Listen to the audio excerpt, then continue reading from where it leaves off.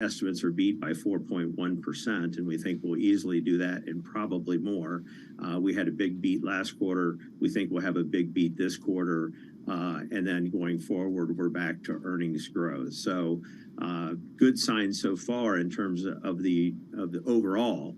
There's been some tough spots, but overall, in terms of the earnings we've seen, we expect we'll have a much better earnings season than a down 7.1% earnings growth. What sectors and stocks are you advising clients to buy? Well, we're staying with the big cap tech. The Magnificent Seven. Those companies that are established companies that are going to benefit from AI. We don't believe AI is hype or hope. It shouldn't be compared to the dot-com era when you're looking at these Magnificent Seven stocks that, the Microsofts and NVIDIAs. These are well-established companies, wide moats around their business model that are just going to benefit. Microsoft with their announcement. And, so we're staying, we believe that AI is going to be another industrial revolution, a technological revolution that's going to have a major impact on our economy and companies and how we work and do things and actually replace some workers. So I think that's a major force, and we stay with technology and broaden out. It's the largest weighting in our portfolios by far. Then how do we diversify around that? I think consumer cyclicals can also make sense at this point. The home builders, when you look at an area like the home builders, something very different, cyclicals very different from technology. So good diversifiers in our portfolios that have offered good returns this year, and we think they have a further runway to go. The interest rate, the high interest rates are not a problem for the home builders. They're a solution for the home builders because people aren't selling their existing homes. So as many homes as the home builders can build, they're able to sell. And also a Lowe's and a Home Depot, people are fixing up and remodeling their existing home because they don't want to give up that cheap 3 or 4% mortgage, and you can't blame them. Hey, David, thanks once again for joining us. Always appreciate getting your thoughts. David Kudla, founder, CEO, and CIO of Mainstay Capital Management, talking about his thoughts on the economy. Constructive on these markets for sure. Just looking at the S&P 500, off about 0.3% right now. Right now, let's head down to Washington, D.C. We'll get rolled to national news with Nathan Hager. Okay, Paul, thank you. An aide to former President Donald Trump will reportedly appear today before the federal grand jury in Washington investigating efforts to overturn the 2020 election. That's as the Justice Department gets closer to deciding on whether to charge the former president in the case. The Washington Post reports William Russell's been asked to appear after making prior grand jury appearances. He served as deputy director of presidential advance operations at the White House and has continued working for Trump after he left office. Ukraine and Russia are now going back and forth with warnings that ships moving into each other's ports could be considered military targets. These dueling threats come as Ukrainian officials tell the Washington Post they have begun using U.S.-supplied cluster bombs on Russian positions in southern Ukraine. Bloomberg's Anne-Marie Hordern has more from Washington. This has obviously caused a lot of consternation for the administration because it is controversial, these cluster munitions. It was controversial at the NATO meeting I was at in Lithuania because about 2/3 of the countries on the NATO alliance are against using these cluster munitions, full stop. Bloomberg's Anne-Marie Hordern in Washington. Meantime, at least 2 people have been killed in the city of Odessa after a third night of Russian drone and missile strikes on Ukrainian port infrastructure. Russian prosecutors are seeking a 20-year sentence against Alexei Navalny. That is according to an ally of the jailed opposition leader, who says Navalny's closed-door trial on extremism charges is set to wrap up on August 4th. Iraq's prime minister is kicking the Swedish ambassador out of Baghdad. It's after a man stepped on a copy of the Quran outside the Swedish embassy with authorities' permission. Earlier, protesters broke into the compound and set a small fire after they heard demonstrators were going to burn the Muslim holy book.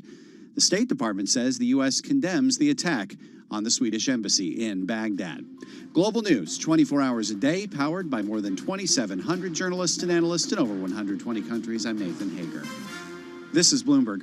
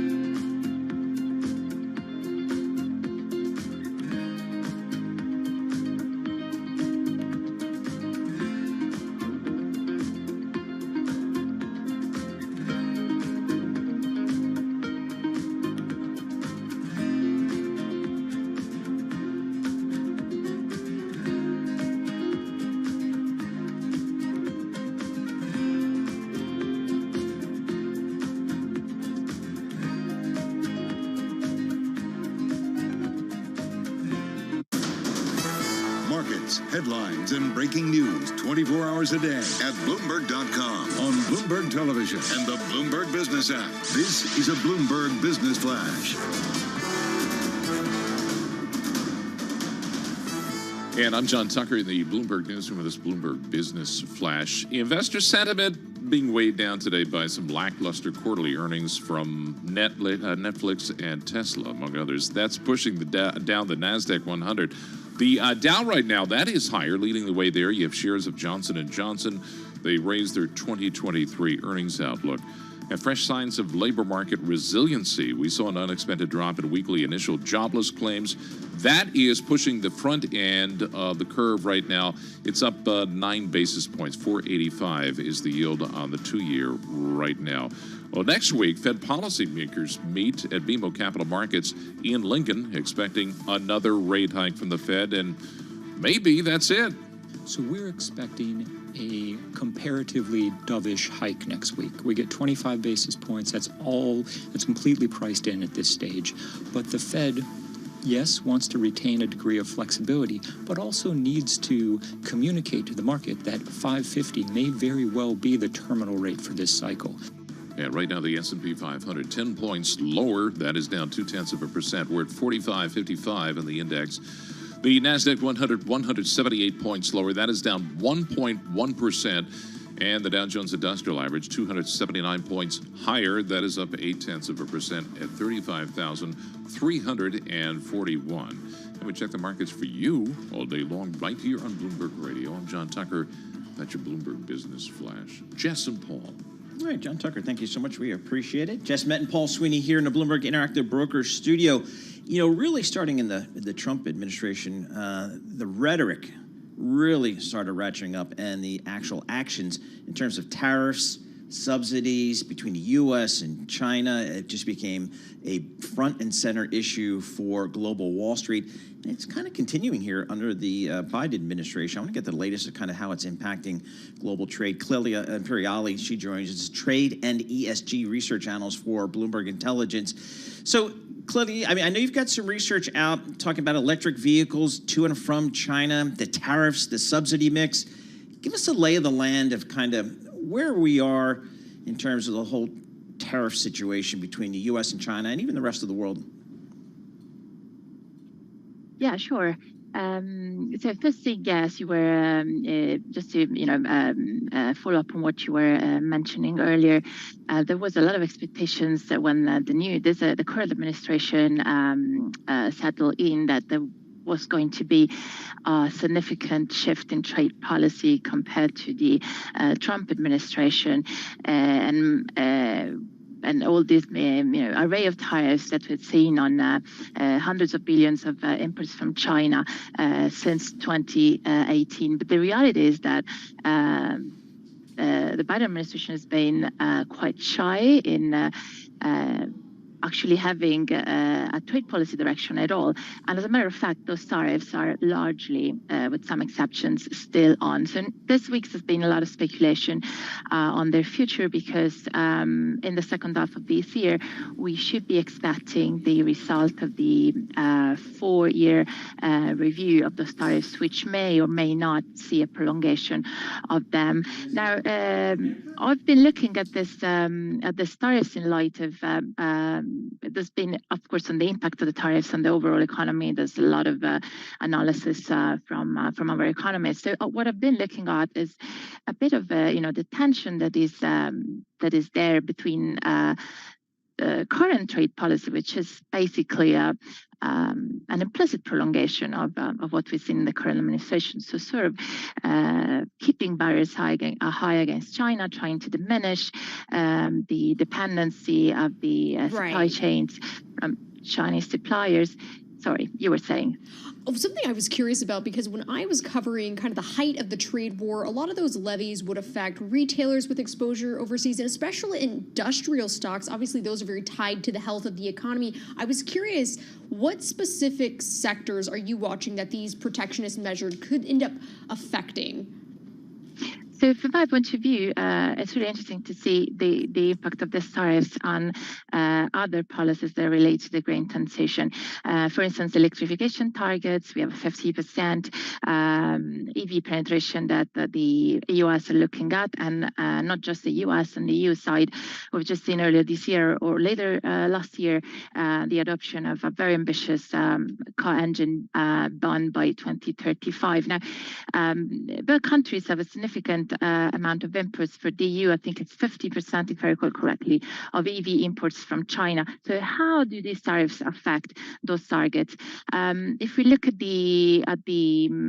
one of the latest data released by the International Energy Agency, at this pace, we would, both on the EU and the US side, would probably, if there are no new policy adopted, we're probably lagging behind 1/3 or 1/4 of the targets set up to reach out the net zero strategy. So if we slow down the development of technologies that still rely on Chinese supply, we may see, and that of course has a longer term effect of strengthening the resilience of the supply chains and potentially boosting the domestic productions. But in terms of reaching green targets, there may be a knock-on effect that we'll see a slower pace of technology development. Clearly, one of the concerns I think that kind of started during the Trump administration, that there is in fact a growing technology cold war between China and let's just call it the West, the EU, the United States, that type of thing. As you do your research, is that something that you see evolving, or is the reality is we can't really decouple from China, and quite frankly, they can't decouple from the West? How do you see it? Yeah, definitely this year and in recent weeks, there has been an escalation of the tensions. When you talk about technology, I assume you refer especially to semiconductors, which is one of the key areas here.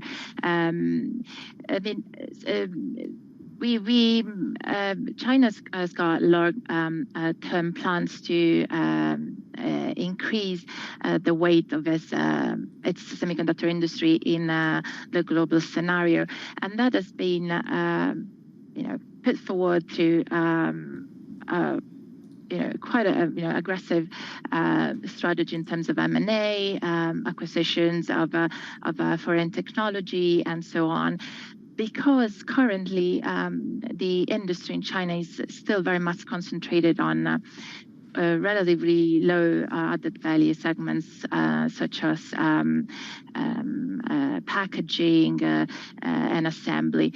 And there is a technological gap with the industry in other areas of the world, and particularly in the US, which is still currently the leader in the industry.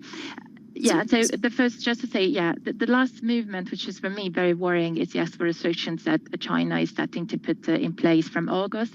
That will mark a significant shift from a rather passive attitude from China towards a retaliatory approach vis-a-vis the increasing barriers that the US, but also the Netherlands, Japan, and other allies are putting in place. We only have about 40 seconds left. I want to get your thoughts on which specific chip companies do you think are most at risk when it comes to these trade curbs? Well, it depends really. If you look at the supply or the sales side, we have some companies that still have a quite high exposure. For instance, to China in terms of supply, and one is ADV. There are also some companies, of course, in other regions, in other countries that can benefit actually from these tensions, that can gain market shares. And of course, I would think about Taiwan, but potentially also some Dutch stocks could be, let's say, winning in this scenario. Right, Clelia. Hey, thanks so much for joining us, Clelia Imperiali. She's a trade and ESG research analyst for Bloomberg Intelligence, joining us via Zoom from the Queen Victoria Street Bloomberg the European headquarters there in the city of London. It's an extraordinary building that Bloomberg great. recently opened over the last couple of years, doubling down on London, doubling down on Europe, big market for Bloomberg, of course. We're going to have more coming up. This is Bloomberg. Let's get some company news right now with Mr. Steve Rappaport. Investors are retreating as Elon Musk warns of more hits to the EV maker's profitability. Tesla missed on margins in the second quarter, but topped earnings estimates. Bloomberg's David Welch reports. You look at the vehicle market is relatively strong. There's still not a lot of inventory out there, so people are still looking for cars. Maybe he's just generally looking at the strength of the consumer and that people will be buying vehicles and that they're not going to have to do as much discounting. But it was honestly pretty vague. I don't think investors are really buying it, obviously, because the shares are down. Thanks, David. Tesla stock is currently down more than 6%. Johnson & Johnson shares are up after the drug maker raised its 2023 earnings outlook by 10 cents a share. More on that from Bloomberg's Gina Cervetti. Johnson & Johnson is selling a lot of medical devices. Revenue from that business rose about 10% last quarter. Analysts expect the area to grow on pent-up demand for medical procedures after the pandemic caused patients to put off surgeries. J&J boosted its 2023 earnings outlook after its latest quarterly numbers beat the street. Thanks, Gina. UPS and the Teamsters will return to the bargaining table next week in the hope of averting a strike at the end of the month. The last round of talks broke down July 5th after the union rejected UPS's wage offer for part-time workers. The current contract, as I said, expires July 31st, and Teamsters President Sean O'Brien has vowed that employees will not report to work after that date unless a tentative deal is in place. Those are the company stories we're following this hour. I'm Steve Rappaport, and this is Bloomberg.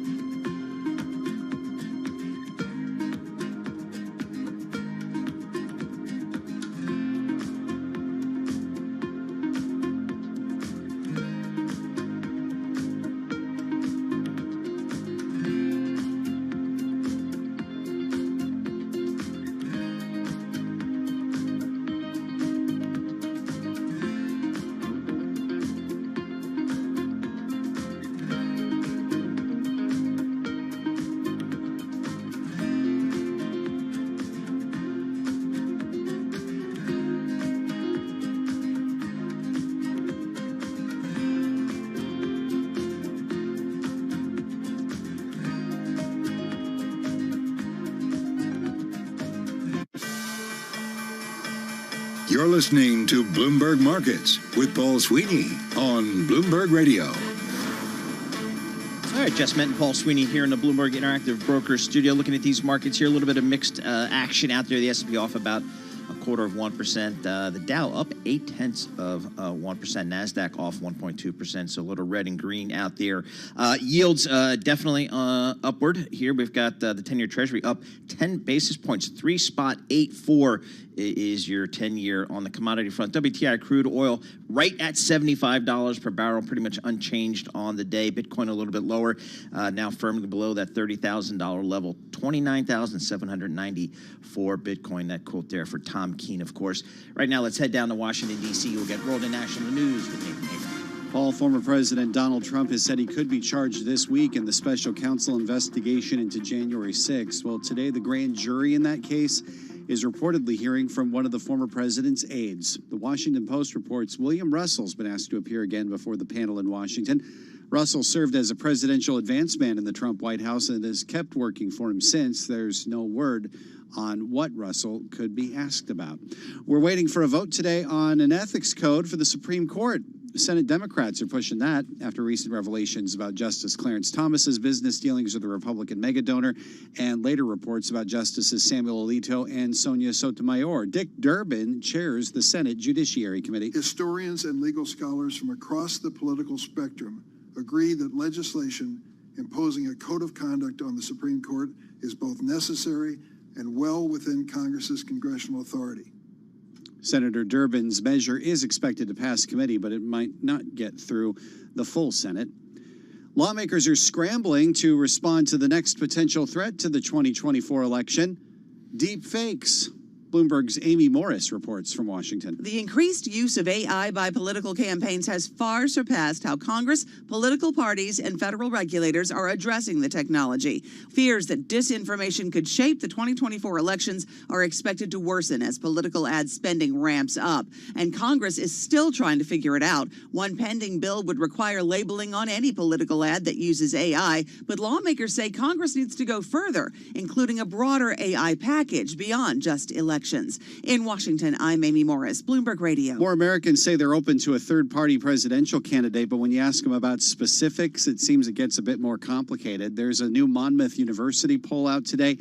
Just 16% of voters tell it they would support Democrat Joe Manchin running for president with Republican John Huntsman as a running mate.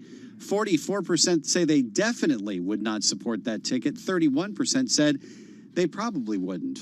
There was a Quinnipiac poll out yesterday that found nearly half of U.S. voters would consider an unspecified third-party candidate. Global news 24 hours a day, powered by more than 2,700 journalists and analysts in over 120 countries. I'm Nathan Hager in Washington. This is Bloomberg. Paul and Jess. All right, Nathan, thank you so much for joining us. Just to show you, I know absolutely nothing about the stock market game after doing it for 35 years. Mortgage rates go from less than 3% to north of 7%. So what do the home builder stocks do? They rip this year. Go figure. Right. What's going on out there, Jess? I mean, looking over at D.R. Horton, DHI is a ticker symbol, down about 4%, but this stock is up close to 40% this year. So you're seeing a little bit of that rally stall recently, but if you want to put it into perspective, I mean, home builders in general, if you're looking at the sub-industry group in the S&P 500, have been up 6 of the past 7 weeks, and in that span up close to 20%. So you're seeing D.R. Horton down. What happened, it really smashed estimates when it came to its, obviously looking at its earnings and revenue potential, but what happened was it did fall short on those bullish expectations for new orders. And obviously when you're thinking about the issues with inventory, those were issues well after the housing crisis and ahead of the pandemic, but obviously being exacerbated by all of that in recent years. But if you want to put it into perspective, what's really been helping drive discretionary in the S&P 500 this year, it's definitely been home builders. So I'm kind of wondering here, a little buy the rumor, kind of sell the news type of event here with home builders, even though you are seeing things coming in still better than expected more broadly on the home building front. Yeah, so that's the home builders index has had a great run this year, giving a little bit back over the last couple of days. But again, they've been taking market share from smaller home builders and from the fact that people aren't selling their homes. They got to build some new ones to put people in. All right, more markets coming up right now. This is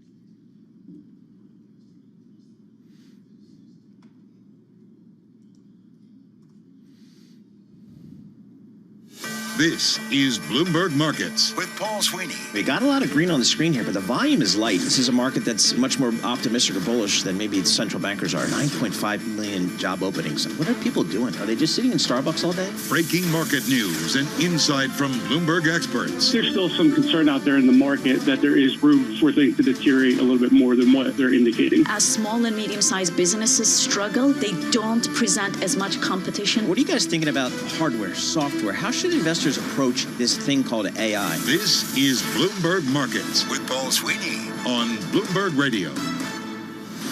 All right, coming up in this hour, we are going to be quite busy. Lots of good stuff coming up. We're going to kick it off with Mark Douglas, President and CEO of Mountain.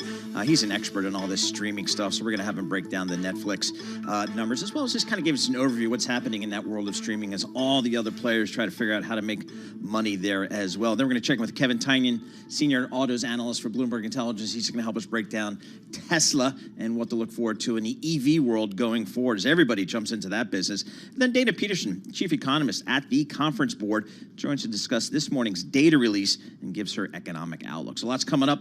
First, let's kick it off with Charlie Pellet.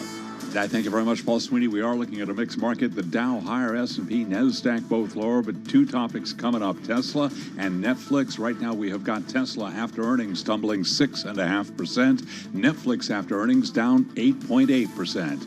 But the Dow now higher by 277 points, up by about 0.8%. The Dow being led higher after numbers out of Johnson & Johnson earnings this morning. IBM reported earnings last night, and also Boeing. Those are helping drive the Dow higher. S&P, though, lower by 11, down 0.3%. Certainly tech names weighing on NASDAQ and the NASDAQ 100 index. There, right now, we've got NASDAQ down 171 points, down 1.2%.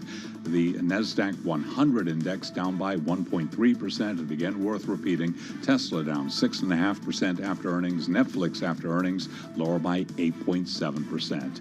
10-year yield 3.85% with a 2-year 4.86%. What about the economic backdrop, specifically those recession calls? Dave Kudla is Chief Investment Strategist at Mainstay Capital Management, and he was a guest right here on Bloomberg Markets. You know, we've been in the camp that, there's a very good chance that the Fed could manage a soft landing, that we could avoid any kind of significant recession.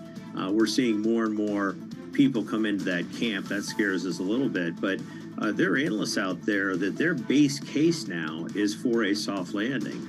And you can hear more of that conversation on the Tape podcast. You can download it wherever you get your podcasts. Spot gold, 1968. The ounce down $7.50 right now, down by about 0.4%. West Texas Intermediate crude still above $75 a barrel, down today by 6 cents, a drop there of just about 0.1%. So again, recapping two very different stories for the Dow and the rest of the market. The Dow average of 30 stocks up 283 points, now up 0.8%. The S&P and NASDAQ, they are both trading lower. Briefly, the Russell 2000 down today by 0.8%. I'm Charlie Pelleton. That is a Bloomberg Business Flash.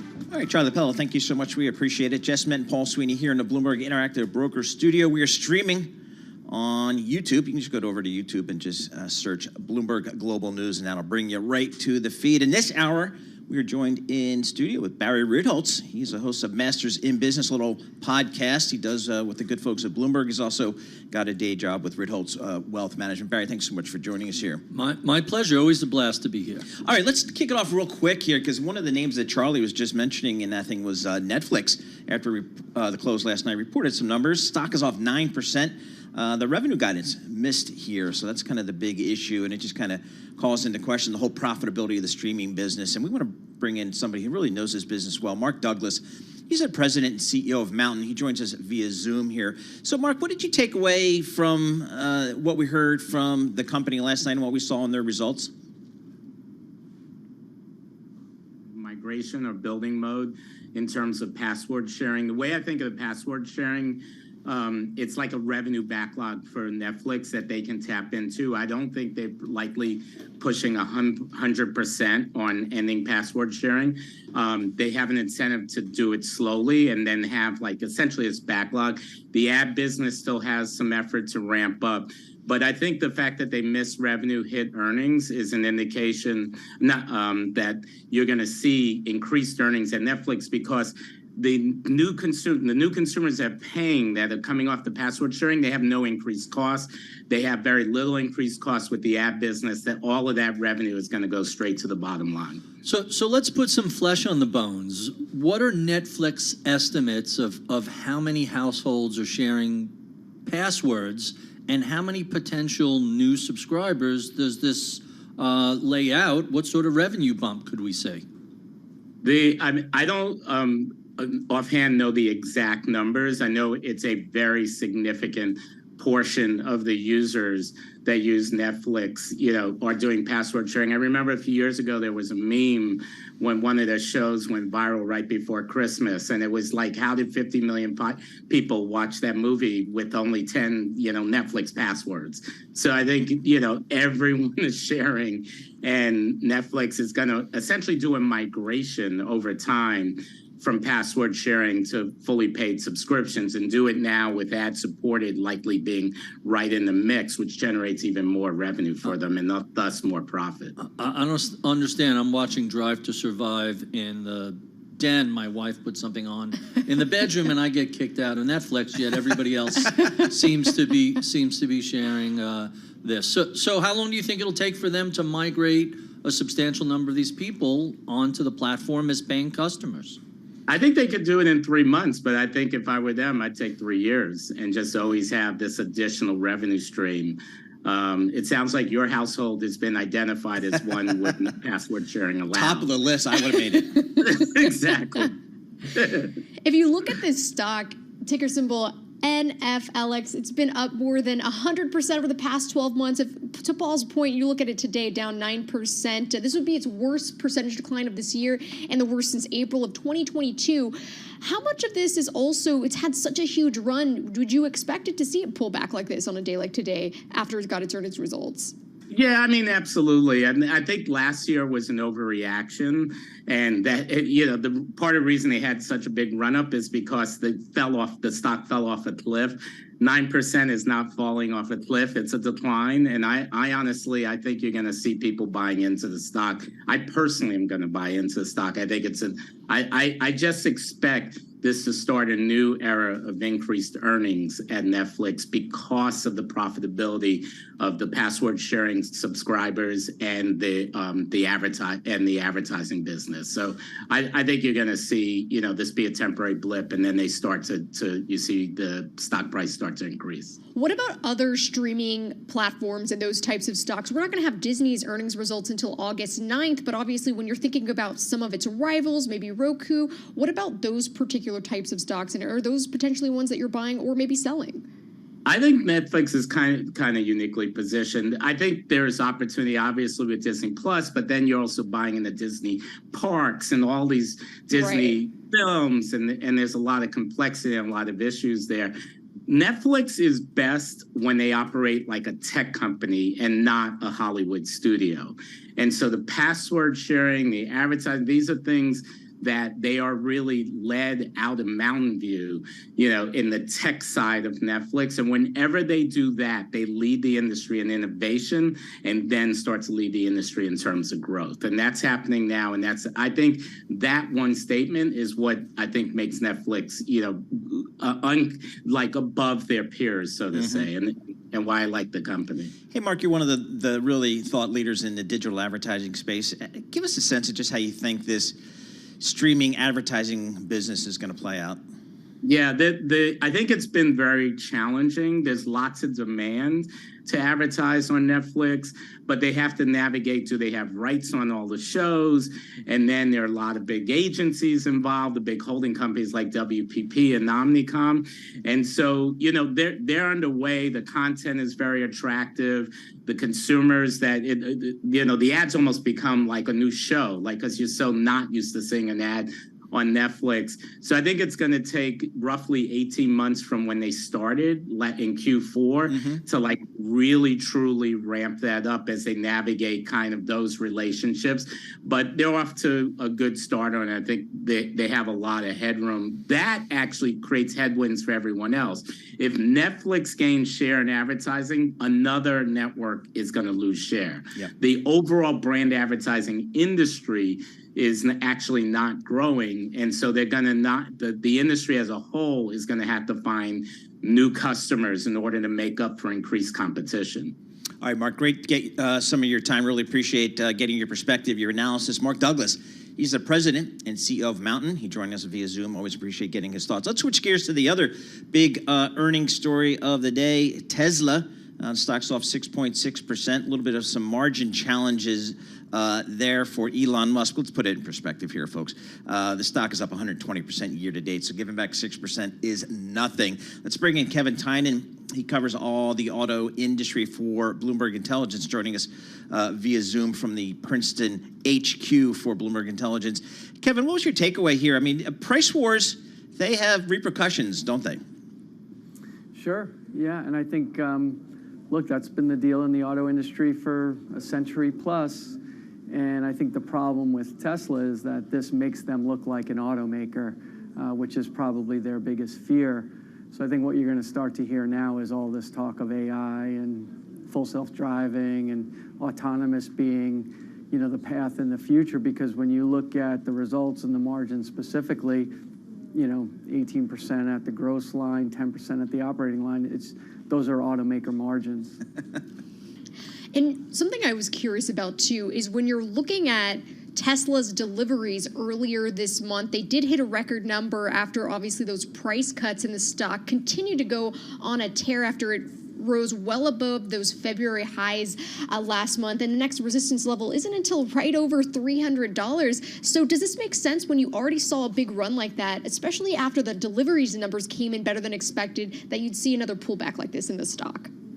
Yeah, well, see, what happens is Elon Musk talks about sacrificing profitability for that volume growth.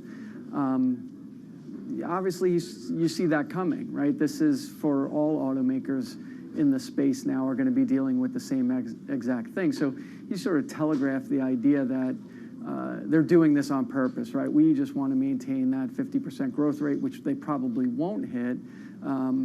You know, so it's almost forgiven and telegraphed to the point of, yeah, don't worry about margins. You know, we're going to direct your eye to this volume growth. And look, record deliveries for the quarter. But again, you know, all that does is make you an automaker that has no price power by giving up margin and puts you in the pack with pedestrian margins like everybody else. So I thought, like, even if this quarter were worse in terms of margin and profitability, it would still be okay in the eyes of the market because he told you he was going to do that, right? Not that he had control of it, but he telegraphed it. He told you he was going to do it, and it's what happened. Record deliveries in the quarter, and it's like, oh, look, he's executing right according to plan. But it's really an issue now where now your margins are like everybody else's. Where do you go from here? Do you keep cutting, or do you stand on price and take the volume hit?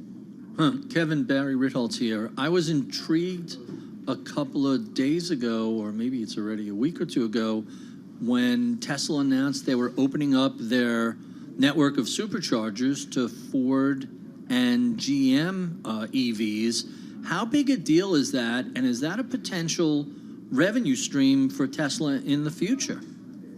Yeah, look, there's tax credits to Tesla for opening that up. That gives them some favorable treatment within Inflation Reduction Act to be able to do that. All the other automakers didn't have to invest in that technology.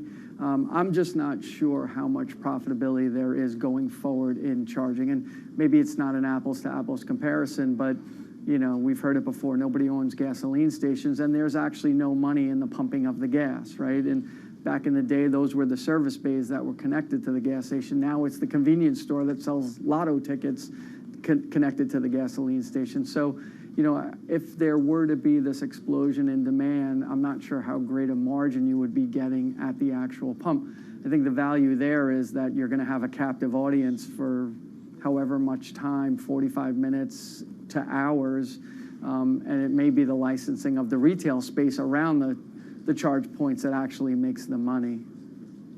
I want to get your thoughts to switch things up a little bit, but also on Carvana, looking at that ticker symbol CVNA, it was up more than about 40% yesterday on that news that it will restructure debt and sell stock in this comeback bid. It's one of those sort of pandemic type of really volatile stocks that we've seen. What's your outlook here when you're looking from an earnings perspective on a stock like that?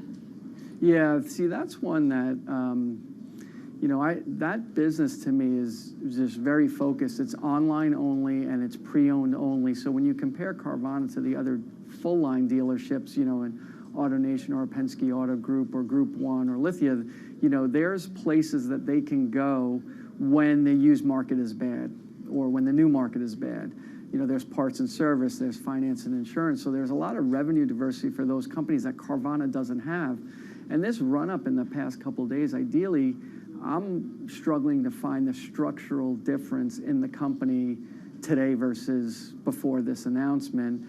And I'm not sure it's there. And when you look at their, retail run rate unit sales, it's about a 300,000, a little bit more than 300,000 units, and they've talked about getting to 2 million and scaling, and that doesn't look like it's going to, and that's in the ballpark of what CarMax does used only, and it doesn't look like they're going to get there anytime soon. So all these online used only vehicle retailers have really backed off the scale and growth for growth's sake to say we need to focus a little bit on margin and profitability in the interim. So when we see the slew of new competitors, whether it's Mercedes or Hyundai or even some of the big Chinese manufacturers, is it unrealistic for anyone who's running a first mover EV company to expect to maintain just what's been a dominant market share? Isn't it inevitable that they have to become a smaller player, Tesla versus the rest of the world? Yeah, look, I think that the issue is that if there were profitability there, like you said, the Mercedes, the Volkswagens, the Toyotas of the world would be there. The issue is that the mix shift that we've had, especially in the U.S. the past 10 years, has been to truck from car, and that was profitable on the first day. Now, automakers do need to figure out how to sell the same vehicles at higher prices because a lot of that mix shift truck from car is wrung out, and it comes from technology, whether it's autonomous or electric. The problem is it's higher transaction prices, but the margins aren't as good or don't exist at all yet. So it's a very messy transition at this point. Everybody's being forced to go EV, but it doesn't carry the profitability that your existing legacy technology does, and that's why we're slow in this country. All right, Kevin, thanks so much. As always, we loved talking to Kevin Tynan, getting the latest on the auto biz, including our good friends at Tesla. Kevin Tynan, Senior Automotive Analyst for Bloomberg Intelligence, joining us from Princeton, New Jersey. We're going to have more coming up. This is Bloomberg. Let's get some company news right now with Steve Rappaport. Paul, Netflix shares are down more than 9% after third quarter revenue projections fell short of estimates. The streamer also says it added 6 million new subscribers in the second quarter. More from Bloomberg Intelligence analyst Geetha Ranganathan. I think what has happened, though, over the past few months is Netflix has actually cut prices in many international markets in order to kind of reinvigorate that subscriber growth. I think that's what we saw kind of flowing into the ARPU a little bit, as well as I think what happened is Netflix was probably hoping that with that password crackdown, they would kind of really get it to be a catalyst for people signing on the cheaper ad plans. That's Bloomberg Intelligence analyst Geetha Ranganathan. Google is reportedly testing a program that uses AI technology to produce news stories. Bloomberg's Joan Doniger reports. Steve, according to the New York Times, Google is pitching the program known internally as Genesis to various news organizations, including The Times, The Washington Post, and Wall Street Journal owner News Corp.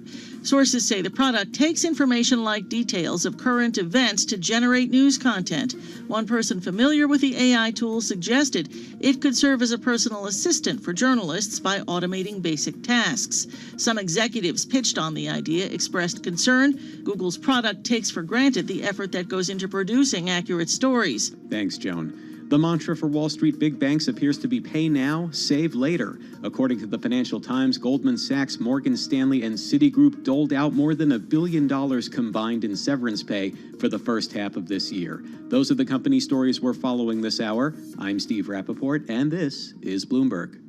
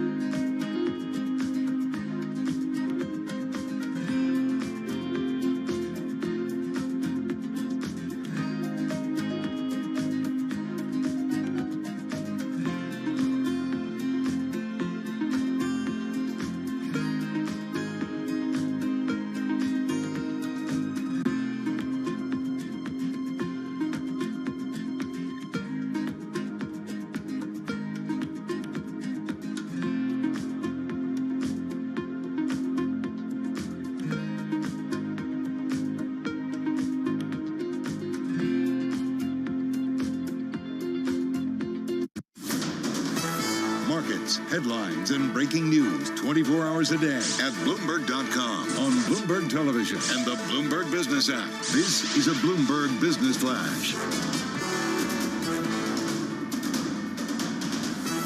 It's 12:21 on Wall Street. We do check markets all day long at Bloomberg. We are now looking at a 303-point jump for the Dow Jones Industrial Average, up by just about 0.9%.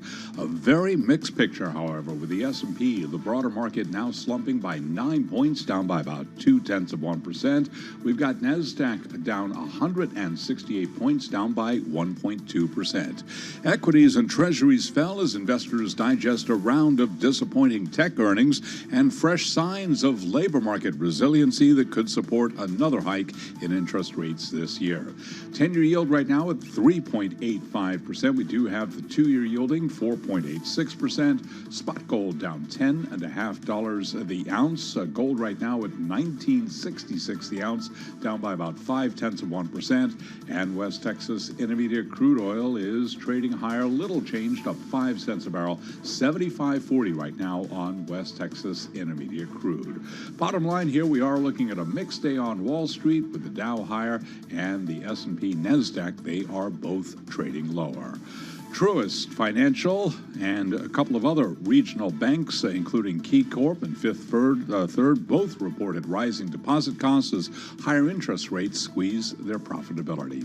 Recapping, S&P down 11, a drop there of 0.3%. I'm Charlie Pelleton. That is a Bloomberg Business Flash. Thank you, Charlie. We appreciate it. Jess Minton and Paul Sweeney here in the Bloomberg Interactive Broker Studio. And we also have with us Barry Whitholtz, who's joining us this hour. And we're going to continue our conversation about, especially since we've gotten more economic data this morning, and who better to talk to about this leading index than Dana Peterson, who's chief economist at the Conference Board, joining us on Zoom to discuss this morning's data from the firm, as well as her economic outlook. And looking at this, for this leading economic index, it has been in decline for 15 consecutive months. So this is the longest streak of those decreases since 2008, 2007, obviously leading into the height of the global financial crisis. And from an equity reporter perspective, Dana, usually when I'm speaking with my sources who are money managers, they tend to look at this more of a contrarian indicator, and they feel like the markets are obviously moving ahead of it. But from your perspective, when you're looking at this index that has been in such a decline for so long, what do you think this is telling us about the trajectory of the economy right now? Well, I think it's telling us that the economy is going to continue to slow. The Fed has raised interest rates by 500 basis points. We're looking at another 25 to 50 basis point increases over the next few months.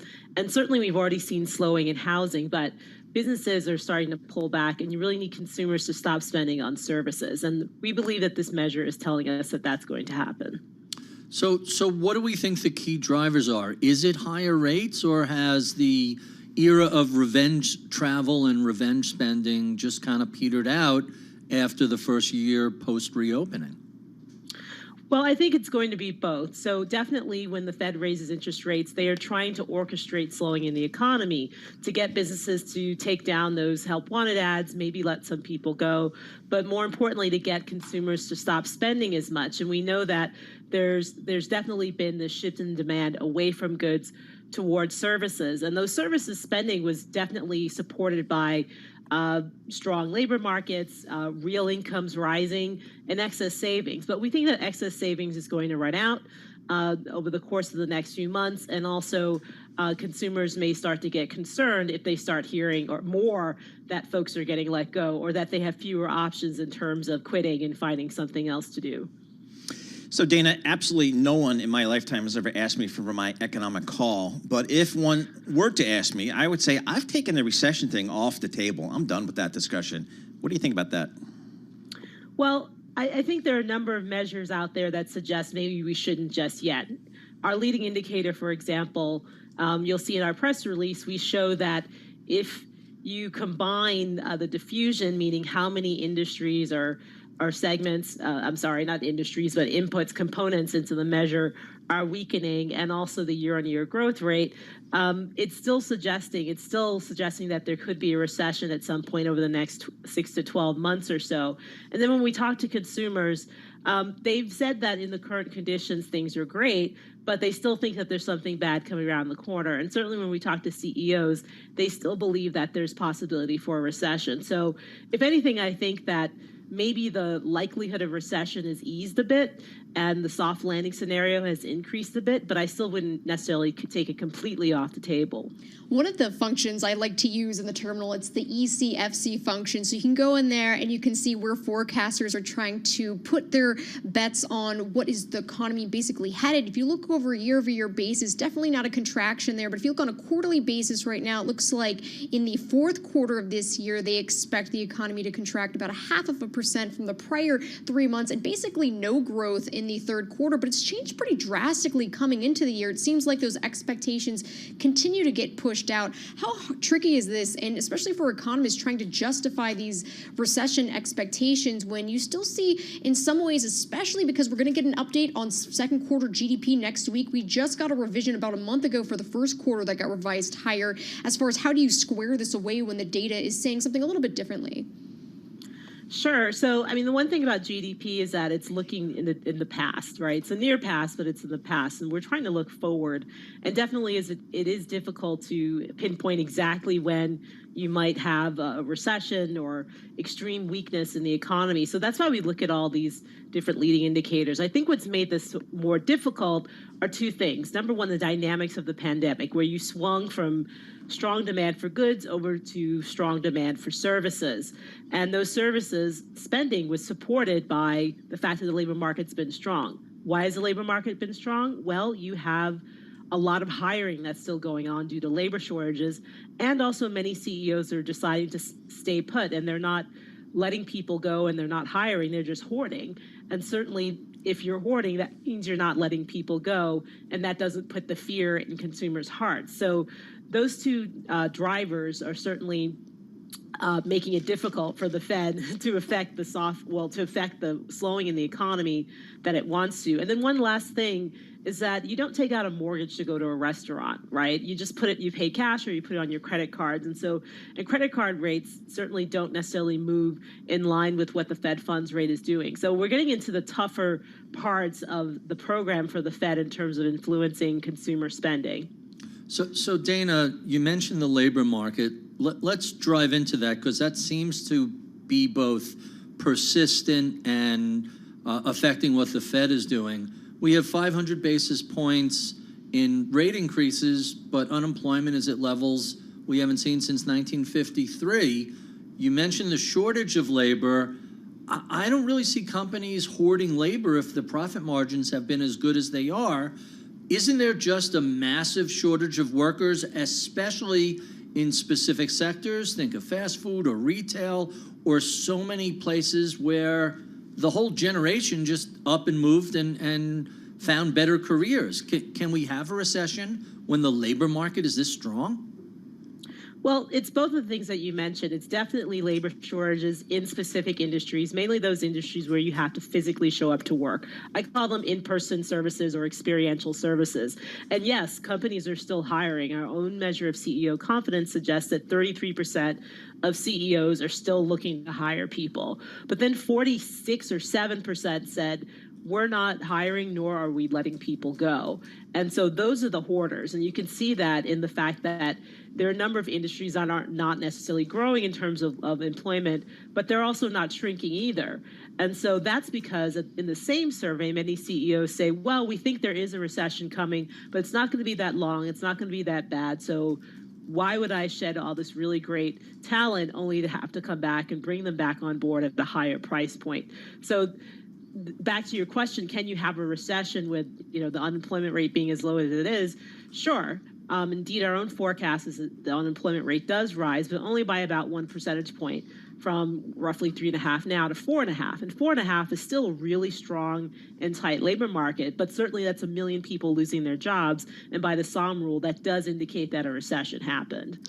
Dana, something that's been pretty fiercely debated, if we look back to last year, the first 2 quarters, there was consecutive contraction there, but the economy obviously very strong when you were looking at spending and, to Barry's point, employment as well. What I'm curious about, Bloomberg Intelligence has this recession economic as far as basically showing how the worst of the pain might actually be past when you're thinking about capacity utilization. We only have about a minute left, but do you think it's possible that when you're looking at particular sub-industry groups and also as far as what corners of the market, maybe most of the pain on the economic side might actually already be past? Well, I think just going back to last year really quickly, we did have 2 negative quarters of GDP growth, but it's because you had gyrations in trade and inventories linked to the supply chain disruptions during the pandemic. When you looked at domestic demand, which is consumer spending, government spending, and business spending, all that was positive. So you definitely did not have a recession, even if you didn't look at labor markets, which were also strong. But really right now, we are definitely seeing various industries that are in contraction. Certainly manufacturing, tech is right-sizing, financial services, as you mentioned earlier, with poor earnings. And so you do have pockets of the country that are already weakening. And we think that this is going to spread and be more diffuse as we get on with the rest of the year.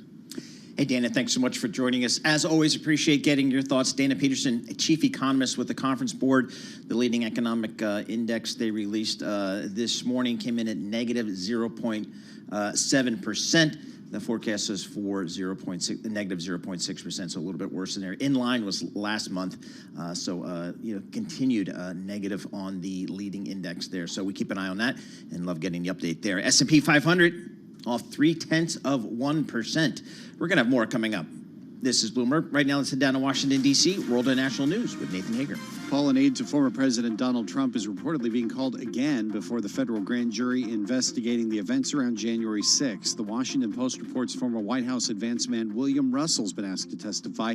He's appeared before this grand jury before, and it comes as the Justice Department gets closer to a charging decision against former President Trump. Current President Joe Biden is trying to stay above the fray, as we hear from Bloomberg's Joe Matthew. These degrees of separation are really important to the White House here because they're being accused of weaponizing the Department of Justice. Even the Speaker of the House said that. The only reason it happened, he said, is because Donald Trump's poll numbers are higher. Joe Matthew reporting there from Washington. Ukraine is warning any ships bound for ports in Russia or occupied parts of Ukraine could be considered military targets. That comes after a similar warning from Russia.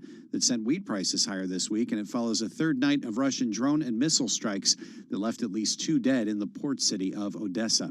If you've had enough of the heat, too bad. Just about all of the southern U.S. from California into Florida is under some kind of heat watch or warning. Kathy Jacobs is with the University of Arizona Center for Climate Adaptation Science and Solutions. Phoenix continues to set records with its string of 110-plus degree days. It sounds as though it'll be several more days to a week before we see it go below 110 degrees in Phoenix. So this record will be crushed, not just broken. Kathy Jacobs at the University of Arizona. More tax trouble for Shakira. The Spanish court's opening a second tax fraud investigation into the Colombian pop star. Shakira is already accused of failing to pay nearly $14 million in taxes to Spain between 2012 and 2014. Now, a judge has agreed to look into 2 more possible cases dating back to 2018. Global news 24 hours a day, powered by more than 2,700 journalists and analysts in over 120 countries. I'm Nathan Hager. This is Bloomberg.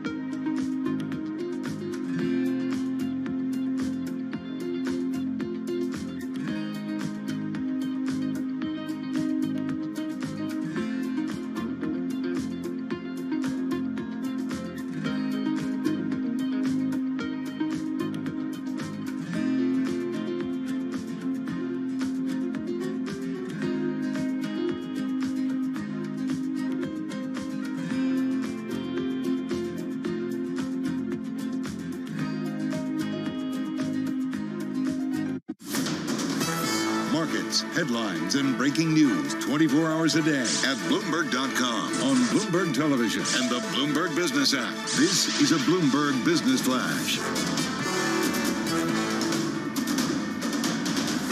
It's 12:40 on Wall Street. We do check markets all day long here at Bloomberg. The Dow higher, the S&P, NASDAQ, both in the red right now. Equities and treasuries are falling as investors digest a round of disappointing tech earnings and fresh signs of labor market resiliency, specifically jobless claims that could support another hike in rates this year. Right now, we do have the 10-year yielding 3.86% with a 2-year at 4.87%. S&P down 16 points to 45.49. A drop there of 0.4%. The Dow up 257 points, up by about 0.7%, while the NASDAQ Composite Index is down 204 points right now, a drop of 1.4%. Spot gold down $9 the ounce to $19.67, a drop there of 0.5%. And West Texas Intermediate crude up 50 cents a barrel, $75.85 right now. That is a gain of just about 0.5%. Lots of economic data today. A barometer of U.S. economic outlook keeps falling. The index of leading economic indicators from the Conference Board dropped 0.7% in June, the largest decline in 4 months. Dana Peterson is chief economist at the Conference Board. Her organization has been out talking to consumers, and she was a guest moments ago right here on Bloomberg Markets. They've said that in the current conditions, things are great, but they still think that there's something bad coming around the corner. And certainly when we talk to CEOs, they still believe that there's possibility for a recession. So if anything, I think that maybe the likelihood of recession has eased a bit and the soft landing scenario has increased a bit, but I still wouldn't necessarily take it completely off the table. And you can hear more of that conversation on the Tape podcast. You can download it wherever you get your podcasts. Again, we've got the 10-year now yielding 3.86% with the 2-year 4.86%. Topic we cannot ignore, tech earnings today. NASDAQ 100 index down 1.5%. Tesla, after earnings last night, now slumping 7.5%. Netflix down by 9.5% after earnings. I'm Charlie Pelleton. That is a Bloomberg Business Flash. All right, Charlie Pellet, thank you so much. We appreciate it. Jess Met and Paul Sweeney here in the Bloomberg Interactive Broker Studio. We are streaming live on YouTube. Just head over to YouTube and search Bloomberg Global News. And we're joined this hour by Barry Ritholtz. He is the founder of Ritholtz Wealth Management. He also has a little podcast called Masters in Business. You can check that out. And he joins us here in our Bloomberg Interactive Broker Studio. Barry, what are you working on these days? So I've been tracking some of the new ETFs that have been coming out, the hedged 100% downside protection ETFs. And I am not a big fan of these things. So what are they again? So there's TJUL is right, the ticker symbol for one of the latest right. ones. So these guys have had some really interesting ETFs that work well for professionals who are concerned about, getting mark to market all the time and showing downside. But if you're an individual investor, you have to be less concerned about the temporary drawdowns and more concerned about the permanent compound of the upside. I never want to give up any of my upside, which is permanent, in exchange for protection against temporary drawdowns. And that's what some of these new ETFs do. They're 2 years, and you're giving up 16% per year in order to guarantee no downside. So what ETFs do you like? So if you're an individual investor and you're saving for a retirement, or if you're saving for your kids' 529 fund or for their houses or whatever, you could do a whole lot worse than just something simple like the Vanguard Total Market. That's a favorite. Or the S&P 500 has been the one to beat for the past 30, 40 years, and nobody seems to be able to beat them. I don't have a problem with either of those. Is the mutual fund business kind of going away? I based my career on going up to Boston 4 times a year to see all the portfolio managers at all the mutual funds, which they love me, by the way, and it worked out. But, I don't know where that business goes now that all the money's going into ETFs. So the advantage of ETFs is there's no embedded potential tax gain if you're just a holder. If you hold a mutual fund and they sell some of their holdings for a profit, and then those gains get distributed, even though you're not a seller, you may have a tax bill. So that's the downside of funds. However, that works out fine in qualified accounts, meaning any tax-deferred accounts, IRAs, 401ks, 403bs, etc. They don't trade every day, so there's a lower cost in it. The wrapper is fairly inexpensive. Keep in mind, when you roll out an ETF, there are market makers, there are qualified specialists who actually help assemble and disassemble ETFs, so that's an embedded cost. What you get for the intraday liquidity costs you a little bit, whereas mutual funds don't have that. So if you're going to have a fund in a taxable account, ETFs vastly superior to mutual funds. If you want to go 401k or any retirement account, that's where I expect mutual funds to continue gravitating towards. Something that struck me, and I wrote a story about this week, about how investors are plowing more than $110 billion in the 2,200 ETFs that track U.S. listed equity ETFs. But when you look at that and compare it to the height of the pandemic, that was around $240 billion. So not quite at that excessive pace, but everybody likes to talk about when it comes to the equal weight. So the RSP's actually taken in record inflows last month, Right. more than $6 billion since the beginning of January. But also, some of this has to do, when I'm talking to money managers, if they already have exposure toward big tech, they want to have more kind of cyclical, equal-weighted exposure. So I wanted to kind of hear your thoughts on Sure. how you position your clients in that type of way. So first of all, no one has made a compelling case saying, here's why you don't want to own funds like the QQQs or the Right. SPY, because they're so concentrated. They always say, hey, this concentration is bad. I have yet to really hear an explanation as to why. Don't I want to own Apple, Facebook, Netflix, NVIDIA, Tesla, go down to Microsoft? So that's number one. It's not like these 7 stocks are half the fund. They're, somewhere tech as a industry is 29% of the S&P 500. But stop and think about it. Tech touches everything we do. Why shouldn't it be a third or so, if not more of that?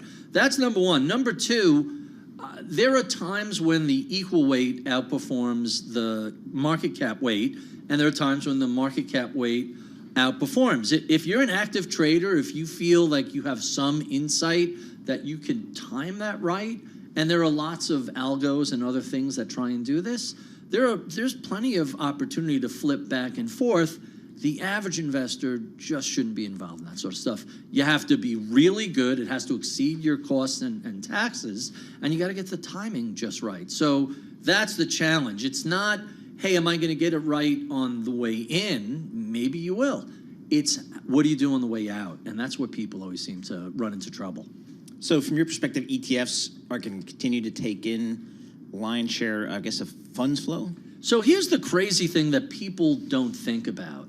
So I recall a couple of years ago when ETFs sort of passed mutual funds, but the vast majority of assets are managed outside of the fund complex. Yeah, it's actually 70% from hedge funds, institutions, and insurers. And so when you're looking at mutual funds and those ETFs, it's only like a little bit less than 20% of the pie. Right. So everybody gets so focused between, is it ETFs, is it mutual funds? Listen, this is the golden age for investors.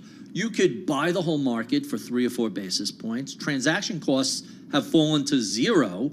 It's not like, Paul and I are the gray hairs here. We remember when it was $300 to do a transaction, and there were all these different fees. Oh, by the way, you want to sell that? There's a fee on the way out also. Now it's so inexpensive and so manageable. So most of the trading is taking place outside of that.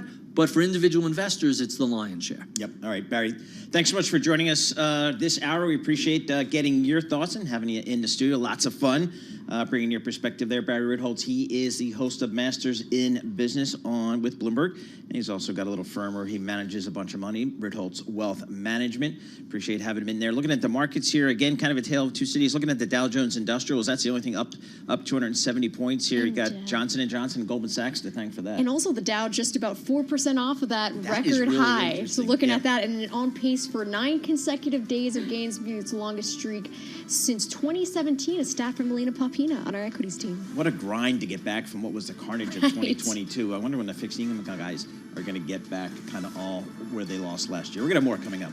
This is Bloomberg. All right, let's get some company news right now. Steve Rappaport. Paul, Tesla is seeing red as the EV maker warns its shrinking profitability could shrink further. Bloomberg's David Welch reports. The amount of margin slippage in the quarter wasn't bad. These were overall pretty good numbers. But investors are looking ahead, and Tesla's not committing to that the way they typically have. And I think investors are just saying, okay, if they're not committed to industry best margins, then profits are going to be under pressure going forward. Thanks, David. Shares of Tesla currently down more than 8%.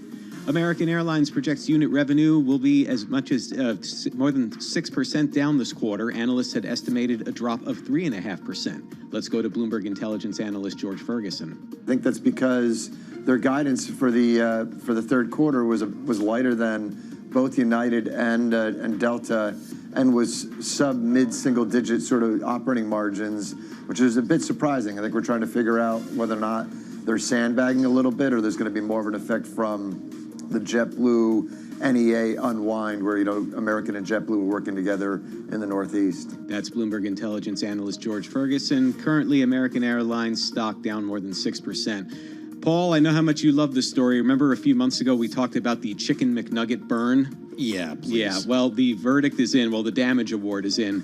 And a Florida jury has awarded $800,000 in damages to the little girl who received second-degree burns when a hot chicken McNugget fell on her leg. That happened as her mother was pulling away from the drive-thru at a McDonald's restaurant. And those are the company stories we're following this hour. I'm Steve Rappaport, and this is Bloomberg.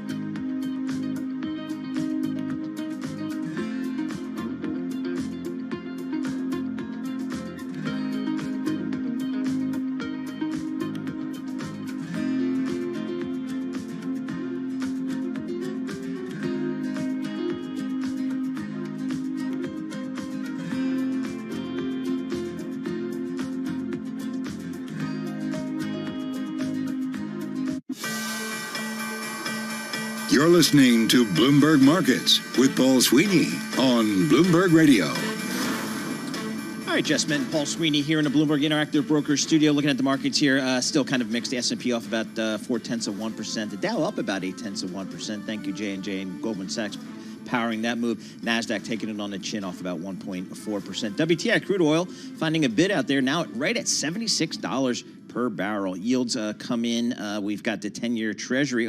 I take that back. Yields are higher. 3.866 on your 10-year Treasury. That's up 12 basis points. All right, right now, let's go to Denise Pellegrini and get world and national news. Well, thank you, Paul. The White House is saying that they are continuing to work on getting information about that U.S. soldier who apparently suddenly and unexpectedly crossed into North Korea. Here's White House Principal Deputy Press Secretary Olivia Dalton. The White House remains in close contact with DOD, with the Department of State, with the UN, with our Swedish partners and our South Korean partners to ascertain the whereabouts and the well-being of Private King. And Dalton speaking there with reporters on board Air Force One today on the way to Philadelphia.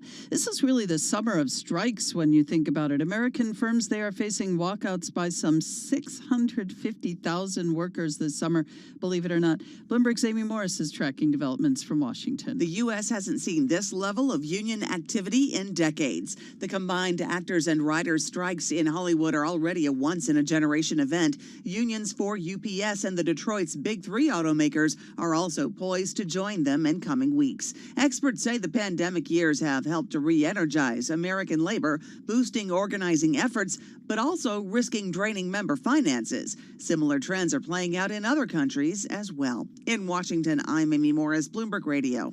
All right, thank you, Amy. Biden's NSA nominee is warning meantime of growing security threats from artificial intelligence. This is Air Force Lieutenant General Timothy Ha telling the Senate Armed Services Committee that those threats could show up in next year's presidential election. And Ha also warning China may seek to export AI technologies it uses to control its population. And a new poll finds 3 in 10 voters hope an alternative ticket to President Joe Biden and former President Donald Trump will emerge, and they say they would support it. But, you know, that changes when you start naming names. Only 16% would consider backing a third-party ticket by West Virginia Senator Joe Manchin and Republican Utah Governor Jon Huntsman as vice president.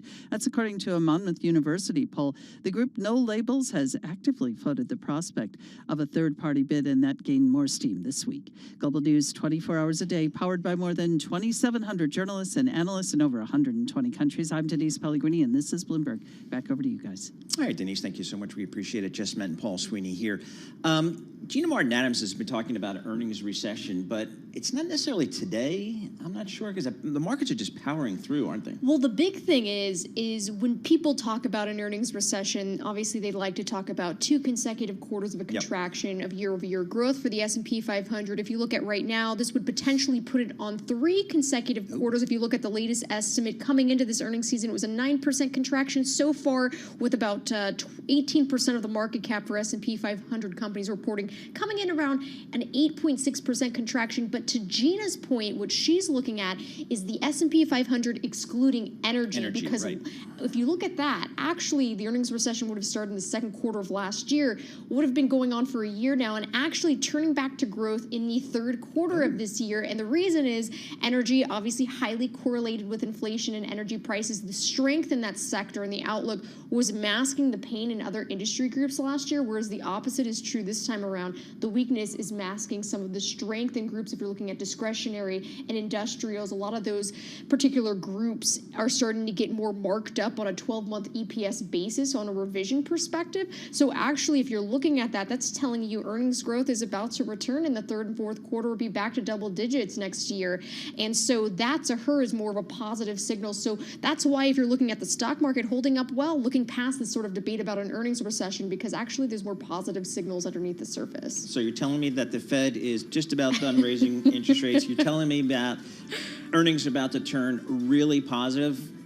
That's pretty good for the market, right? $1 million question with the Fed decision next week. We'll have to see. All right, we'll have all that for you. Sound On with Joe Matthew. That starts right now.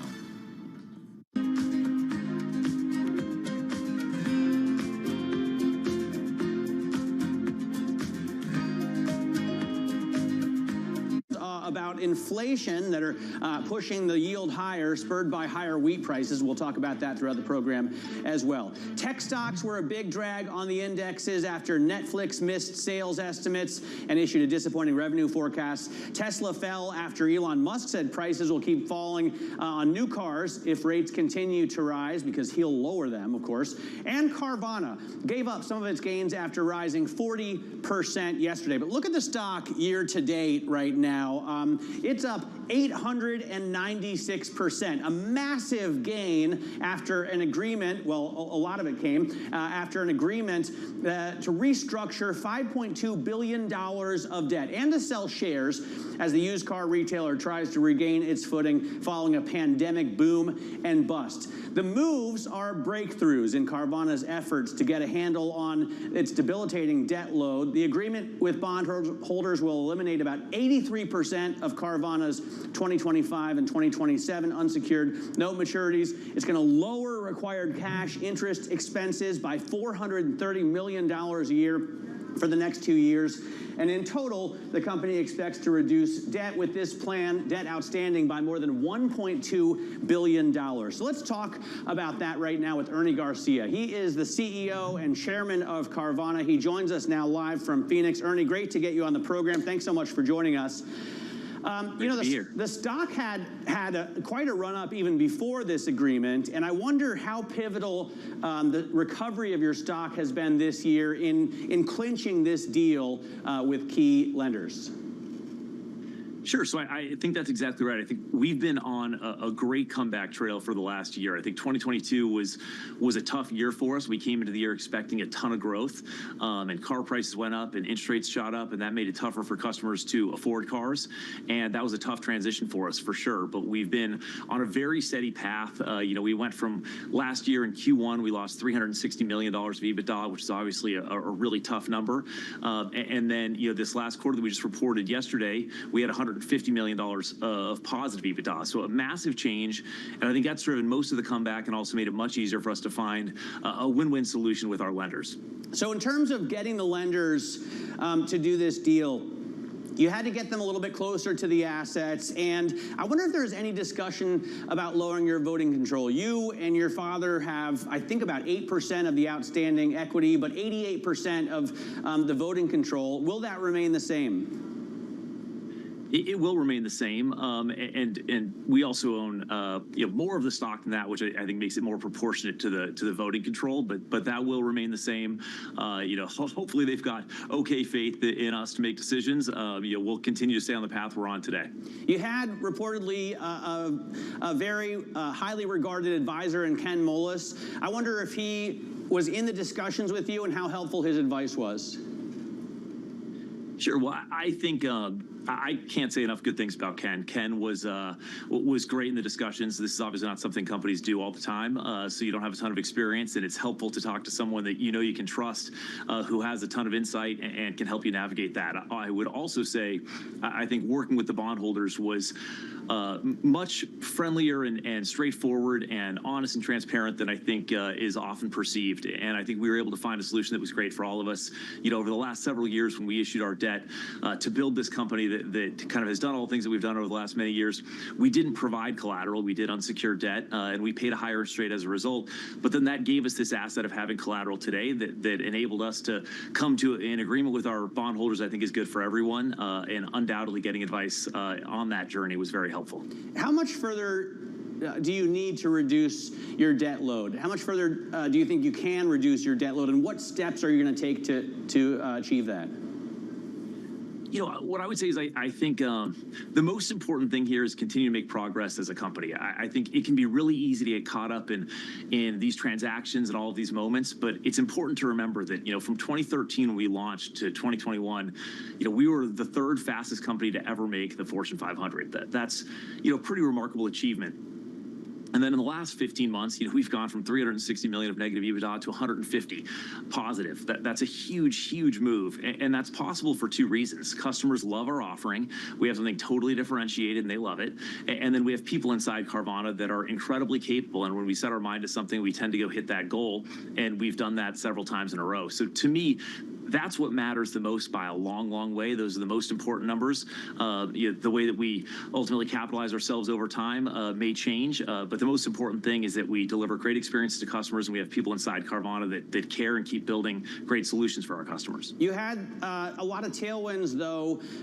Previous to this, you had very low interest rates helping you along with your growth. You had easy access to capital during that time period. You had used car prices that were soaring during the pandemic that helped. I wonder, with those trends gone now in this sort of new era post-pandemic, how do you get to a net profitability level? Sure. So that's a bit of a complicated question to answer, but I'll try to do the best I can. I think it's important to remember that, again, from 2013 to 2021, we grew at over 100% per year.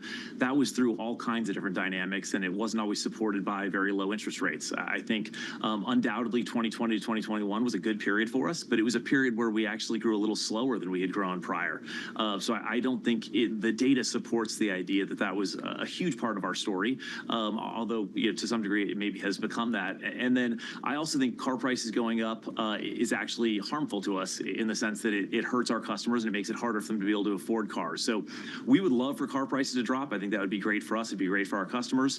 And we look forward to that environment as it seems like it may be approaching. So do you think the used car prices are going to continue to come down? If you look at the Manheim Index, for example, prior to the pandemic, we were looking at 140, 150. It soared, obviously, during the pandemic, but has rolled over to about 210 now. Do you see car prices coming down, used car prices coming down further throughout 2023 and 2024? So I think predicting prices in any market is always very hard. So I'll provide that caveat, and then I'll tell you what I think is probably most likely over a couple of year time frame. I think car prices relative to other prices in the economy have a pretty natural relationship because people buy cars and they buy other things. And over the last couple of years, when the pandemic hit and new car manufacturers were producing fewer cars, car prices went up dramatically relative to other things. And so we saw monthly payments for car prices go up about 50% when other prices had maybe gone up by around 10%. So cars clearly got relatively unaffordable. I think over time it is probably more likely than not that the affordability of cars will return relative to other goods, which I think does suggest that there should be more downward pressure than upward pressure over time. But, calling that month to month is a really, really hard game. I think, over the last month or so, we've seen depreciation that looked like the back half of last year. Many in the market were surprised by a little appreciation this year. So hard to say. We'll continue to position for uncertainty in that because it's hard to know exactly what will happen. But over time, I think our best expectation is probably car prices continue going down. What other cost levers can you pull to get closer to net profitability? And by the way, Ernie, do you have a forecast for when you'll post a net profit? Oh, we're a company, so we always have forecasts. We never share them. That's part of the whole deal. But here's what I would say is, we've cut over $1 billion of expenses out of the business in the last year. That's a big number, right? And we continue to pull expenses out. We cut over $100 million out in Q1. We cut another $20 million of expenses out in Q2. So we've got a lot of levers. We'll keep pulling that down. We've also been driving our GPU up. So I think the business is performing really well. And again, I think 2022 was a tough year for us, but the people inside Carvana came together, and that's why we're having so much success today. Are there still delivery delays, delivery issues? I know that for a long time, even in your business, the used car business, it was a problem getting buyers their cars in a timely manner. And that's been a problem, obviously, for the manufacturers as well, for new cars. How does that look right now? No, I think inside of our business, there's kind of two major steps. One step is getting the car from the point where you purchase it to our inspection centers, where we put about $1,000 of parts and labor in every car to prepare it for the buyer who will ultimately buy it. And then there's our delivery to that customer when they go to our website, they buy it online, and then we deliver it to their door. And we've actually been speeding those timelines up. Recently, we've been testing same-day delivery, which is pretty remarkable. We had one customer in Phoenix the other day that actually got a car delivered in 1 hour and 59 minutes after placing the order, which is pretty remarkable. So, we're trying to give customers a huge selection with our online model, and then build all of our operations and processes in a way that allow them to not only have that huge selection, but also get the car very quickly. And I think that's something we're very proud of. How much do you expect buyers to embrace the online-only model? I mean, a lot of people want to go into a dealership, kick the tires, look under the hood, or they have in the past. How much do you see that changing? For example, in terms of a percentage of all sales, where do you expect it to go? Sure. So I think different people like different things, and they'll continue to like different things. I think what we're proud of is that we're giving customers a different kind of offering. They can go to our website, they can buy a car. We've had people buy cars on our website and schedule delivery in as little as 10 or 15 minutes. And then, as I just told you, our fastest delivery was 1 hour and 59 minutes after that. So it can be very fast. It can be very easy. They get a huge selection of cars, tens of thousands. They generally save money. We offer our cars at lower prices than most of our competitors because our business model enables us to do that. And so it's a different kind of offering for different preferences, and different people are different. But the great news is, today we're about 1% of the market. So I think our view is that, when you say you can get a broader selection and you can save money, you can save time, there's probably more than 1% of people that want to do that. Right. I'm looking for Dodge Challenger RT Scat Pack wide body. They're not super easy to find at dealers near me, so I may look to a dealer in California. Is that what people are increasingly doing, and do you expect it to be maybe 2% of the market in, say, by 2025, 3% of the market by 2025? Well, what I would say is, we've at various times we've had in some of our older markets market shares already above 3.5% and growing very quickly. And I think, our product offering is only getting better. I think customers are only getting more comfortable online. And so I think our view would be much larger than that over time. We'll have to see exactly where it goes. But I think, again, the benefits are not being online. Online is something that enables customers to save money, to save time, and to have a huge selection. So we're more likely to find that scat back for you. So I think that's what customers are really looking for, and we're trying to provide it. You've had to pull back by your inventory, I see from our reporting, by more than 50%. Are you going to be able to bring that back? Because obviously you want to offer a broad array of vehicles for customers to choose from. Yeah, for sure. I think, 2022 was about getting back in balance after car prices went up and interest rates went up, and it made cars unaffordable for customers and slowed down their purchases. And I think we've done that. And I think that's why our results, have been so positive recently. But I think undoubtedly, as we turn back to growth, which we will do in due time, we will certainly want to grow our inventory and give customers an even broader selection. But even today, with the pullback in inventory size to get back in balance, we're offering customers selection of tens of thousands of cars. So it's still a pretty great place to go check out.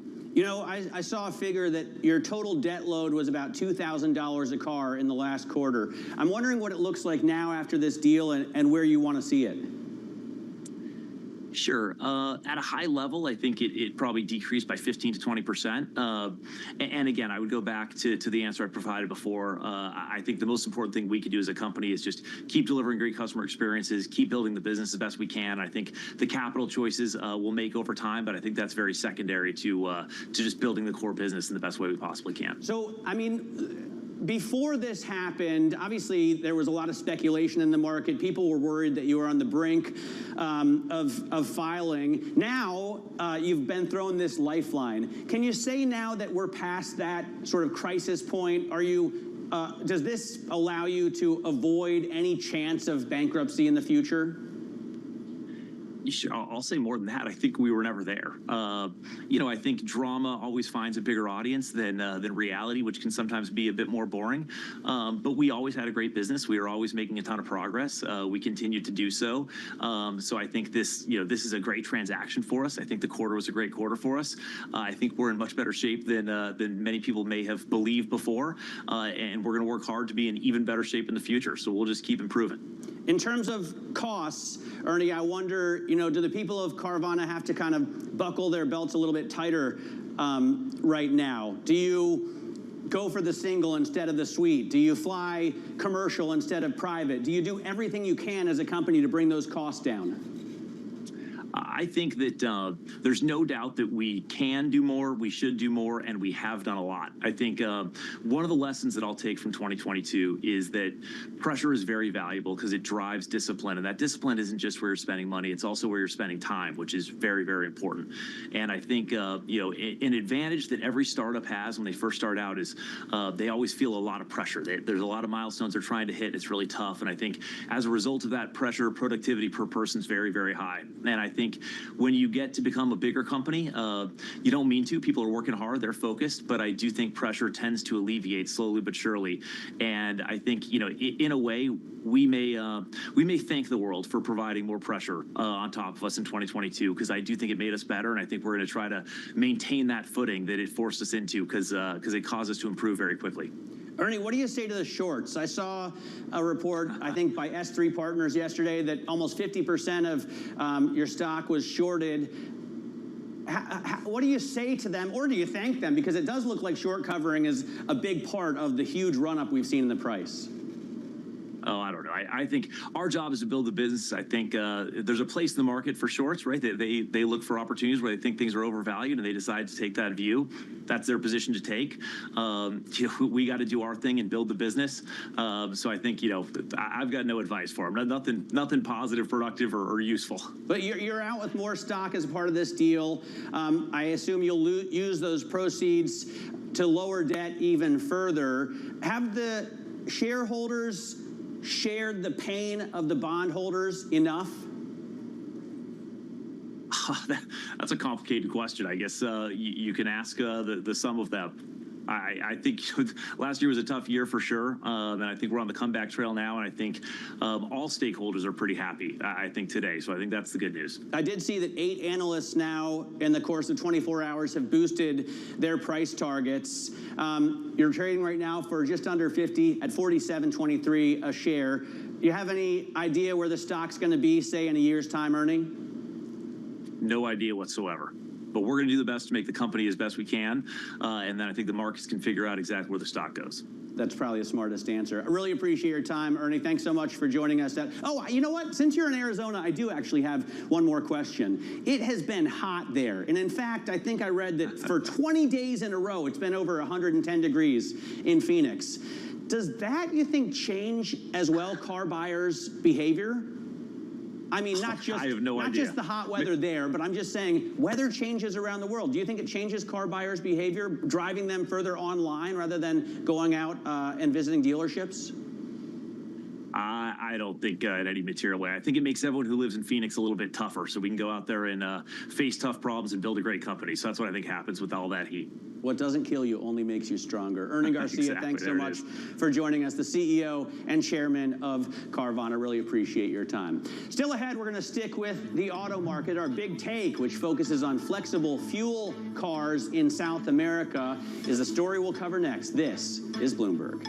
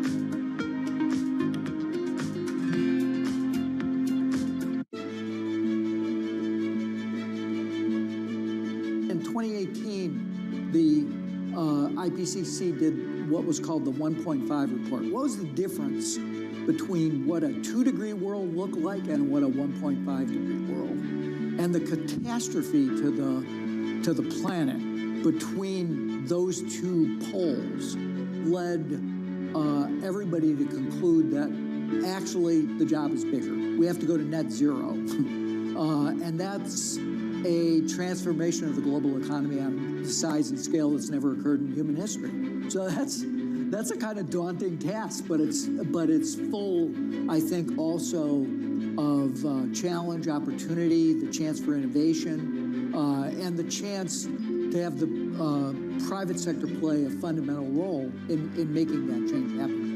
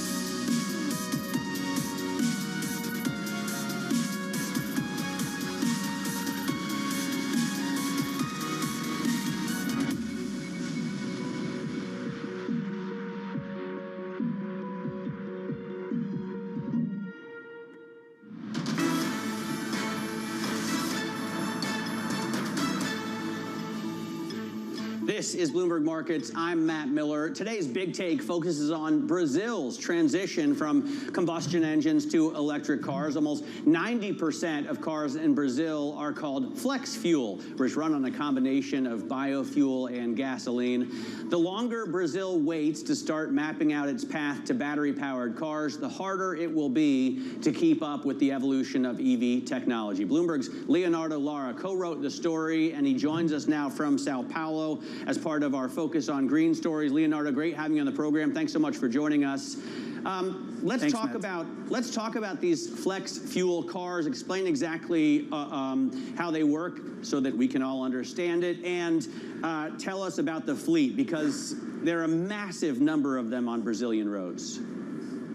Yes, around 90% of our sales, the total sales of cars in Brazil are flex fuel, because the Brazilian customer doesn't have the option to choose for the same model. For example, if we have a pure gasoline engine or a pure ethanol engine. So the cars just leave the factories here with the flex engine that allows the customer, when filling up the cars at the pump, at the gas station, just to choose what is more advantageous, if gasoline or ethanol. So this is the tricky thing of the flex engine. If they run on ethanol, are tailpipe emissions better, cleaner than gas-powered cars? Yes, much better. So all the research that they do here in Brazil, if a car is filled up only with ethanol, it's much lower emissions than a gasoline car or a diesel car, or even there are some research from the car makers here in Brazil that comparing to an electric car filled with the European source, the ethanol car is much cleaner in terms of emissions than comparing with all of those kinds of sources. Well, in that case, I would guess the pressure to move to battery electric vehicles is not nearly as great, right? Since you don't have the tailpipe emission problems that most other countries do. Yes, of course. But there's another problem, because if we don't move forward into the electrification or decarbonization, the problem is that the risk of Brazil is to keep obsolete in terms of the industry of the plants, because no one is going to buy Brazilian cars with the combustion engines, even with the ethanol. So, and one of the solutions for the car makers that they are planning is to introduce some hybrid cars that are based in the same technology than the hybrid cars in other markets, but adding the flex fuel working together with the electric one. So they'll essentially have a range extender that's flex fuel in a battery-powered vehicle. Is that how it's going to work out? Yes, that's it. Perfect. So, and how big is this market? I mean, it's a big enough market, I know, for cars to be built in Brazil for sale in Brazil, rather than building them in Mexico or China and then shipping them there. Yes, Brazil, in 2022, Brazil was the 8th largest vehicle producer in the world and the 6th largest market in terms of sales. So it's really, really relevant in terms of market and volume for all these car makers that are installed in Brazil, Matt. So I guess the takeaway is you're going to use this hybrid model as a bridge before you move fully towards battery electric vehicles. When you do that, when you get to the end game, how's the infrastructure look in Brazil in terms of charging infrastructure?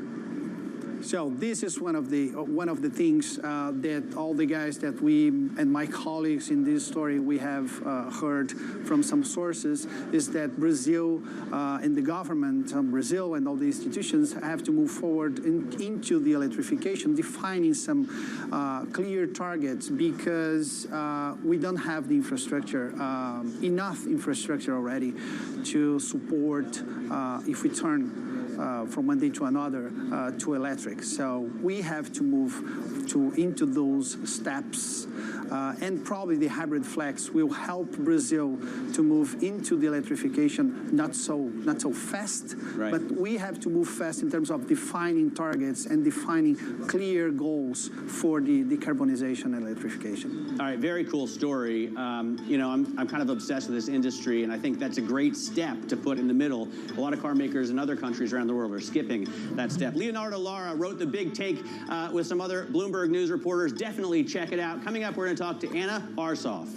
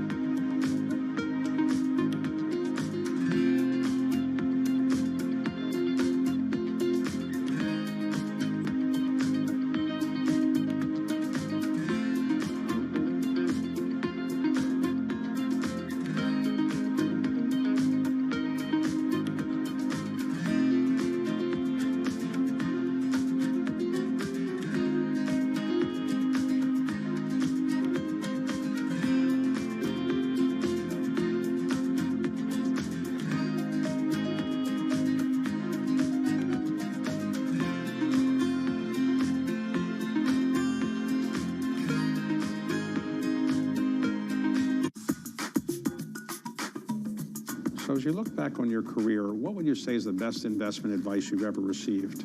Probably the best investment advice that I never received, but that I've lived my whole life around, is surround yourself with really good people. I thought about it just today, like I do many times, what makes a great investor? A great investment firm is comprised of people who are optimists and pessimists and realists. Because in the intersection of the debates that go across that wide range of personalities is where you find truth. It's part of the reason I'm so focused on freedom of expression. I see it in my own four walls, the robust and fulsome debates around how we commit our capital, what defines a good idea, what businesses to build or pursue. That's what drives the success at Citadel. And I've been very fortunate in life to have always had a group of friends who really push me, who make me better. And here I get to work with 3,500 colleagues who in their ways make me better each and every day. And collectively, as a team, we've had the opportunity to have an incredible impact on the financial landscape around the world. BSO Now is your online home for weekly Boston Symphony Orchestra and Boston Pops performances. See new concerts that go behind the scenes, plus acclaimed archival concerts. Visit bso.org/now, where the music plays on. BSO season sponsor, Bank of America.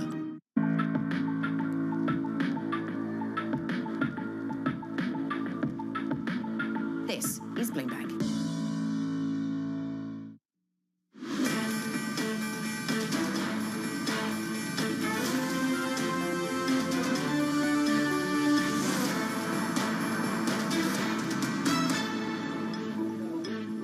Welcome to Bloomberg Markets. I'm Amber Kanwar.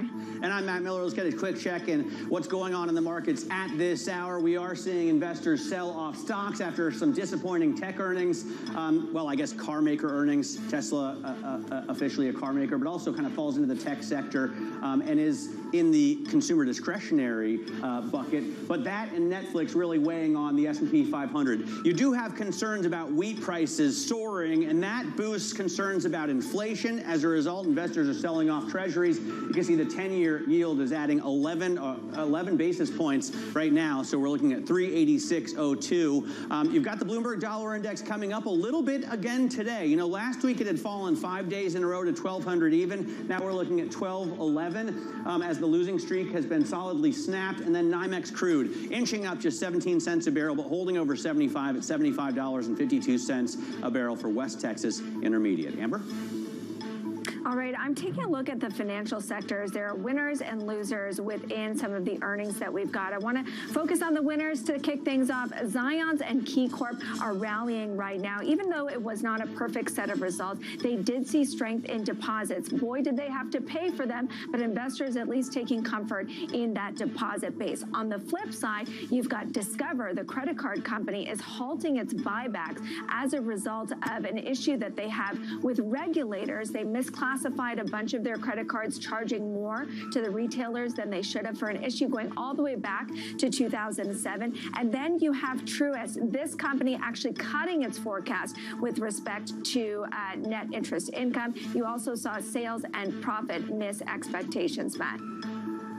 Speaking of banks, just yesterday we were talking with the noted analyst Mike Mayo, who said it was all clear for the group. This idea that banks are going to have a big liquidity, capital, or solvency issue is off the table. With the bank earnings, the industry has turned a page. All right, let's dig into the state of the banking sector with Anna Arsov. She's Moody's co-head of global banking. What do you think, Anna? All clear? Well, we're not dealing with the same type of stress, thankfully, that we were dealing in March, but I wouldn't say it's all clear. I think that the results are as good as it gets from this perspective, and particularly in terms of pressure on deposits and pricing of those deposits. One of the key areas that investors focused on post Silicon Valley Bank is the fact that a number of the holdings on the banks, if you mark to market them, they would be under significant pressure. How acute is that issue right now? Yeah, so think about there are around, in total, around $500 billion, $500 billion of unrealized and realized, if you will, HTM and AFS securities losses. If we focus just on the available for sale securities, that's roughly around $200+ billion. What the regulators came up with a solution to have a facility to post those at par has certainly been helpful. Our understanding is that the outstanding on these facilities are $100 billion. So certainly they have taken and capitalized on that opportunity. Without that facility, things would have been much worse. You know, yesterday Goldman Sachs had a return on equity of 4%, which really, I think, justifies a price-to-book ratio of 1.1 or wherever they are right now. But other banks are doing much better, and they still have these horrible valuations.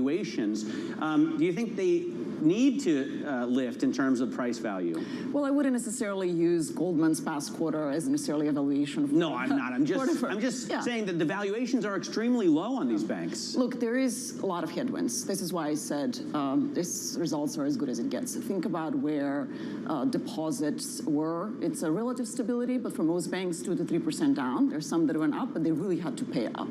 And we haven't even seen cracks in credit. So yes, banks have increased reserves, but charge-offs are very low. So in terms of how, it's a little bifurcation of a group. If you think about JP Morgan, Bank of America, they have extremely diversified franchises. They have extremely strong deposit businesses, and therefore they don't have to necessarily pay as much as the regional banks. So I think that from that perspective, it's time to tell how valuations will settle. But we still think that the regionals, for particularly with this quarter, it was a good quarter. It was a relatively stable quarter. It was a good quarter for broader banking stability to show this result, but there are still asset quality cracks they're about to show they haven't yet. I also wonder about, you know, we talk to so many people in private credit who just say this is about the juiciest time they've ever seen. why aren't banks in that business? You know, how come this has been pushed out to, I don't want to say shadow banking, but well, it is shadow banking. Intermediaries. Yeah, I know. Say it is the non-bank financials. As a matter of fact, we've been extremely focused on that topic, writing tons of research. The private, you know, it's a little bit of a misunderstanding around private credit. Private credit, in a definition that's out there, it's really about competing with the broadly syndicated loan market, which is the leverage finance market. When there's a lot of uncertainty, and those loans have to be actually underwritten by the banks to be distributed, you know, distributions can be stuck. Think about the Twitter deal, you know, has been stuck on banks' balance sheet for some time.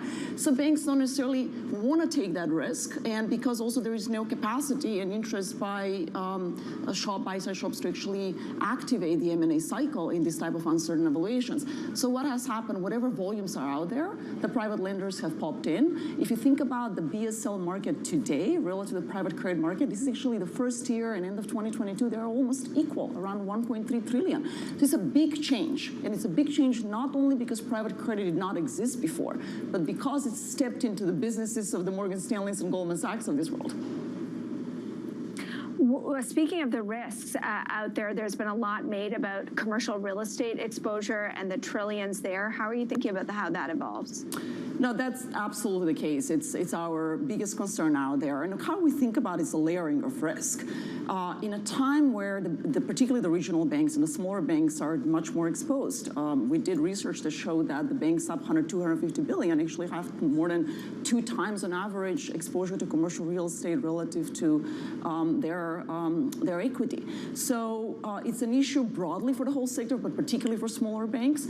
And when you add that most of the banks now are going to be shrinking their credit appetite, they're also having this funding pressures of paying more for deposits, it's not a good story. But again, not all commercial real estate is equally affected. Again, everybody has been talking about office, and certainly even the large banks have taken pain. Think about Wells Fargo's results this quarter and how much reserve increase they had relative to office. Against this backdrop, there is a discussion about what is needed from the regulators with respect to capital. If you ask the bank CEOs, they have one opinion. If you take a look at the political tea leaves, it looks like they're likely to be elevated. How do you see that shaking out? No, thank you for asking that question. Look, you know, what I do and my teams do, it's really protecting bondholder interest. And for us, for how we think about higher regulation for this sector is needed, and it's good. And we've written research that tailoring that was affected in 2019 was actually credit negative. You know, we saw that. We saw how taking, for example, the inclusion of available for sale securities losses outside of capital gave for a little bit of false understanding of how tangible and pure capital is in the system.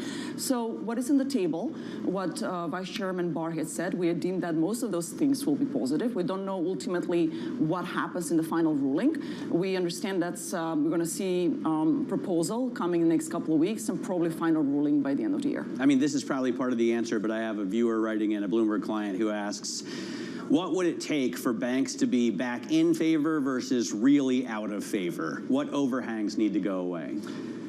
Well, the overhangs is when the Fed is going to stop and where inflation is going to go. At the end of the day, currently the market has priced only one more rate hike. We'll see what happens, obviously, next week. But what if inflation surprises to the upside? What if we have more rate hikes coming? I mean, these bond portfolios are already underwater. And how we think from a profitability standpoint of view, the larger banks all communicated higher NIMs for this year, but are very cautious about that for next year. And the regionals will have much less benefit because at the end of the day, we believe that the assets will reprice faster than the liabilities. So it will be actually profitability pressure until we know where do we stand with the Fed cycle. Anna, great having you in here. Thanks so much for coming in. Anna Arsoff, there over at Moody's. She's the co-head of global banking. Coming up, American Airlines drags other carriers lower as its current quarter outlook disappoints. This is Bloomberg.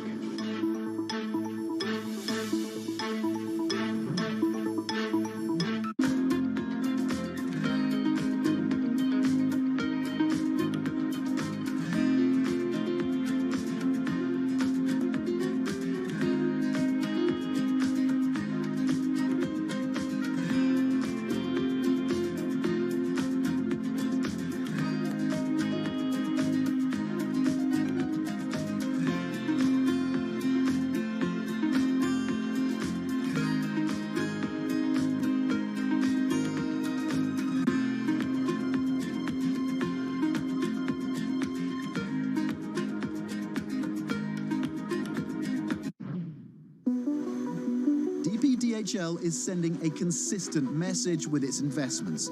The company spent 123 million euros to upgrade its logistics centre at the Cologne Bonn airport, designing it around key strategic goals.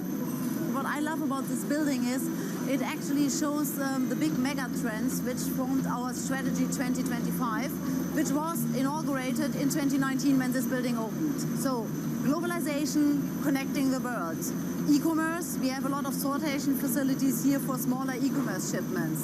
Sustainability, it's a very sustainable building with solar panels on the roof and everything. And digitalization, and well, you can obviously see that it is quite automated. How did the team pitch this investment to you initially, and how hard was it as a sell for them? How quickly did you turn around and say, yes, this is worth 123 million euros? Of course, you always have to make sure that you have the right capacity for the growth in the network. And at that time, they came and said, hey, we will really see a strong growth in e-commerce volumes on top of the regular B2B growth. We need more sorting capacity. We need this building. And of course, there are always debates. Does it really have to cost 123 million euros and so on? But fortunately, they convinced us, because then with COVID and the volume surge, we urgently needed the capacity.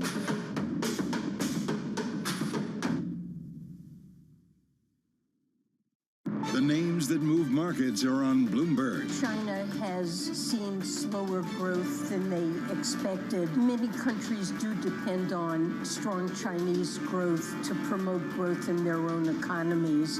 For the United States, growth is slowed, but our labor market continues to be quite strong. I don't expect a recession. I think we're in a good path. Nobody covers business like Bloomberg, your global business authority.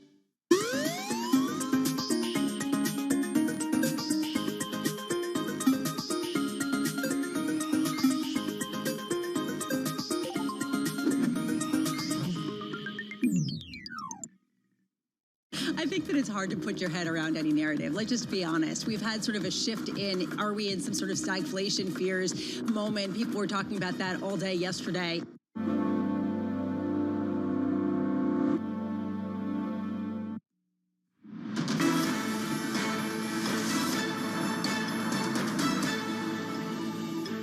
This is Bloomberg Markets. I'm Amber Canmore with Matt Miller. Our stock of the hour right now is American Airlines. The company is trading lower despite boosting its four-year outlook. Now, the airline announced a disappointing revenue forecast for this quarter. This as U.S. carriers outperformed this year over the boom in air travel. But, Matt, maybe the fear is that it won't be as good as it's been? Yeah, well, we're getting a bit of a reality check from American after some good numbers from its competitors. Let's bring in Helene Becker, Senior Research Analyst at TD Cowen, to talk about this. Helene, we always appreciate your insight here, and we've been thrown kind of a question mark. It looked like everything was not just good, but great until we got American out. How do you view, the airline industry into the fall and the winter? Thanks for the question, Matt. So the way we're thinking about it is the American had different issues than the peer group. So we've had three companies report, the three big international airlines, and you can see the differences in their relative, in their reports and where their relative strengths are, right? Domestic for American is their biggest operation, followed by Latin Atlantic and then Pacific. They're very small, versus United and Delta, where they're much bigger internationally than American is, and where Delta's strong on the North Atlantic, as is United, and then United and Delta are strong in the Pacific. And so the other, that's one issue for the summer months, but we're going to have a great third quarter. I mean, it may not be quite what people thought it was going to be for American, but it's still an amazing quarter. And seasonality is changing. I think United mentioned this morning, June is the best month of the quarter, of the year now, rather, versus historically it would have been maybe July, right? And October is a strong month. Whereas before, things would have fallen off a cliff in September, and they're not. So the airlines need to get used to this different seasonality pattern. Investors need to as well. But the other thing is American has really difficult year-over-year domestic comps because remember, a year ago, the U.S. didn't stop testing till mid-June, and a lot of international wasn't open yet. And most summer bookings are made between mid-March and mid-May. So if you didn't know that the government was going to stop requiring testing, you probably would have flown domestically. And so American would have outperformed last summer and underperformed this summer just because of the mix shift. All right. But it doesn't mean they're not going to have a great quarter. Well, it's a key differentiation there, Helene. In the bigger picture, I wonder, a concern when business is going well for any industry is that the owners invest a ton of capital to provide capacity for later on, and then business tails off, right? And you're left with, in this case, a lot of planes, although they don't get built that fast, so it's hard to do. Is that a problem for airlines, though, too? And is a saving grace that they finally have pricing power for the first time in, decades? Well, I'd like to say the second part of the question is yes, they finally have some pricing power. And that's just because demand is so strong. And to your point, we have OEM delivery delays and there are supply chain issues and the airlines can't get the aircraft because you have it exactly right. Normally, they would be buying lots of planes at the top of the market and take delivery at the bottom of the market. And we don't see that this time around only because there are lots of planes that were not built during the time when the MAX was grounded and the 787s had issues. And those planes will never be built. Like the OEMs will never catch up. So when you think about it that way, the amount of capacity that's coming into the network is probably not as great as it would have been had we never had a pandemic and had we never had the MAX grounding and some of the other issues. So when you think about it like that, we can see this pricing power last for longer than it would have in prior cycles. So, Elaine, we've got pent-up demand, we have pricing power, and yet shares of American, Delta, Air Canada are still well below where they were before the pandemic when they didn't have either of those things. That's right. And the pushback, and you said it yourself earlier, is this as good as it gets, right? This is really great for the airlines. But investors and analysts don't believe what the airlines are telling us. And obviously the airlines have perfect knowledge of what they're seeing and what the bookings look like and so on and so forth. And we don't. We have to kind of take their word for it. But if you look at the changes that have been made, even in our estimates, and we've been above consensus for the entire year, we've been moving our estimates up and consensus has been following us. And so you're getting that proof, and they're improving their balance sheets, they're paying down debt, they're doing everything they said they were going to do at the start of the year. It's just air quotes around everybody thinks that this cannot last. And yet it's looking like it's going to last longer than people think. If you've tried to travel amidst this boom, it's a bit of a nightmare. Lost luggage, delayed flights, labor shortages. Traveling is really harrowing at the best of times. At what point do investors need to start worrying about that? Yeah, I don't know the answer to that question specifically. I can tell you, you shouldn't, even if you're going for 2 weeks, you should be able to fit all your stuff in a bag that you can put in the overhead bin. I mean, we save up our clothes and throw them away along the way. So I can generally do that. And people shouldn't take a lot of stuff. So that would solve the lost luggage issue. But good for the Thank you very much. Stock advice and packing advice. I appreciate it. That's Elaine Becker from TD Cowen joining us with her insights. We are going to take a quick break. When we come back, Boaz Weinstein weighs in on the dangers facing investors in the years to come. This is Bloomberg.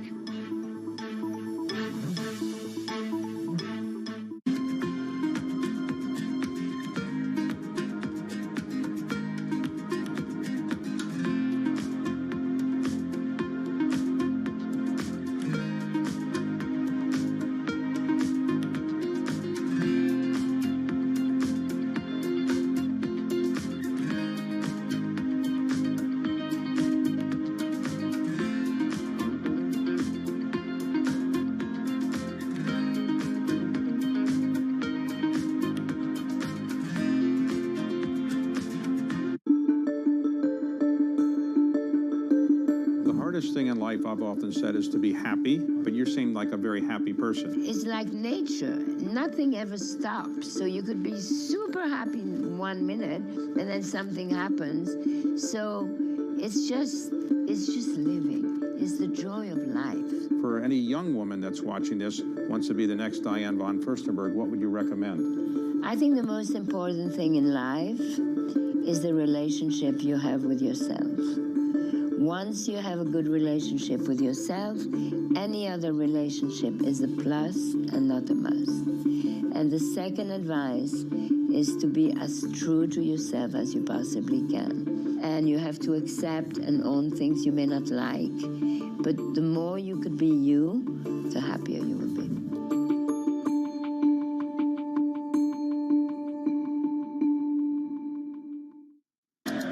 From New York City, from London, in Sydney, from Washington, in Tokyo, 9 a.m. in Beijing and Shanghai. Good morning, everyone. Have a great evening. Here's what I'm watching. You do not want to miss this Is story. there the kind of upside?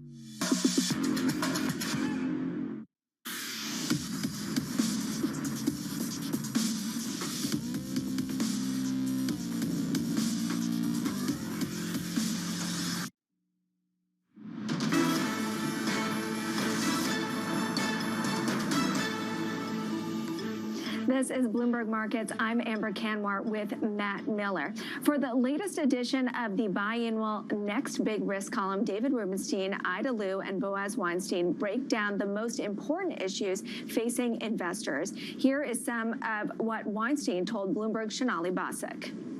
The lessons, those strong lessons people learned since 2008 of how strong the Fed is going to be, how strong Mario Draghi was to support markets. He said, "I'll do whatever it takes." And so there is this reflexive move when there's a sell-off to buy, and I don't, and for sure that's not only not gone, it's super present. And so I think the question is, at what point does that buy the next dip turn, and then the psychology can change? And so I think it is built up and fairly hard to bet against given the last 15 years. But I think those lessons are not going to work so well in the QT world, because QT is not just not QE, it's kind of the opposite of QE. It's like anti-gravity. And so I think that what we saw in March 2020, where retail investors were selling out of ETFs and mutual funds and basically created an avalanche in the bond market, the Fed was there to do amazing things that it had never done before: buy junk bond ETFs, invest not just in the lending to companies, but actually in the financial markets in risky things. That was shocking, and I don't think they're going to do it again nearly as easily. And so I'm concerned that a sell-off for fundamental reasons may actually become exacerbated for technical reasons. Markets will fall further than they ought to because there's so much, I'd say, contentment with how things have gone the last 15 years.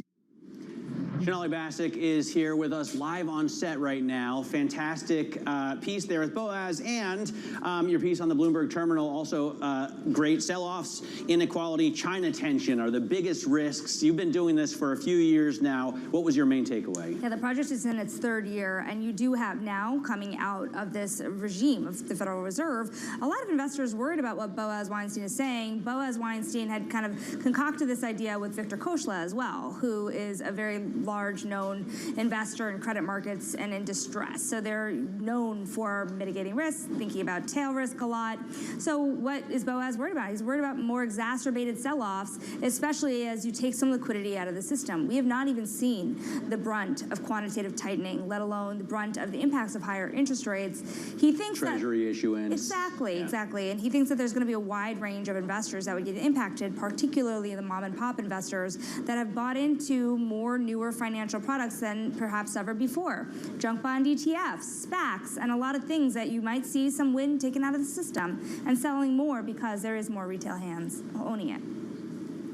He said that you might get a fundamental sell-off exacerbated by technical factors, and that's where I thought Ida Liu's commentary on the tensions between U.S. and China. You want to talk about a fundamental factor that could spark a sell-off, that would be it. Yeah, absolutely. And the interesting thing about that, too, is how hard is it to gauge? The interesting thing for me in Ida Liu's comments is not just this idea of simmering U.S. tensions, U.S., China, and Taiwan. The idea here is how much Citi's client clients are diversifying on the back of these tensions. This idea that you're seeing the changes in global trade relationships and investors are following that money. Places outside of China, in Asia in particular, feeling a lot of the benefits here of movement and supply chains. And then also even, places like Mexico, which is feeling the benefit of nearshoring when it comes to the United States. So people are moving money around that risk, according to what Ida Lou is saying about her clients over at Citi Private Wealth. All right, Sonali, thanks so much for joining us. I know you have a lot on your plate today, as usual for you. You can watch the next big risk on Friday. You can see here some of the guests that Sonali talked to. You can also read her piece on the Bloomberg terminal, but I definitely would set your DVR for 8:30 p.m. Friday night. For Amber Kanwar, I'm Matt Miller. This is Bloomberg.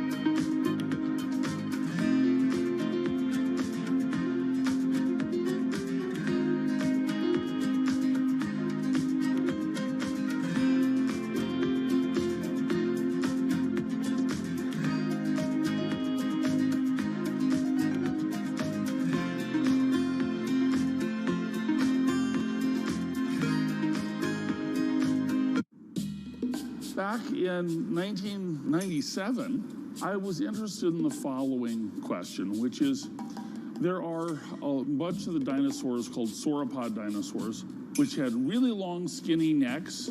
So Apatosaurus is an example. Those had really long, skinny tails. So I made a computer model that showed that, in fact, the tail of these sauropod dinosaurs could actually act like a whip. A bullwhip. Now, the way a bullwhip makes that cracking noise is because the tip of the whip actually goes about twice the speed of sound. Okay. I think the way they got a date was to impress the females by making loud booms.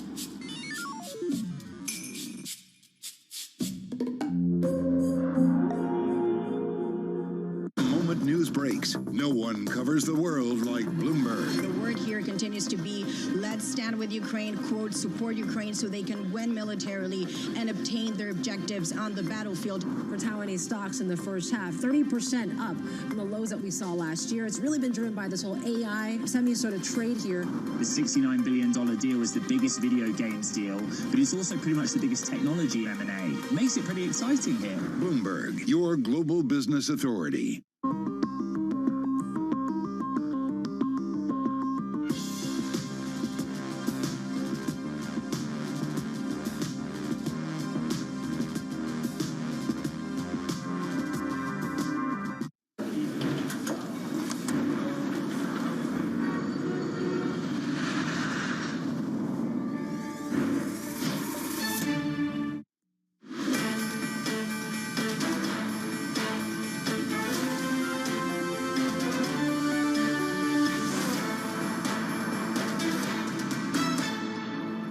A couple of big tech names disappoint, halting the Nasdaq's advance. Live from Studio 2 at Bloomberg headquarters in New York, I'm Scarlett Fu. And I'm Katie Greifeld. We're kicking you off to the closing bell here in the U.S., and we're looking at a down day in markets across asset classes. As you can see, let's start with the S&P 500, off by 0.4% after some pretty disappointing earnings yesterday from the likes of Tesla, from the likes of Netflix. But you can really see that in the Nasdaq 100, the big tech benchmark, down by 1.6% 1% near its lows of the session. We're going to see how that evolves over the next 2 hours or so. And I want to highlight the Philadelphia Semiconductor Index, the SOX, if you will, really getting beaten up today, down by 2.7%. Of course, a lot of that coming from TSMC, a story we're going to get into. And I want to talk, too, about the bond market, because you're seeing a sell-off there as well. No haven when it comes to bonds. Two-year yields up almost 7 basis points after we got some news on initial claims coming in lower than expected, Scarlett. All right, and one of the data points that failed to surprise to the upside is sales of existing homes. Contract closings in June, they fell to a 5-month low. Why? Because of limited inventory of homes for sale. It really seems like no one wants to give up their record low mortgage rates and actually put their homes on the market, even though this lack of availability is keeping prices fairly elevated. That's the bottom panel right there. The problem is, as with so many things these days, high borrowing costs. And of course, volatility in short-term rates makes it harder for buyers and sellers to agree on valuations, which is why deal making at Blackstone slumped in the second quarter. The private equity giant reported that earnings tumbled almost 40% to a 2-year low. So look for excerpts from our conversation with Blackstone COO Jonathan Gray later in the program. And of course, we are just at the start of earnings season for big tech, and the early takeaways so far, not good enough. Declines in Netflix and Tesla are dragging the NASDAQ 100 to its worst day in 6 weeks, while Taiwan Semi, which makes chips for Apple and NVIDIA, is leading semiconductor names lower. And Katie, I know you've got a lot more on where things stand at this stage of earnings season. I have a lot more on where things stand when it comes to earnings, when it comes to the economy, and that's where I want to start, because if you look at the Bloomberg U.S. Economic Surprise Index, that is that blue line here, it's actually been trending higher, shooting higher, really, for all of 2023. We've gotten a very resilient reading on the economy so far this year, and a lot of that, of course, comes back to the jobs market. That is in that white line there, the U.S. Labor Market Economic Surprise Index. Even though the headline number was a little bit softer in the last reading, you can see that has trended much higher as well, really bolstering the economy overall. And so some good news on the economy. We've also gotten good news on the earnings front as well. You wouldn't know it by looking at the stock market today, but if you look since the start of this reporting season, 82% of the companies that have reported so far have actually beat their estimates. That is the highest beat rate in quite a bit going back to the third quarter of 2021, Scarlett. So it's early yet, but some optimism, some good news when you look at what the actual numbers are. Yeah, absolutely. Of course, there was quite a run-up before the earnings did kick off. So let's bring in Matt Maley right now. He is Miller Tabak Chief Market Strategist. And Matt, we were joking around looking at the markets today, saying that there is some actual news for investors to react to. The question is, looking at this mixed trade on the day with the NASDAQ lower, the S&P 500 also down by 0.4%, is this the start of a pause in the 2023 rally, or are investors simply taking a bit of a breather? Well, I mean, it wouldn't surprise me if it was the start of some sort of a pause. I mean, even if we didn't have some earnings to be concerned about, we've had this great rally and the market is getting overbought on a near-term basis. And there's no question it's also getting quite expensive. I mean, we're at, 21 times 2023 earnings. And even if you just look at the next 12 months, we're almost to 20 times earnings there.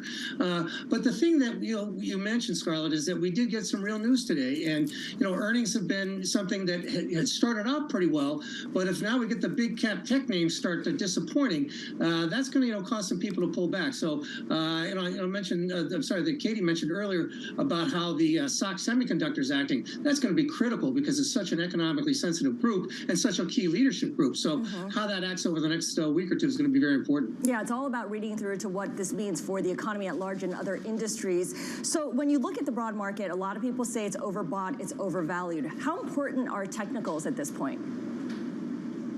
Well, I mean, it's funny. They've been more important in the last year or two than I think they ever have been. But one of the things that happens with these technicals is that when the market gets extended in terms of valuation, gets expensive, you kind of have to depend on technicals to push the market higher. We've also gotten some help with some liquidity injections, of course, from the Fed when we had the regional banking issue. But multiple expansions is more of a technical term, because multiple expansion doesn't cause the market to move higher. It's just an indication that it's gotten more expensive. So when you get to these kind of levels, and again with interest rates nowhere near as low as they were 2 years ago, it makes it harder to justify those higher multiples. And Matt, I want to talk about chips, and I want to talk about AI, because if you think of the run-up that we've seen, particularly in the big tech stocks, a lot of that comes back to AI. And we got some earnings from TSMC, really sobering message when it comes to AI. Basically, the company is saying that the AI demand surge, it's not enough to offset a global macroeconomic downturn. You're seeing that, of course, in shares of TSMC, but what does that mean for the rest of the tech space, the rest of the market, really? Well, it's going to be vitally important because, we had the situation where people forget that TSMC reported poor earnings last quarter, too, and talked about this whole thing with the downturn. And in fact, Advanced Micro Devices also reported disappointing earnings with those same demand concerns. The thing was that 2 days later, Microsoft announced that they were going to help them with their investment in AI, and the stock bounced. I mean, AMD went down almost 9% when they reported earnings. And 2 days later, it was back to unchanged and even starting to rally further. So I guess my point is with TSMC saying that we're not going to have that kind of that AI is not going to help as much as people are thinking. If that starts to become the narrative, that will be a change, and suddenly a lot of these expensive stocks are going to have to come back down, and that's going to give us some clear headwinds as we move through the second half of the summer. Well, to bring that to the NASDAQ 100 in particular, I mean, right now I'm looking at it, it's up 42% so far this year. Is this the high watermark for the NASDAQ 100? Can it possibly build on those gains heading into the end of 2023? Well, momentum is always a powerful force, and it can always move higher. I mean, geez, you look, as expensive as the stock market is, it's nowhere near as expensive as it was in late 1999 and early 2000. But of course, just because it's not the most expensive it's ever been, doesn't mean it can't roll back over. But I guess my point is, I do think we are at risk of making a high water mark, at least for a while. And again, you talked about the SOX index, and you look at the SMH, which is the ETF for the semiconductor index, and it's testing its all-time highs. And what is that going to be? Is it going to break to a new all-time high, which really causes that momentum thing to jump even further, or does it make a double top? Which double tops are one of the worst things you like to see in any chart. So the next couple of weeks, again, like I said earlier, are going to be very, very important for this group, which means it's going to be very, very important for the rest of the market because it is a key leadership group. Yeah, very well said, and all driven again by real news, real earnings, real results. Matt Milley, really appreciate your joining us, Chief Market Strategist over at Miller Tabak. Now, coming up, we're going to hear from our interview with Jonathan Gray. He is Blackstone's president and COO. He'll give us his take on the outlook for deals as Blackstone, Katie, became the first PE firm to manage more than $1 trillion. And we also have regional banks in focus as we get the latest results from names including U.S. Bancorp, Fifth Third, and Truist. And in our Wall Street Week daily segment, Thibaut Mongon, the CEO of the J&J spinoff Kenvue. All that and more coming up. This is Bloomberg.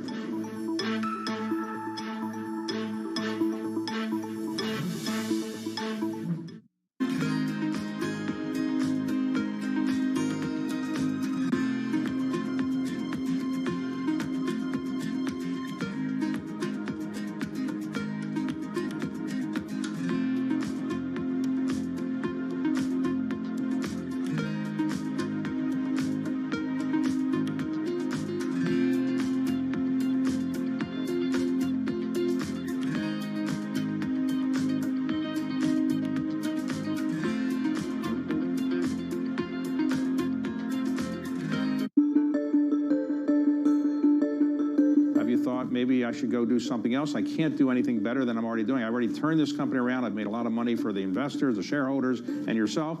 Are you happy doing this? You're going to do this for the foreseeable future? I'm going to do it for the foreseeable future. I love what I do, and the reality is we've accomplished a lot. As you described, we've made Blackstone a lot of money. We made our shareholders a lot of money. More importantly, we've grown the business, and we've been a huge engine of opportunity. If you think about all the jobs we've created around the world, all the communities we've made better places, all the ownership groups who we've helped grow their business, and having built a world-class culture, the opportunities we've created for upward mobility for people. And this business, I would still say, is like a coiled spring coming out of COVID particularly. So I feel like we just have more to do. My job's far from done.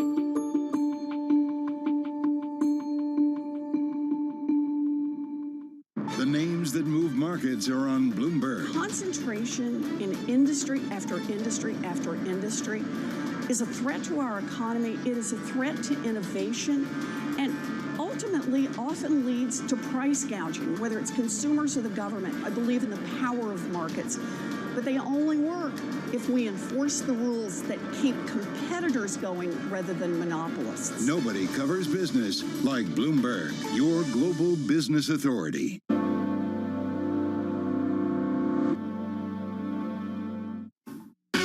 Season is here. Decent start to earnings season. We are heading into the meat of earnings season. Bloomberg breaks the numbers first. We have Bank America, we have Charles Schwab. Tesla, Netflix, you name it. They're heading in the right direction. A record quarter of revenue. With exclusive expert analysis. What do they have to deliver to justify the rally we have seen? Earnings are still going to be under pressure. Is there a divergence that's really important to draw here? The massive divide between Diamond and Fraser. Bloomberg Television and Radio. The fastest numbers and analysis you trust.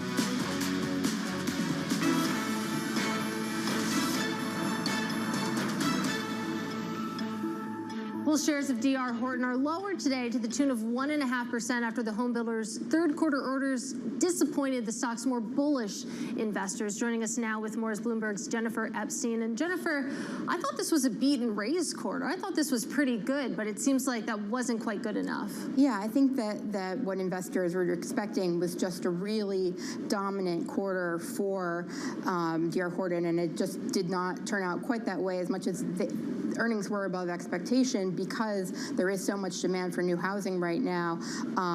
It just seems like it didn't quite hit the mark for what some folks were hoping for. Is there a natural limit to how many orders a company like D.R. Horton can take in terms of their capability to meet that demand? Yeah, there certainly is. I mean, it's a very large home builder, but there's still, scale issues of everything from land to, construction materials. Well, we're certainly not dealing with the same supply chain issues of a couple of years ago.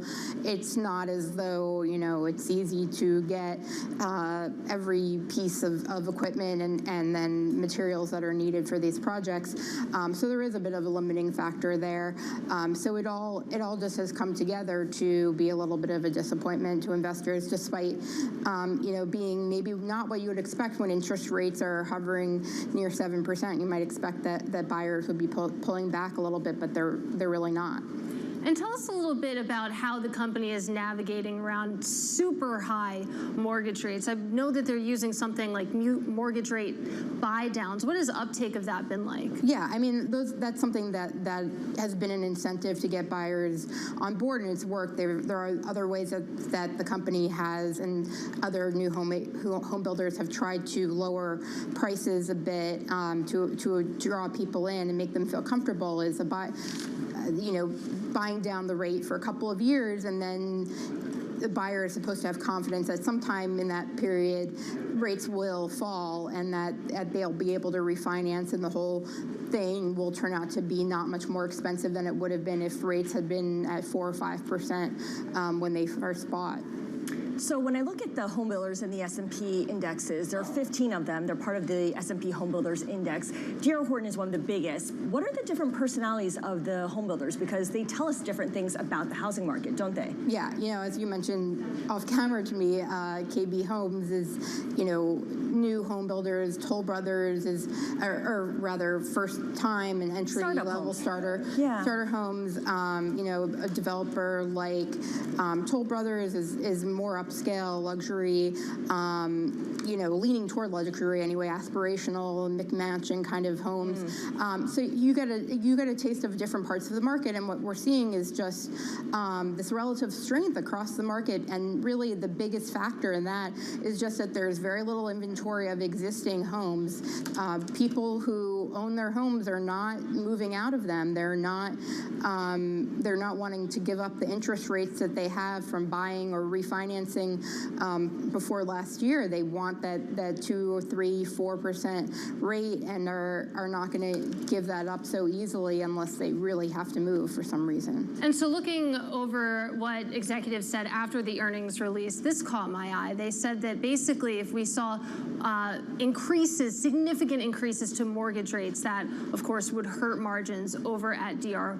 Horton. But what is the outlook there? What have mortgage rates been doing recently? Well, they had for the last couple of weeks been rising, but this week they fell by close to 0.2 of a percentage point. So that has just kind of kept the rate just below 7%, and that seems to not spook buyers quite as much as having a 7 in front of the number as we saw back in the fall. That was a little bit more alarming to buyers, and they were really pulling back.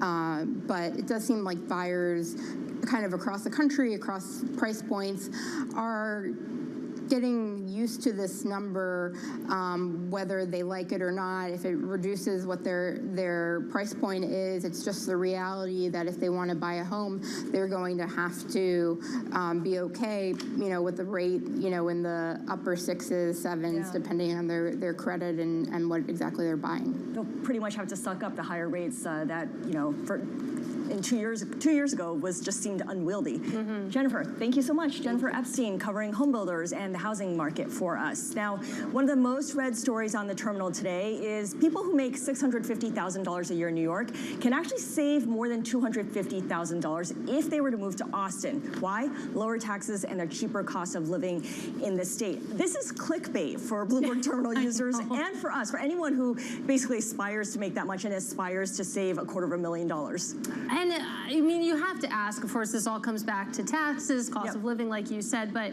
if you're making $650,000 in New York, what would your income level be if you moved to Austin? I know it costs a lot to live here, but we are paid more than if you go to other cities. I don't know, it's just, these, like you said, these stories are clickbait. We're always going to read them, but there's a lot of nuance. And we've seen all these different companies in Silicon Valley, for instance, lower people's salaries when they do leave the Bay Area because the cost of living is lower. Of course, if you move from someplace like Chicago and you make $650,000, you move to Austin, you save less because $650,000 in Chicago it's a higher bar overall, and the taxes there are different than in New York and San Francisco. Maybe we can find someone who did this and we can talk to them on air. You think they'd want to come on with their face showing? I don't know. We'll put a pin in that. But coming up on this program, Blackstone, of course, becomes the first private equity firm to manage $1 trillion. We're going to hear more from our conversation with Blackstone President and COO Jonathan Gray. That's next. This is Bloomberg.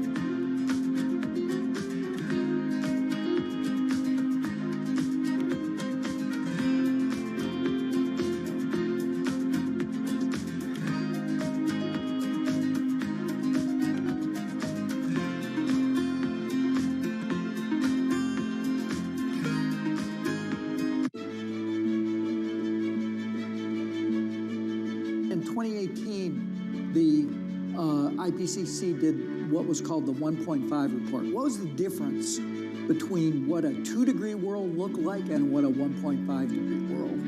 And the catastrophe to the planet between those two poles led everybody to conclude that actually the job is bigger. We have to go to net zero. And that's a transformation of the global economy on the size and scale that's never occurred in human history. So that's a kind of daunting task, but it's full, I think, also of challenge, opportunity, the chance for innovation, and the chance to have the private sector play a fundamental role in making that change happen.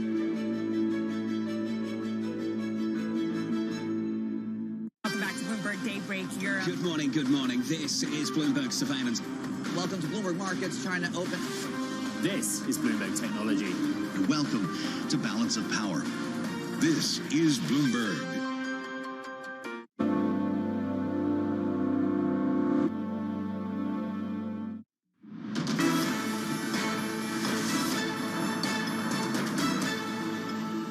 Blackstone has become the first private equity firm to manage $1 trillion, despite a deal-making slump that weighed on its latest results. Bloomberg's Sonali Basak sat down with Jonathan Gray, Blackstone's president and COO, earlier today.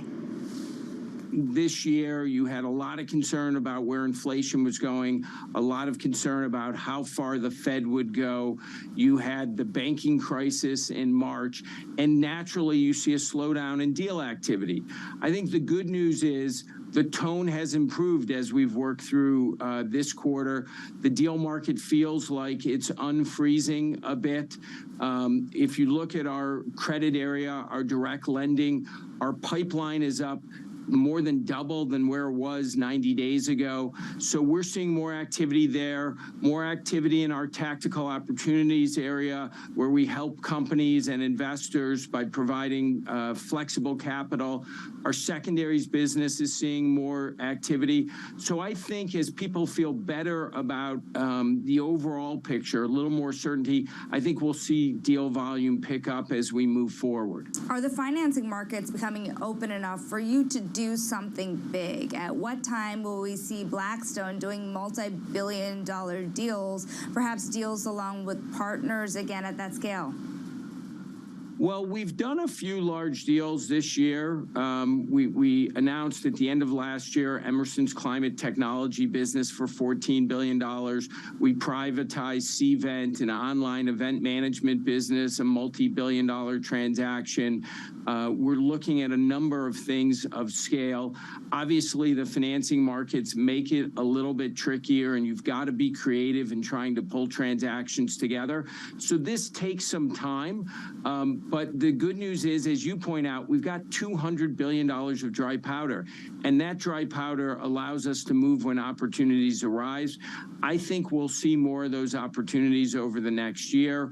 It's hard to put our finger on it exactly when it'll happen, but I just feel across our platform there'll be some interesting things, and scale is a real advantage for us. Let's talk about the macro environment for a second, John, because earlier you talked about uncertainty being kind of the killer of deal making here. Is some of that uncertainty clearing, particularly as it comes to inflation? Yeah, I think the good news on inflation is it's trending down. The Fed is really winning this war. They're not ready to declare victory, but what we see in our portfolio companies is input costs really coming down now to less than 2%. We see wages, which were running higher than 7% mid last year, to growing at less than 5%. Forward indicators in hiring and vacancies are also positive. So the labor market is starting to soften. It's still pretty strong, but I think that's going to be helpful as the Fed looks forward. Now, what do I think happens?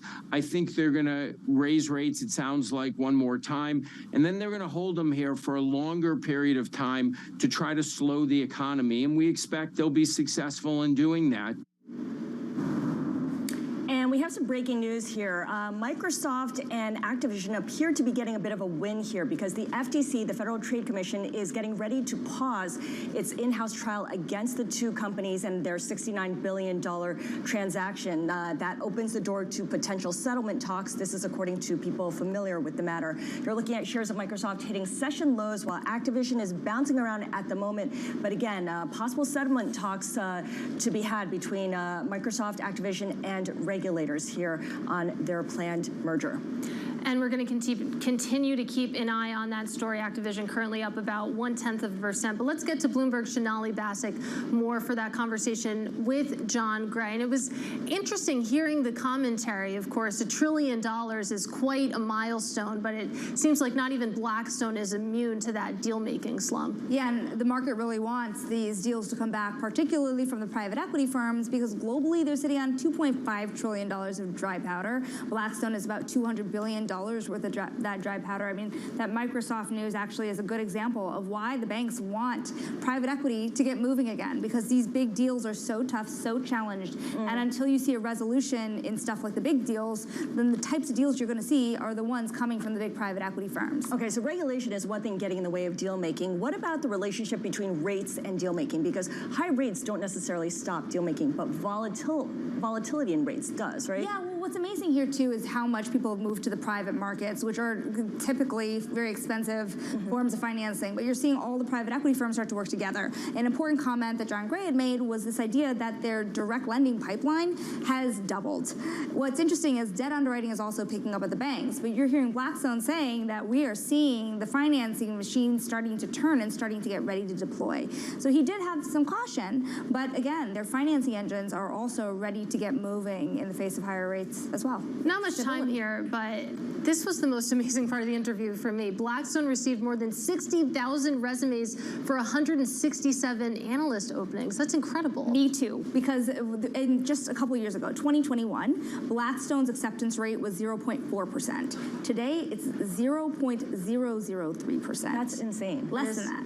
God. So the number of applicants have jumped by more than 20 for only about 20 or so more spots, give or take. Well, I gotta say, I'm glad I'm not trying to apply to Blackstone Jump by right 20,000. now. 20,000. Amazing. Powerball or Blackstone job? It's a good question. Shelly Bassett, great reporting as always. Our thanks to you. And coming up on this program, we're going to continue to keep an eye on markets. You can see the S&P 500 actually at session lows right now, down by 0.6%. You take a look at the NASDAQ 100, nearing on losses of 2%. A lot of that coming from big tech, a lot of that coming from the chip makers. The SOX index down about 3%. We're going to continue to track all these moves coming up. This is Bloomberg.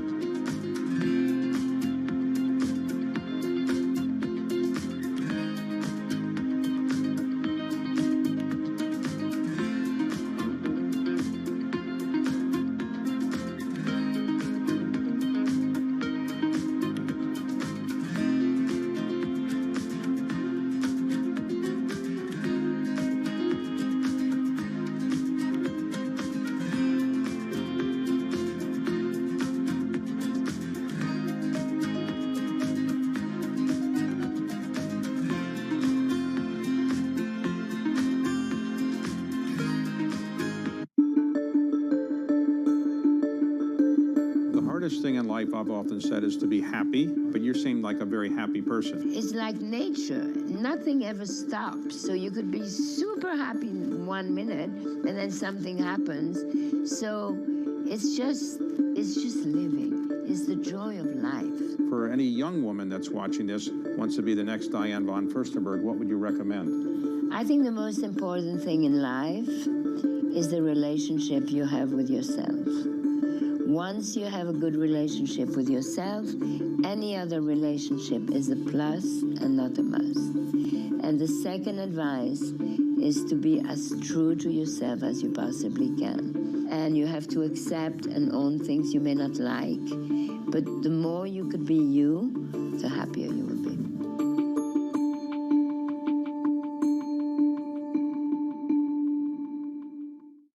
Business Week Radio, live weekday afternoons at 3 p.m. Eastern. We got a little bit of talking. But are you guys ready? Harnessing the power of Bloomberg Business Week, Carol Masser and Tim Stanovic bring you the latest news from the worlds of business, technology, politics, and more. How does the Fed play into this and what the Fed does potentially? This is so exhausting and this is so all-encompassing. Listen on Bloomberg Radio and streaming on YouTube and Bloomberg Originals.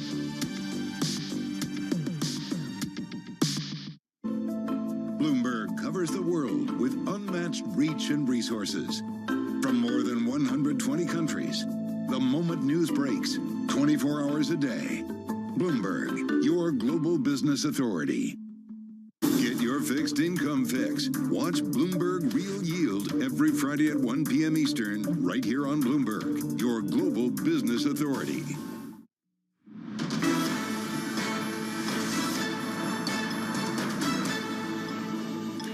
Bloomberg Markets, the close. Let's get a cross-asset check as we head towards the close of the commodities markets. I can't get my words out today. Bloomberg's Abigail Doolittle is taking a look at all of that. Abigail? Well, now I can't either. Now, Scarlett, it's passing along. We have a bit of a mixed picture here for commodities on this Thursday. The dollar rising for a third day in a row, so overall providing pressure. New York crude up just about 0.4%. You can see a big gain, though, here for natural gas, up nearly 6%. Of course, we have this hot weather right across the country. So that's probably one reason that we have natural gas climbing higher. Wheat, interestingly, despite the tensions between Ukraine and Russia and various threats going back and forth around the Black Sea and ports there, we have now wheat down a little bit, but yesterday, of course, at one point, the best day in more than a decade. And then silver down 1.7%, not so surprisingly, Katie. Again, given the fact that you have that Bloomberg Dollar Index higher, it's going to push a lot of these commodities lower, especially the precious metals. Well, let's keep the conversation on commodities going and talk about oil, and specifically the Mexican state-owned oil company Pemex, which owes contractors about $15 billion. It's taking as long as 6 months to pay those bills. That's spawning a black market for fixers who are trying to speed up those payments. Bloomberg's Amy Stillman has been covering this story. She joins us now from Mexico City. Amy, great reporting. Tell us a bit about these so-called coyotes and what they actually do. Yeah, certainly. So the term coyote is used often in Mexico in reference to people who serve as middlemen to help facilitate processes, usually often illegally. In this case, it's in reference to people who have claimed to have influence within Pemex, within the state oil company, and are telling that Pemex contractors that, hey, look, we can help you get paid on time if we get a percentage of the contract value. Usually this goes for around 6%, but also the amount can vary. Sometimes coyotes can charge as much as 12%, I've heard. And so, this is a problem because obviously it speaks to, some of the issues that suppliers are having in getting paid. The other problem around this is that, debts are so high at Pemex that it's struggling to pay its suppliers. And so the delays are ranging as much as 6 months in some cases, which is obviously creating a lot of difficulty in terms of companies' liquidity. Well, when it comes to Pemex specifically and this coyote industry, if you will, has this always existed, or is this sort of a new problem that the company has to try to solve? Yes. So the issue around coyotes and middlemen trying to facilitate certain things within Pemex, this is a problem that has existed for many throughout many administrations. In fact, when the current president came into power, he spoke about getting rid of corruption at Pemex and addressing these kind of issues. But unfortunately, what we've seen is that as Pemex's delays to suppliers have gotten bigger in terms of its payment to suppliers, actually this industry has grown, and now more than ever, people are promising to help, by facilitating kickbacks at Pemex. It is important to state that we haven't, we did not confirm that Pemex employees are receiving kickbacks, but that there are these people who are claiming to peddle influence within Pemex, and so yeah, the problem has existed in the past, but unfortunately, it seems to be getting worse. Okay, let's take a step back for a moment here. Pemex clearly has some serious financial issues, but it's not doing so well in its primary business, which is producing oil either. Give us the backstory here about why oil production has fallen so much and how that's contributing to its financial woes.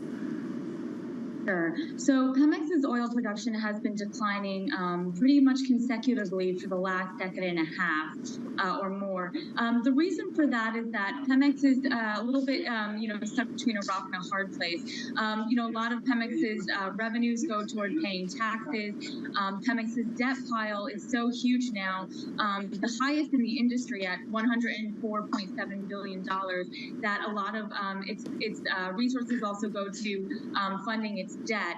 And so unfortunately, its operations, haven't really been able to revitalize over the years. And so fields that have been declining, they haven't been replenished. And so unfortunately, it's a bit of a vicious cycle whereby production continues to decline, which hurts revenue and then hurts production. All right, Amy, fantastic reporting. Really appreciate your time. That is Bloomberg's Amy Stillman. Still ahead on this program, Truist Financial joining the ranks of regional banks getting squeezed by higher interest rates. We'll speak to KBW's head of U.S. Bank Research about pressures seen in that industry. That's next. This is Bloomberg.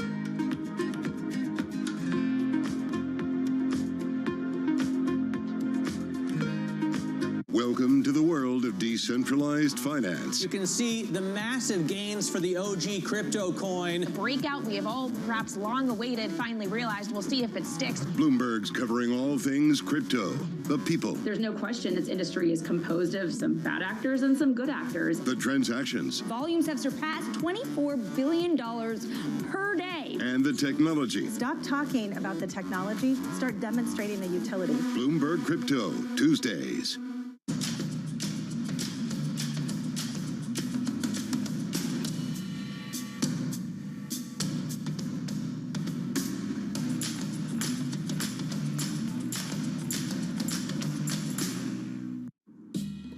Back in 1997, I was interested in the following question, which is, there are a bunch of the dinosaurs called sauropod dinosaurs, which had really long, skinny necks.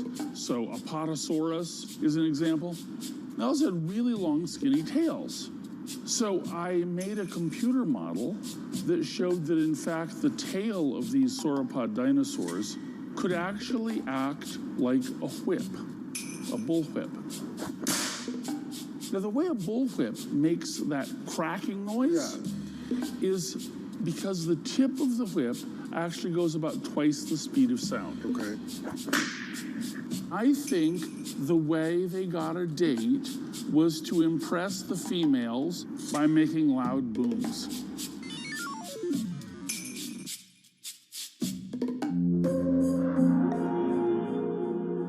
Three prime ministers, 4 chancellors, an energy crisis, and the soaring cost of living.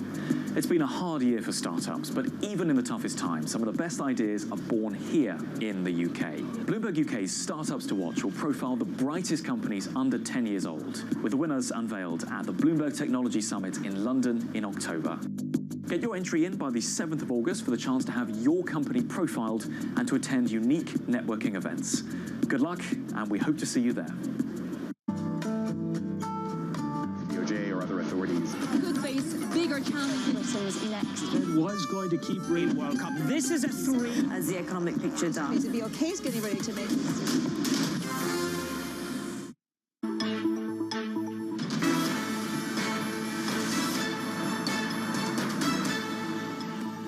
Time now for top calls, a look at some of the big movers on the back of analyst recommendations, and we start with Estee Lauder, downgraded to equal weight from overweight over at Barclays, coming after a cybersecurity incident earlier this week. Analysts now expect the beauty company to spend more resources beefing up its tech infrastructure, and that could pressure margins in the medium term. Shares down about 4.3%. Next up, we have Host Hotels raised to outperform over at Oppenheimer.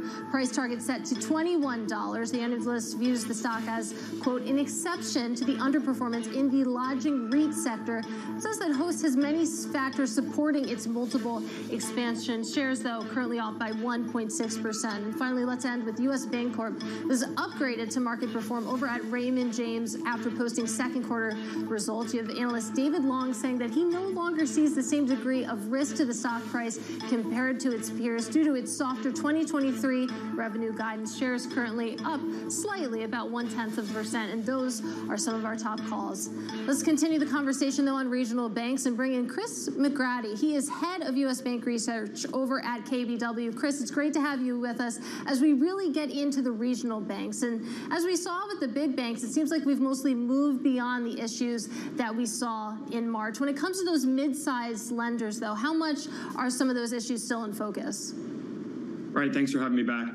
The issues are still in focus, right? The balance sheet was really the focus in March, given the stress we saw with SVB. As we've distanced ourselves from March, it's really more about the earnings power. And so earnings expectations have declined over the past several months. Margins are beginning to compress pretty notably. But the group is actually acting better. Part of it is technical. Part, I think, is expectations were really low. And Chris, speaking in broad brushstrokes, and you think about deposits and all the concerns that there were over deposits and banks being able to hold on to them, how much are these smaller lenders having to pay up to keep their deposits versus what we're seeing at some of the big banks? They're all paying up. I would say the bigger banks have more market share. They can set pricing a little bit better. But when the Fed moved as aggressively as they did, it woke a lot of people up. And so the marginal cost of a deposit is very, very similar to the marginal cost of a borrowing a short-term debt. So these are 4 or 5% money that's being needed to attract and retain customers. And so what we're seeing a recycling of the deposit base out of 0% cost deposits and into more expensive, and that's the reason why margins are pressing. Are golden deposits a thing of the past? I mean, they can't be found anymore, deposits that collect no interest and therefore are basically a bank's best friend? They are the jewel of a bank. They are more dear, and they're worth a lot more when rates are 5. Now, there is a certain level of operating account that a commercial borrower or a retail customer would maintain, but certainly the mix shift that's occurred over the past 9 months, there's room to go. We've done an analysis where we've estimated what the downside risk to earnings might be if the mix of deposits went back to 2004 when rates were 5%. We still think there's about 20% downside risk to earnings if that were to fully mean revert. Now, we may not get there, but I think that's what the math and the opportunities are today. Gotcha. You write in your note that fundamentals as opposed to fear should dictate relative stock performance with these earnings. I look at the fundamentals of something like PacWest, which has been very aggressive in selling assets to shrink its balance sheet, whether it's its real estate loan portfolio or consumer loans. Is it in a materially stronger financial position as a result? Right. In March, it was about just really staying afloat, right? The deposits were outflowing after First Republic and Silicon Valley. And so what the company had to do is they had to go into triage mode. They had to start selling assets to reduce the funding pressures and the burdens. And that's been largely successful. They've sold about 20% of their loan portfolio. Now it's cost them. Tangible book's going to be down close to 10% this quarter based on the marks. But the company is going to make it. We think the company's earnings power, however, is really going to be impaired, right? This is a company that historically has been a high mid-teen earner on return on equity. We think they're going to be closer to mid-single digit because of the crisis. And so what the company will have to do, and we'll hear this next week when they report, is they're going to have to address the expense base. And Chris, looking over your lineup of coverage of these regional banks, which names do you think are best positioned at this juncture? Sure. We saw a company, Western Alliance, yesterday. They reported a very strong quarter. Now, this is a company that we've talked about. They've been in the news over the past 3 or 4 months. They got caught up in a lot of the drama in March, but they've clearly distanced themselves from it. And the stock is back above tangible book, and the stock was trading at a fraction of book, as recently as March. Webster Bank, that reported this morning, they produced a very strong quarter, 17% return on equity at a 120 return on assets. That's a company that trades at 7 times earnings. There's the potential for a buyback down the road, and so that's a stock we like as well. Okay, so you like Western Alliance, you like the other name as well. What about names that you want to avoid, that you don't want to get near? I think we got to be careful, right? The systemic risk has for now subsided, and so what we want to own is we still want to own good balance sheets. Western Alliance is improving their balance sheet. Webster has a great balance sheet. A company like East West has a very good balance sheet. I think you want to be careful. The regional banks historically and traditionally have a lot of real estate. That's obviously an asset class that's slowing. There's pressure on credit from commercial real estate and office. So we want to avoid banks generally that have an outsized amount of credit from commercial real estate. Okay, so avoid the regional names that are exposed to commercial real estate, and you like Western Alliance and Webster. Chris, really appreciate your joining us today. Chris McGrady is over at KBW. Now, coming up, we're going to be joined by the CEO of Kenvue to discuss how the consumer-focused spinoff of Johnson & Johnson sees overall consumer spending post-pandemic. This is Bloomberg.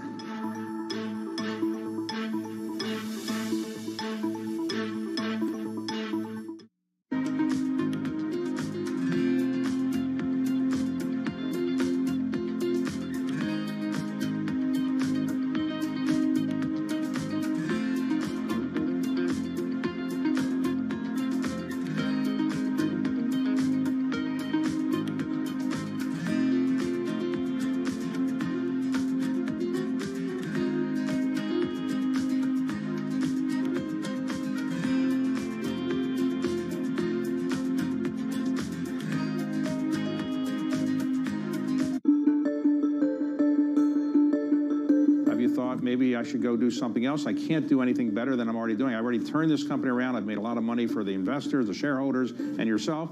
Are you happy doing this? You're going to do this for the foreseeable future? I'm going to do it for the foreseeable future. I love what I do, and the reality is we've accomplished a lot. As you described, we've made Blackstone a lot of money. We made our shareholders a lot of money. More importantly, we've grown the business, and we've been a huge engine of opportunity. If you think about all the jobs we've created around the world, all the communities we've made better places, all the ownership groups who we've helped grow their business, and having built a world-class culture, the opportunities we've created for upward mobility for people. And this business, I would still say, is like a coiled spring coming out of COVID particularly. So I feel like we just have more to do. My job's far from done.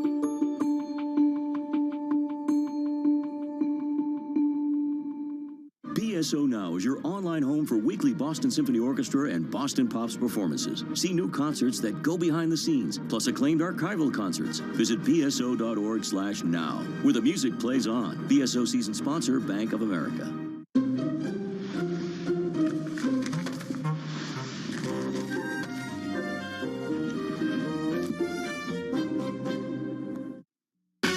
Season is here. Decent start to earnings season. We are heading into the meat of earnings season. Bloomberg breaks the numbers first. We have Bank America, we have Charles Schwab. Tesla, Netflix, you name it. They're heading in the right direction. A record quarter of revenue. With exclusive expert analysis. What do they have to deliver to justify the rally we have seen? Earnings are still going to be under pressure. Is there a divergence that's really important to draw here? The massive divide between Diamond and Fraser. Bloomberg Television and Radio. The fastest numbers and analysis you trust.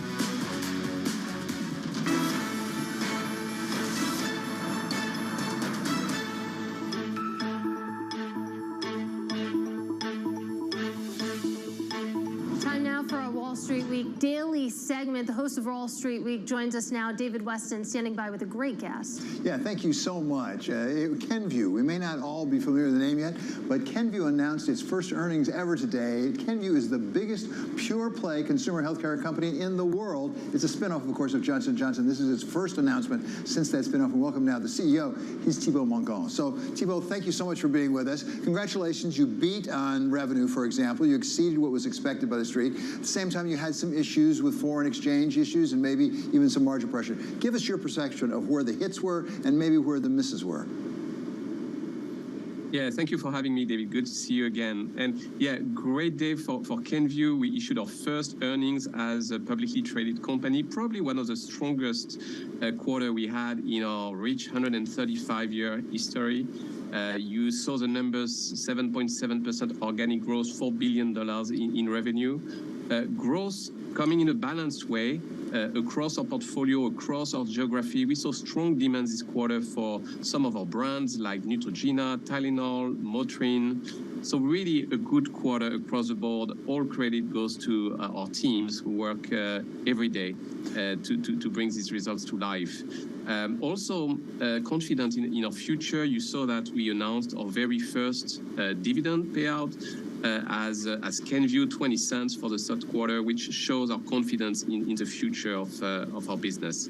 Bring us up to speed on supply chain issues. There have been issues for Kenvue as well as for other companies on supply chain. Where are you on getting that shored up? And have you done any, do you think, long-term damage in your relationships with some of the retailers? I don't think so. I'm very pleased with the progress we have made in our supply chain. We have invested in the capacity and resiliency of our supply chain, and as a result of that, our service levels have improved significantly in the back half of 22 and again in the first half of 2023. And you see that reflected in our results this quarter with strong demand and strong supply for our iconic brands. Where are you on margin? Controlling costs, which I know you always want to do. At the same time, sometimes you need to invest. For example, are you investing enough in advertising right now? Yeah, we continue to invest heavily behind our brands. In our investment, it's a combination of advertising, but also work with healthcare professionals and promotions with our retail partners. So it's an all-in algorithm to generate demand for our products, and we continue to invest in our brands heavily. And we see the benefit of this approach with a strong demand we saw again this quarter with brands like Tylenol, like Neutrogena, like Motrin. We are in the middle of the summer season. For example, we are very pleased with how we are doing with sun care. We are the market leader in the US with Neutrogena, and we see Neutrogena continue to gain share and consumers receiving very well our latest innovation in the sun care space, and dermatologists continuing to recommend Neutrogena as a #1 sun care best recommended product by dermatologists in the US. So really strong demand for our products. Thibaut, as I say, this is the first ever announcement of Kenvue as Kenvue of your earnings. No sooner did you get that announcement out than your former parent company, Johnson & Johnson, the CFO came out and said, you know, we're going to have a share exchange coming up, maybe quite quickly here. They own something like 89% of your company. Did that come as a surprise, and does that change your business? No, J&J has said all along that they intended to separate from Kenvue in 2023, so that was always part of the plan. What I can tell you is that we are fully ready to operate as an independent company. We have been operating as such since an IPO back in May. The IPO has released a ton of energy across the organization. The whole organization is focused on delivering for our consumers. That's reflected in our second quarter results, and that's what we intend to continue to deliver moving forward. Yeah, I must say, initially your stock took a hit, maybe down 10%. It came back a long way from where it took that hit after that first information out of Johnson & Johnson. Talk to us about China.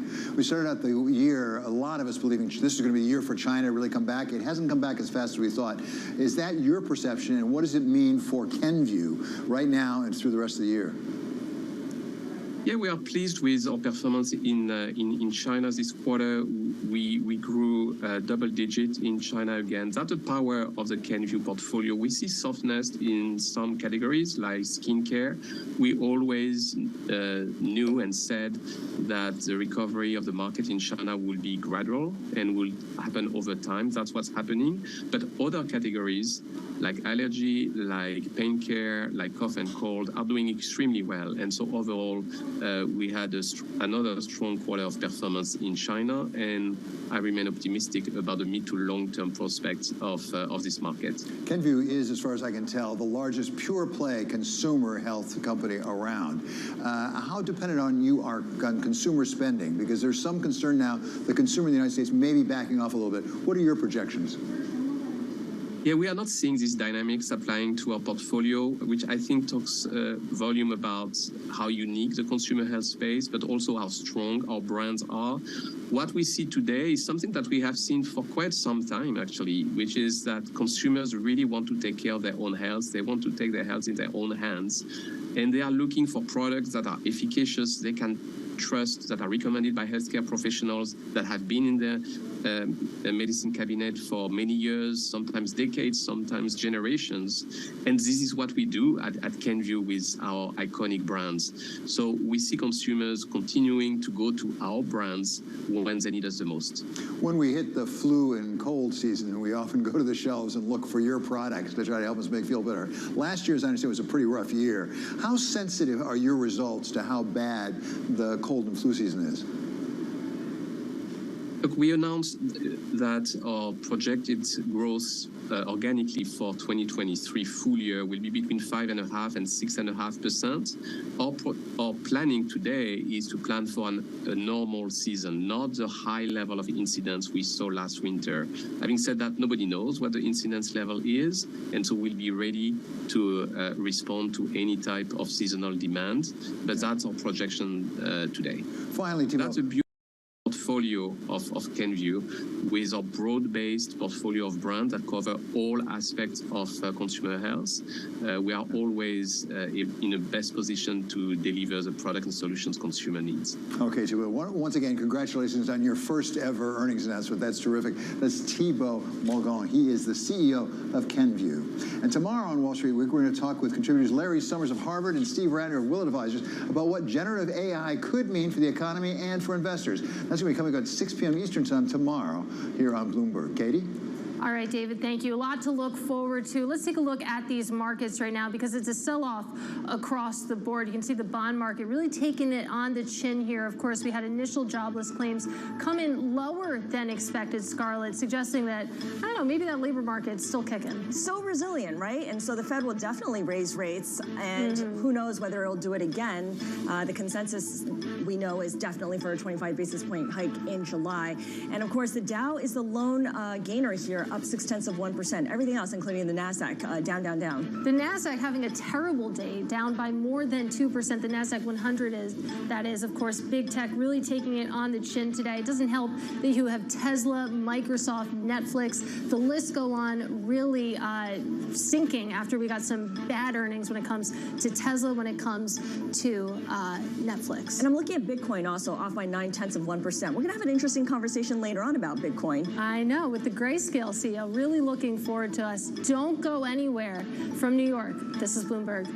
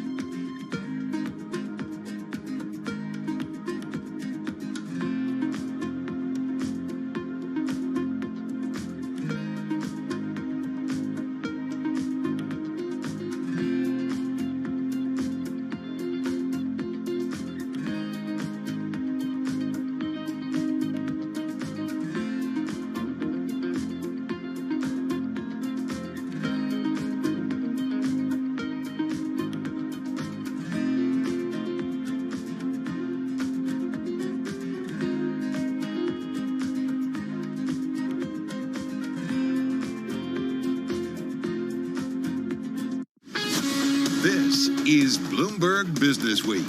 Insight from the reporters and editors who bring you America's most trusted business magazine. Plus, global business, finance, and tech news as it happens. Bloomberg Business Week with Carol Masser and Tim Stenevec on Bloomberg Radio. I know it's going to be a broadcast when Matt's like, hey, everybody, am I well lit? I'm very well lit in this position, and you can hear me better when the microphone is on. Well, today it might feel a little different because Matt is actually sitting next to me in our Bloomberg Interactive Broker Studio on YouTube, on Bloomberg Original. So if you're tuning in, you might see a little bit of a different shot. It's Thursday, July 20th. Good job. Thank 2 days you. in a row. Woo, check. I'm finally figuring it out here. Carol Masser, along with Matthew Miller. You know, he's in for Tim, who is on leave, but back very soon, in fact. Stocks down, treasuries down. We've got some earnings to get through. We've got some stronger labor data. You were just saying when you came to the I think studio. wheat prices is what initially freaked out the bond market because due to the war in Ukraine, we've seen a surge in wheat contracts, and as a result, everybody got worried about inflation and sold off treasuries. So the 10-year yield jumped up like 11 or 12 basis points, and that boosted the inversion of the curve. Dun, dun, dun. We're going to talk about that in just a moment. We're also going to, man, you had a great conversation with the CEO of Carvana. I definitely had a conversation with the CEO of Carvana. Oops. He missed a word there. Well, it seemed like he didn't really want to answer very many questions, but we will. The most important answer for him right now? I think the most important answer came from some questions that Carol fed me on the IB. So, halfway through, we finally got a headline. You actually, it was on your mind too, to be fair. But I was like, are you going to ask him? Come on. No, it's really, I thought it was a smart conversation. I feel like it's the company that everybody's talking about. Like, what is it fundamentally? Is it just a stock that people are having fun with? Anyway, we're going to hear about that. We're going to talk about Netflix and Tesla. Both are down. We know some of the reasons why. We're also going to get into the next big risk with our own Chanel Basic. Yeah, a couple of big risks. This is a series that she's been doing for a few years now, and it's really starting to get some momentum. So I think very interesting stuff. I love big voices on big topics, and that's exactly what she did.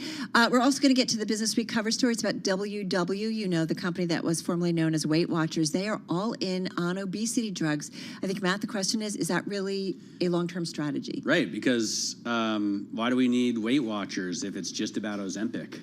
There's 100 other places I could get Ozempic. That's a big question. We're also going to talk barbecue. You like barbecue? Yes, as long as I'm not taking Ozempic. I like that connection there. Although if you eat a lot of barbecue, you might need to. Yeah, I do. All right, we have the CEO of Dickey's Barbecue Restaurants. Right now, though, countdown to the close. It starts right now. Countdown to the close. Bloomberg's comprehensive cross-platform coverage ahead of the U.S. market close starts right now. This is the countdown to the close. I'm Scarlett Fu here with Katie Greifeld. Romain Bostic is off for the day. I believe he might be celebrating something. Joining us now, right? Wait, what?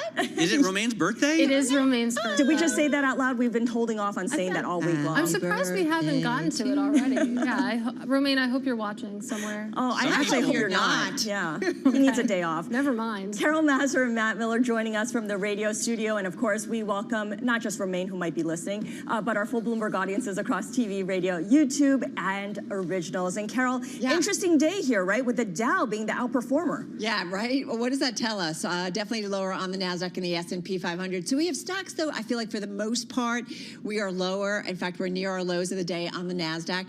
Also down in terms of the trade here are treasuries. And that's where I want to go, guys. The U.S. yield curve steepening today. And what you've got now is traders, basically the front of the curve, we see that selling off. And so you see investors and traders kind of maybe saying it's not just another rate increase at next week's meeting, but maybe at another meeting later in the year. And one of the reasons why I know Matt has some ideas, but you also had some strengthening of the labor market. Those weekly job lists, there's some nuances if you look at continuing claims, but nonetheless, that strength in the labor market continues here in the U.S. and wage pressures, Matt. So maybe that's one thing at play here. Yeah, well, I mean, I just had seen wheat contracts take off with with the war in Ukraine and Russians clamping down on exports. And I think that led to initially Treasury investors starting to freak out a little bit more about inflation. And that's when the sell-off seemed to hit and push us up. At one point, we were up 12 basis points. Early this morning, right? Yeah, on the 10-year yield. It still is, I think, adding a decent amount, maybe 10 or 11 basis points. And you don't see nearly as much addition in the short end of the curve. I think the 2 years up 7 basis points. And as a result, obviously, you get a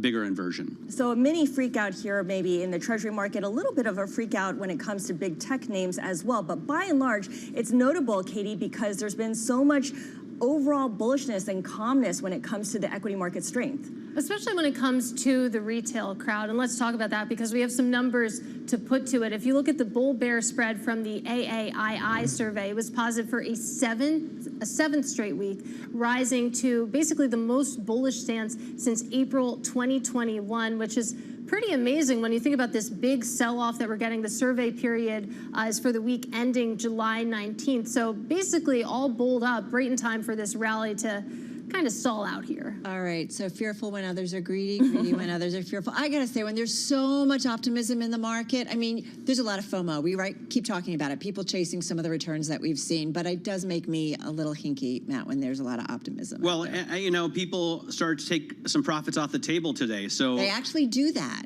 They do that occasionally. So, for example, yesterday, Carvana was up 1,100% year to date. And today, 1100%. Let's just 1100. Yeah. It's it's fallen a bit today.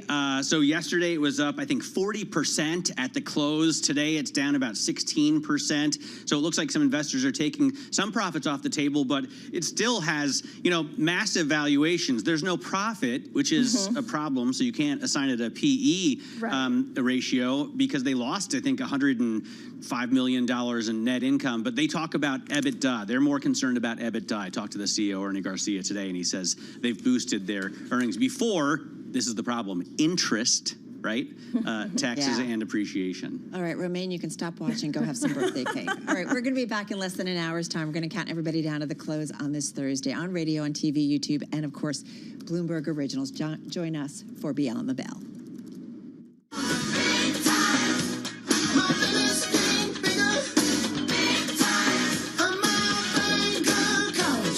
All right, she walks in the room and I get excited because she is just one of our rock stars around here. And I know we kind of say sometimes rock star a lot, but we really mean it with this one. Sonali Basak is in the house. She's a Bloomberg News Wall Street reporter. She's had quite a couple of weeks between bank earnings, interview with Morgan Stanley's James Gorman, and then tomorrow night, she has the next big risk. She also had a conversation with Blackstone's John Gray. I feel like you're superhuman. If there's one person for whom hustle culture isn't dead, it's Sonali Basak. No, it's really remarkable. And what's great is I feel like you get this wonderful big picture when you talk with these big names from different walks of the financial world about like kind of what's really going on. It's my favorite project of the year, beyond everything else, by a landslide. And it's because it's the simplest question in the world. It's what the money managers are hired to do. What is the next big risk? Because their business is the business of managing risks. Every time we do get different answers. This time around, Boaz Weinstein, he's a very famous credit manager here who is known for making money in turbulent times. He's worried about the next market sell-off, partially because of quantitative tightening. You have Ida Liu, the head of the global private bank at Citigroup. Right. She is, frankly, the first one in the 3 years of this project who has brought up geopolitical risks as an issue. Shocker. I mean, half of the I feel like the last year or so, easily 2 years, right? That it's been such a big part of our narrative. More surprising to me that every time I ask the question, this is the first time it was brought up in 3 years, even in the middle of a war. Yeah. So, you know, she brought up China tensions with the United States, and David Rubenstein, who is the co-founder of Carlyle Group, also a billionaire himself, had, you know, worked in Washington for a long time. He's worried about Bloomberg colleague. He does have 2 shows for Bloomberg, right? He also believes that inequality within the United States is a big issue, as well as among nations that have a lot of money and nations that do not have a lot of money, and the tension that is going to create in the world. Can we just run a little bit of the interview you did with Boaz Weinstein and what he had to say about the next big market plunge? Let's play it for everybody. the next time there's a serious sell-off, which is not just a 3-week affair, there are a number of aspects from the behavioral to also that the Fed is not your friend and in fact will not be able to come to the rescue of the market in the same way because of what's going on now. All right, that, of course, is Boaz Weinstein. But I love his picture, and I think that really plays to all of the money pumped into the economy, and then as rates have gone up, just that major reset on assets. Yeah, and we started with that, too, because, you know, on one hand, people are worried about a recession. It's not about a recession. It's about the market structure that's been created after so much easy money. The point he's making is there are a lot of investors that have entered the market that are buying products that didn't exist 10 years ago. They're buying junk bond funds in scale, ETFs in scale. And, you know, some of the things you're seeing them buy into, even private credit, which is trying to open to retail investors, they existed in a zero-rate world. And in a world where rates are much higher, and some of these companies are being charged 13% on their debt or more. It's a very different environment for them. Very different environment. And it's one that most investors are not used to, which is part of the reason he thinks a sell-off, should there be a significant one, would be exacerbated. We also have continued inflation concerns, or really, David Rubenstein told you, like, inflation is our only choice since the debt of this country has grown 32x since he was in the White House. Yeah, it's incredible because if you think about it, you know, with the Fed, we were talking about the monetary policy side of things. David not only talks about the monetary, which is, you know, controlling inflation through interest rates. What he's talking about here is the fiscal problem we've created for ourselves here. And, you know, he actually brought up an issue that Mohamed El-Erian had brought up in this project a while back, which is this idea that the American dream might be eroded. They both gave different reasons, but David Rubenstein's reason is in part because inequality would be exacerbated in an era where you have to only really inflate your way out of this $32 trillion debt problem. And guess what? Who's watching it now that the debt ceiling has been raised? Investors, large investors who worry about the long-term future of the United States. Are the only people paying attention to Potentially, that, really. I mean, yeah. But do you remember a time where I feel like we spent years that every conversation was about the debt load of the United States and concerns about it, and then it just kind of went away? Well, I mean, the idea here that the debt servicing costs for the United States are going to surpass the defense budget of the United States. Interest rates were low then. Interest rates are higher now, meaning the cost of debt is also higher. We're paying multiples more for our debt than we are for American healthcare, American education. Does that make sense? No. I think that every part of the aisle could agree. That's a massive cost. Essentially, in the things that we need to. Can we also go towards your interview with Jonathan Gray today? Yes. Talk to us a little What a day, by the way. Yeah. What a day to interview him. Superhuman. I mean, on the day that Blackstone's assets under management, I guess you would call it that in private equity case, more than $1 trillion. Yes. And I think CVC raised more than $26 billion for one fund. Apollo's on their way to that level, but so much cash. It's an incredible thing to say, oh, you know, Blackstone, instead of raising $25 billion, they're going to raise, you know, the low 20-some billion dollars instead for the corporate private equity fund. And that's spooky to, right? I mean, that's exactly what I said to Carol on the call this morning. That grip, right? Only in the low 20s. Yeah, you know, with Steve Schwarzman. Perspective, people. Yeah, exactly. And that's the thing about it. I mean, yes, if you have $200 billion of dry powder, which is money to spend at Blackstone, you know, that extra marginal $20 billion, I don't know. But, you know, John Gray's point that he's making is similar to all the banks, where he really feels like we're hitting a precipice here where things can start to come back. Deal activity can come back. They can start putting money to work. They can start selling assets. And that's how they make money, because the profitability did drop by almost 40%. And part of that is because of that muted deal making. Can we assume if they're raising more money or new funds that they are, though, finding places to put it work and they are finding exit strategies? Because I always wonder about the pressure that they're getting from investors to kind of put that money to work. Yeah. They're not finding exits. Or to exit, right? Yeah. Well, it's interesting. The FT had a really good point about Blackstone that over time, the best barometer to use of their returns really is above 15%. And so, you know, they've done well by being patient. You don't want to sell into a bad market either. But if you're not Blackstone and you don't, you know, have your pick of the crop with whoever you're hiring, apparently their acceptance rate is 0.003% now, 0.003%. You know, wait, say that again. 0.003% to get into Blackstone. That's how hard it is. 0.003% of all analyst applicants get in. It used to be 2 years ago, 0.4%. That's how hard it is to get a job at Blackstone now. But if you are other private equity firms, it could be difficult because you have to find money to get those deals to work. You have to find debt financing. If you do have money, you can do deals. Scott Kleinman at Apollo, when he was talking about, you know, how much money they're raising, said that they're one of the few firms that can play offense in this area. And he said our current pipeline of opportunities is about 3 times a year ago and growing. So I love it when Matt drops names. That is indeed the co-president of Apollo, one of the most longest-standing private equity executives in the world. But to the point also on private equity, that's kind of why a lot of these firms have broadened beyond private equity even. Apollo is much bigger in private credit. Blackstone is... They're massive in private credit, right? Massive. It's more of their business in private equity. And the point they make is there's only so much scale you could have in private equity because you don't want to raise so much money that you can't put it to work. That is, but to the point that you're making, they do have places to put it to work. You know, on the private market, Matt's obsessed, I'm obsessed with it. I just find it fascinating. You know, we go out to Milken, like it's all that anybody ever talks about. I feel like the last 2 years, it's just been about private lending.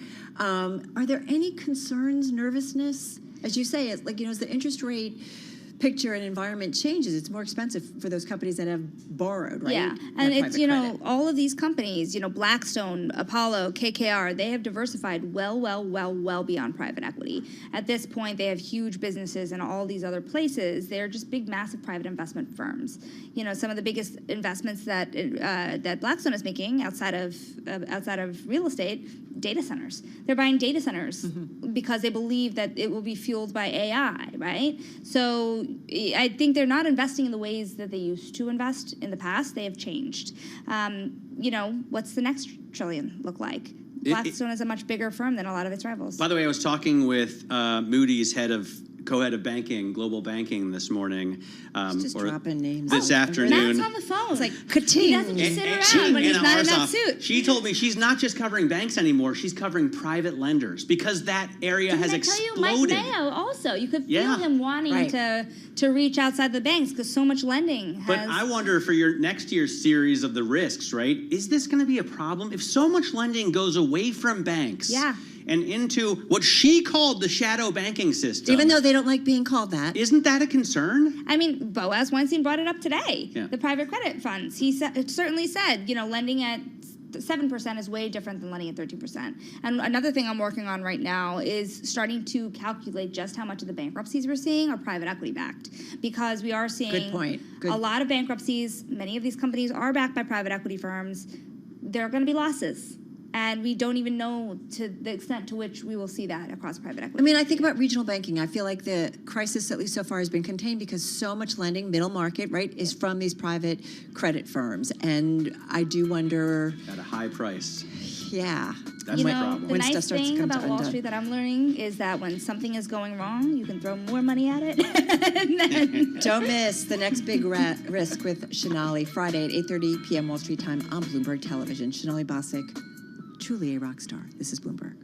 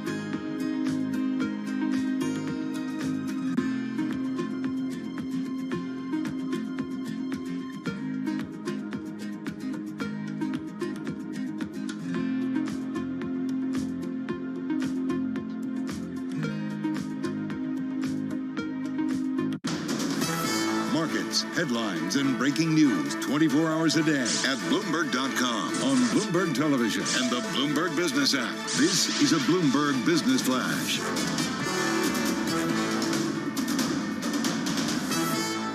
It's 3:21 on Wall Street. We do check markets all day long at Bloomberg. Lows of the day with 38 minutes to go ahead of the closing bell. Right to the numbers. The S&P now down 34 points at 45.31, a drop of 0.7%.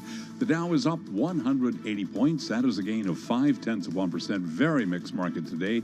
We've got NASDAQ down 315 points, a drop of 2.2%. The NASDAQ 100 index now down by 2.4%. 10-year yield, 3.84%, with a 2-year that's yielding 4.83%. Spot gold down $6 the ounce, little changed at $19.70. And West Texas Intermediate crude up right now by 37 cents a barrel, 75.63 on WTI. Stocks and treasuries fell as investors digested a round of disappointing tech earnings and fresh signs of labor market resiliency that could support another hike in interest rates later on this year. Among those tech names, we do have Netflix now down by 8.8%. Tesla shares lower by 10.1%. Bottom line, mixed markets, S&P lower. Lori Calvasina is head of U.S. equity strategy at RBC Capital Markets, and she says the S&P 500 could climb to 4,700 by the end of the year. I do think we have other problems brewing in terms of sentiment, but if you're just thinking about kind of moderating inflation and the impact that can have on multiples, we're kind of trading about where we deserve to be, and you can make the argument that we could go a little bit higher as well. And you can hear more of that conversation on the Bloomberg Markets podcast. You can download it wherever you get your podcasts. Blackstone, as we were just discussing, has become the first private equity firm to manage $1 trillion, an accomplishment tempered by a deal-making slump that weighed on second quarter results. Again, Blackstone shares, they're down 0.8%. Recapping stocks trading mix, the Dow higher, S&P down 0.8%. I'm Charlie Pelleton. That is a Bloomberg Business Flash. All right, Charlie, thank you so much. Charlie, going over the market, and among those stories on his radar, on our radar, include some news that crossed the Bloomberg about 60 minutes ago about the FTC pausing the trial involving Microsoft's purchase of Activision, making way for settlement talks. And then we have investors kind of tuning out of Netflix today. Stock is down right now just under 9%, down more than 9% at its lows, but it's on track for possibly their worst drop this year, despite a net add of customers more than double estimates. It's all, I guess, about the outlook. So let's get into it. Let's see what Tom Giles has to say. He's Bloomberg Technology Editor, and he is in our San Francisco bureau. Tom, thank you for joining us. Thanks for having me. It's great to have you. Matt and I are looking over it. The outlook, it's a little bit of a miss. I mean, they're still going to do a pretty hefty number. Help us walk through the Netflix story. Yeah, there was a lot of reason for optimism in the numbers yesterday. As you said, the net adds and subscribers increased. They started cracking down on use of sharing passwords, and the expectation was that that was going to turn off customers. Turns out that it brought in more subscribers than we thought. But what Netflix said is that it's going to take some time for this crackdown to really take effect. Their sales is going to accelerate in the current quarter, but not quite as much as analysts had been expecting. Netflix has been cutting prices in emerging markets, markets where incomes are a little lower. That's one thing. They had some foreign exchange headwinds. Those are weighing on sales growth. But Netflix is doing the right things to get things back on track. There's the password sharing. They've also done away with an ad-free tier, pushing people to either go up to a more expensive ad-free tier or go lower to one that's actually paid for with ads. So one way or another, those are mechanisms for Netflix to get higher revenue. The customer ad was insane, right? We were looking for them to add 2.07 million customers, and they added 5.89 million. How could a good analyst miss by that much? Don't you do any channel checks? It's pretty amazing. And they seem to have, at least this is a consensus I get, Tom, from talking to analysts that cover the company, they seem to be very well prepared for this SAG-AFTRA strike, at least compared to their rivals. They have a lot in the can already. A lot of stuff is already in the editing room. So they have content in case this drags on. How much do investors care about that? Some of the most watched stream shows are coming from Netflix. Netflix has done a really good job of bringing in variety. They've got global agreements that bring in shows from all over the world. They've got something for everybody. When they were asked specifically about the impact of the strike, they were pretty mum. But we do know that free cash flow is going to increase. They're going to have a lot more this year, but that'll take a hit, presumably next year, once we get past this strike. Tom, how do you think about Netflix against some of the other streaming services that are out there, whether it's from Disney, whether it's from Amazon, whether it's from Warner? I mean, there's so many out there. It's pretty overwhelming. Absolutely. I can't watch even a fraction of it anymore. How do you think more broadly about the streaming picture and whether or not we start to see some fallout, some consolidation, or what have you, and who comes out on top? Yeah, well, Netflix is really well positioned, again, for the reasons that we've been talking about, this idea of them having such a broad base of content, being the place that people want to go, need to go, shows that are the new must-watch, must-see TV. A lot of it's happening on Netflix. The other thing that they have working to their advantage is basically they're willing to pay for the content. It's a big part of their business model, and it's one that investors have gotten behind. I think what this strike is showing is that we're seeing the limits of this big boom in TV and streaming, and so you're going to see some winnowing, winners from losers. The smart money from analysts we talk to is on Netflix. We heard from Laura Martin recently about players in streaming likely never going to make any money, and they need to get bought by big behemoths like Apple or Microsoft or Amazon. Obviously, already has its own business there. But is there any talk of consolidation surrounding Netflix? Because they seem like they're in a pretty good place in terms of adding subscribers, even if they only expect $8.52 billion in revenue this quarter compared to the $8.67 billion in estimates. That's still a lot of money. You're not hearing a lot about Netflix getting involved in the acquisitions, but you're right in that there's probably going to be some consolidation and people rethinking what their streaming strategy is going to be and how important that is going to be vis-a-vis their existing traditional production and distribution models. All right. So, okay. I think about investors who have watched Netflix, right? What a run that they've had certainly this year. 62%. That's a huge increase. It's hard to keep that momentum up. It's pretty good, Tom. I actually interviewed the CEO of Carvana earlier. He's up 900% this year. Yeah, but let's talk fundamentals, Matt. Let's talk fundamentals. So how do you think about it as, you oversee a team here at Bloomberg? What needs to be kind of the stories that we think about when it comes to Netflix? And I even think about our audience, the investor audience, what they need to kind of be keeping on their radar when it comes to this company. Think about what they're doing in terms of that crackdown. That's ultimately investor friendly. And so far, we've seen it having a much better impact than many people had thought. So that's one thing to think about. The other thing to think about is that investment. Once we get through this strike, what does Netflix do with the money that they're just going to be sitting on for the time being? A lot of dry powder. Where do they put that? And they have demonstrated an ability to find the shows that people want to watch. I got to ask about Microsoft because we heard this just about an hour and a half ago. We got this story that the FTC is going to pause the in-house trial. Basically, seems like they're giving up or at least allowing room for a settlement here. How much more likely does this make an acquisition of Activision by Microsoft, one of its biggest acquisitions ever?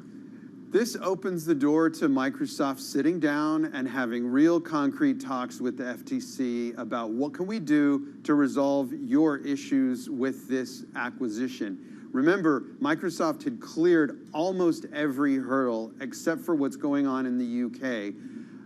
The expectation is very much that Microsoft is going to find a way to get this done, even if they have to pause some certain operations, hive them off, or otherwise cut some different deals in the UK. There's widespread expectation that Microsoft is going to get this done. And remember, it's a big move for them in mobile gaming, which is the direction that a lot of people want to go when it comes to gaming. That positions them really well. They've got the console business, and now they're also going to have a really strong mobile business, and then all the titles that come with Activision Blizzard. All right, I'm looking at shares of Microsoft down about 2.5% in today's session. They've been a little bit lower, though, throughout the day, and you've got Activision flat. Hey, Tom Giles, thank you, as always. Tom Giles is executive editor at Bloomberg Technology, joining us from our San Francisco bureau, talking all things tech, Netflix, yeah, and covering it Microsoft. globally. Tom, you guys are very busy for August, right? There's so much going on. What's up with that? Doesn't everybody go on vacation? I would have expected that. I think we lost him. But yeah, they've got, even outside of earnings, there's just so many stories for them to follow. It's the kind of nonstop. I said to somebody, it's since the GFC, the Great Financial Crisis, we used to have quiet summers, and since then, not the case. All right, let's get a check on world and national news. She, too, is busy. Denise Pellegrini in our Bloomberg newsroom. Hey, Denise. Yeah, we do have a lot going on, and let's start with President Biden promising not to let up until Alabama Republican Senator Tommy Tuberville of Alabama stops holding up Biden administration military promotions. I'm glad the senator's coming around on the infrastructure law, but I'm not going to let up until he comes around in the critical military nominations as well. And Biden speaking in Philadelphia, more than 250 nominations are currently being blocked by Tuberville, who says he is protesting Pentagon policy that covers service members' travel costs if they're seeking abortions in states where it's restricted. New poll finds 3 in 10 voters are open to alternative tickets to the parties of President Joe Biden and former President Donald Trump, but only 16% guys would consider backing a third-party ticket led by West Virginia Senator Joe Manchin, and that is according to a Monmouth poll. Latest Powerball billionaire is a winner twice over, and that all comes down to location. Bloomberg's Nathan Hager explains. The single winning ticket for that nearly $1.1 billion Powerball prize was sold at the Las Palmitas Mini Market in Los Angeles, California. And it just so happens California is one of the few states that doesn't tax the lottery. Now, all lottery winnings are subject to a 37% federal income tax. But had that ticket been sold in New York, there would have been a 10.9% state tax on top of that, plus another 3.9% in New York City. The biggest ever Powerball jackpot was $2 billion back in November. Someone in California won that prize as well. In Washington, I'm Nathan Hager, Bloomberg Radio. All right, thank you, Nathan. And Governor Ned Lamont has just signed legislation that requires students to complete a half-credit course in personal finance management in Connecticut. And live from the British Open at the Royal Liverpool Golf Club, we got a couple leaders, Christo Lembrecht and Tommy Fleetwood. Global News 24 hours a day, powered by more than 2,700 journalists and analysts.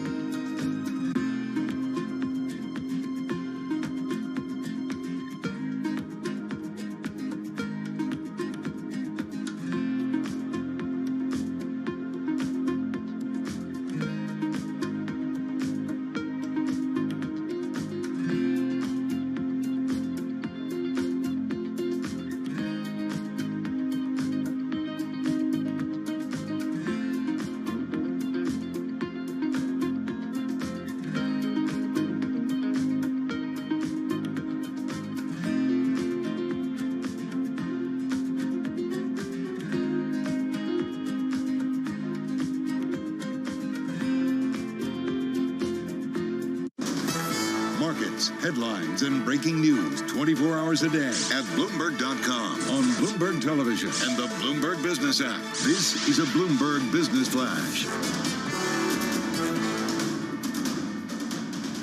It's 3:40 on Wall Street. We do check markets all day long at Bloomberg. A decidedly mixed market. The Dow higher, NASDAQ lower, S&P bouncing off the bottom, also in the red. Let's head right over to the first word breaking news desk for today's afternoon call. Here he is, Bill Maloney. And good afternoon, Charlie. That's right. U.S. stocks trading mixed amid earnings-related losses in Netflix and Tesla. Dow is trading higher by 156 points. S&P's dropped 32, and NASDAQ is lower by 288 points. The U.S. 10-year yield at 3.85%. Gold is down. Oil's trading higher. And Bitcoin is lower by 0.8%. Of the main 11 S&P sectors, leaders were healthcare and utilities. Consumer discretionary and telecom led to the downside. And leaders to the upside in the Dow, J&J and Goldman Sachs. Note that J&J is having its best day since 2020 after earnings, while Intel fell 3% and led to the downside. In deal news, KKR nears a deal for specialty chemicals maker Chase, and after earnings, Discover Financial plunged 16%. Tesla was down by 10%, and Netflix fell 9%. Wrapping things up, Capital One, CSX, and Intuitive Surgical all report after the bell. Live from the first breaking news desk, I'm Bill Maloney. Charlie? All right, we thank you very much, Bill Maloney. And to hear live breaking news over your Bloomberg, type Squawk, SQUA, on your Bloomberg terminal. I'm Charlie Pelleton. That is a Bloomberg Business Flash. I'm driving in my car. I turn on the radio. How about you let me drive? Oh, no. Who's gonna drive you home? Honey, please, I'll do the driving. Drive on. Excuse me, I want to drive. It's the question that drives us. This is the Drive to the Close. That funky music will drive us till the dawn. On Bloomberg Radio. All right, just about 18 minutes left in today's trading session, getting ready to wrap up the Thursday trade. I got the date right again. Let's get to it. Carol Massar along with Matthew Miller here in our Bloomberg Interactive Broker When you get Studio. the day right, everything else just falls into place after that. Look at how well that looks. That's so nice. Yeah, I get why I don't normally sit in this seat. There's a lot of light behind my head. I don't know, you almost look angelic. Not. All right, let's get to it, and let's talk about the equity trade and the Treasury trade, because we definitely have seen stocks lower, Treasuries move lower, changes, although the yield curve kind of bouncing around a little bit, as it usually does, feels like. John Borenko is Chief Investment Officer of Fundamental Investments at Allspring Global Investments, on the phone from Menominee Falls, Wisconsin. John, welcome. Nice to have you here. It does seem like fundamentally, if we can focus on that, and we're trying to do that as we are in the midst of earnings season, that it's a good way to kind of get an idea of where the markets go. When you look fundamentally at the markets, how do you see it? Well, first, Carol and Matt, thanks for inviting me. It's great to be here. I think the markets really have given us a lesson from the past year, that they're really more resilient to inflationary pressures and rising rates than we expected, and that's largely a function of all the different stimulus programs that led up to this year relative to COVID.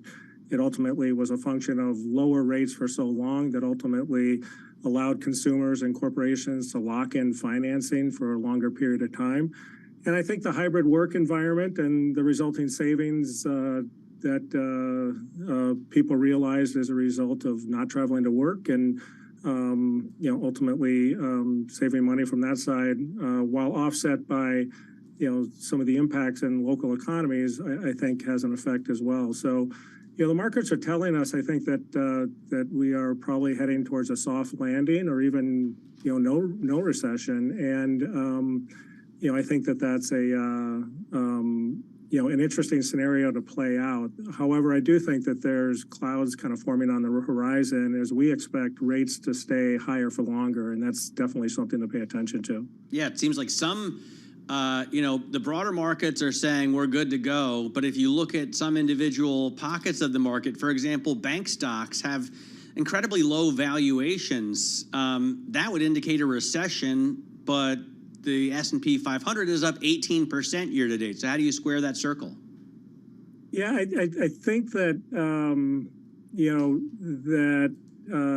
you certainly have kind of a bifurcation of companies that have really kind of been well positioned going into this cycle. Companies that are generating high free cash flow, companies that have, are not reliant on the cost of capital to fund their businesses, companies that have great growth prospects. And so, as you look at the indices, many of the stock indices are driven by companies with that profile.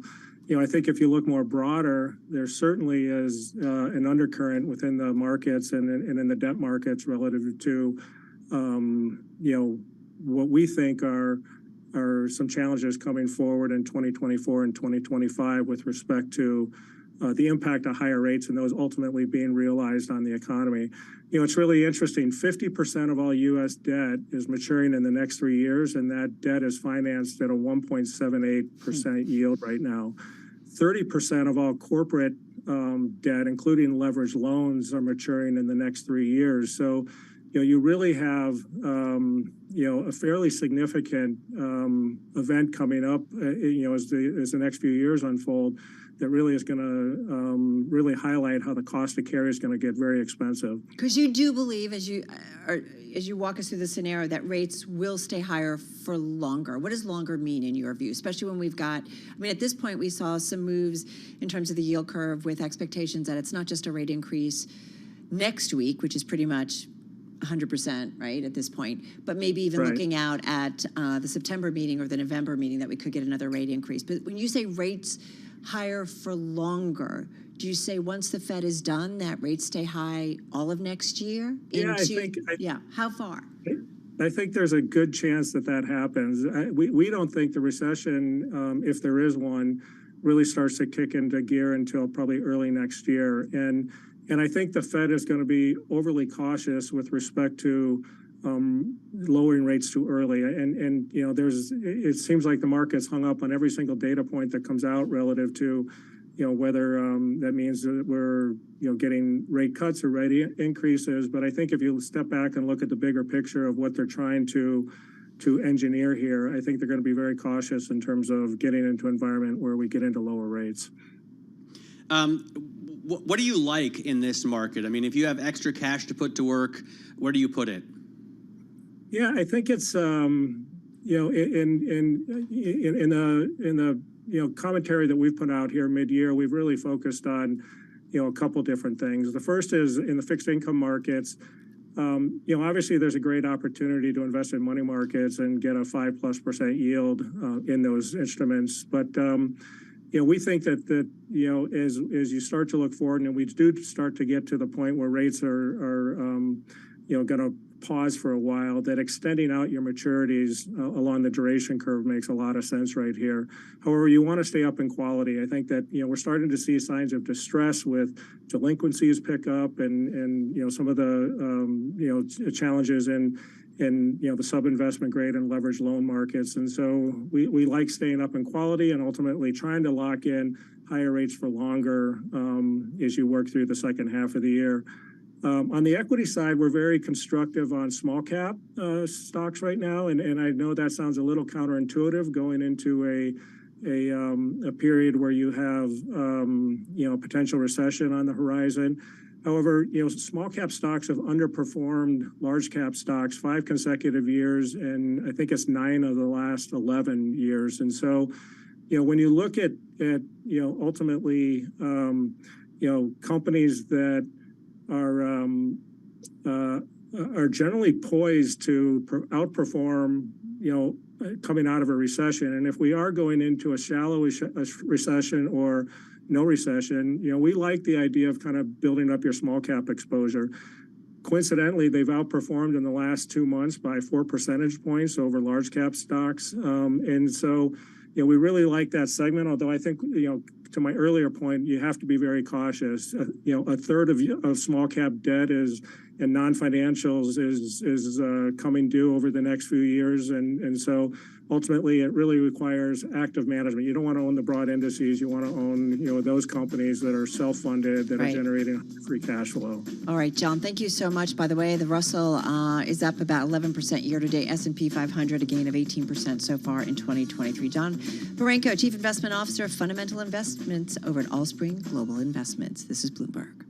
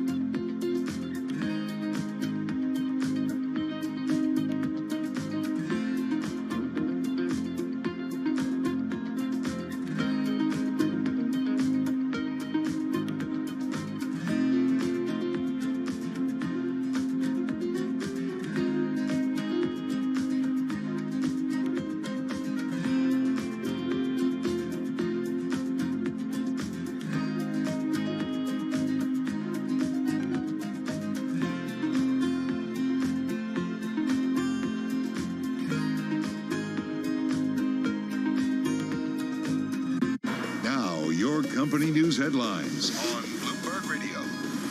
From Bloomberg World Headquarters, I'm Charlie Pellet. Sources tell Bloomberg the Federal Trade Commission is poised to pause its in-house trial against Microsoft's $69 billion acquisition of Activision Blizzard, opening the door to potential settlement talks. Microsoft shares down 2.2%, Activision Blizzard unchanged. Johnson & Johnson is raising its 2023 earnings outlook after its medical devices unit outpaced expectations amid a comeback in procedures that were put off during the pandemic.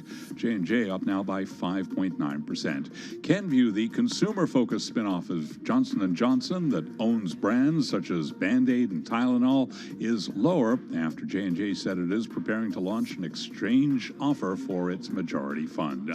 Tesla shares lower after the carmaker warned of more hits to its already shrinking profitability.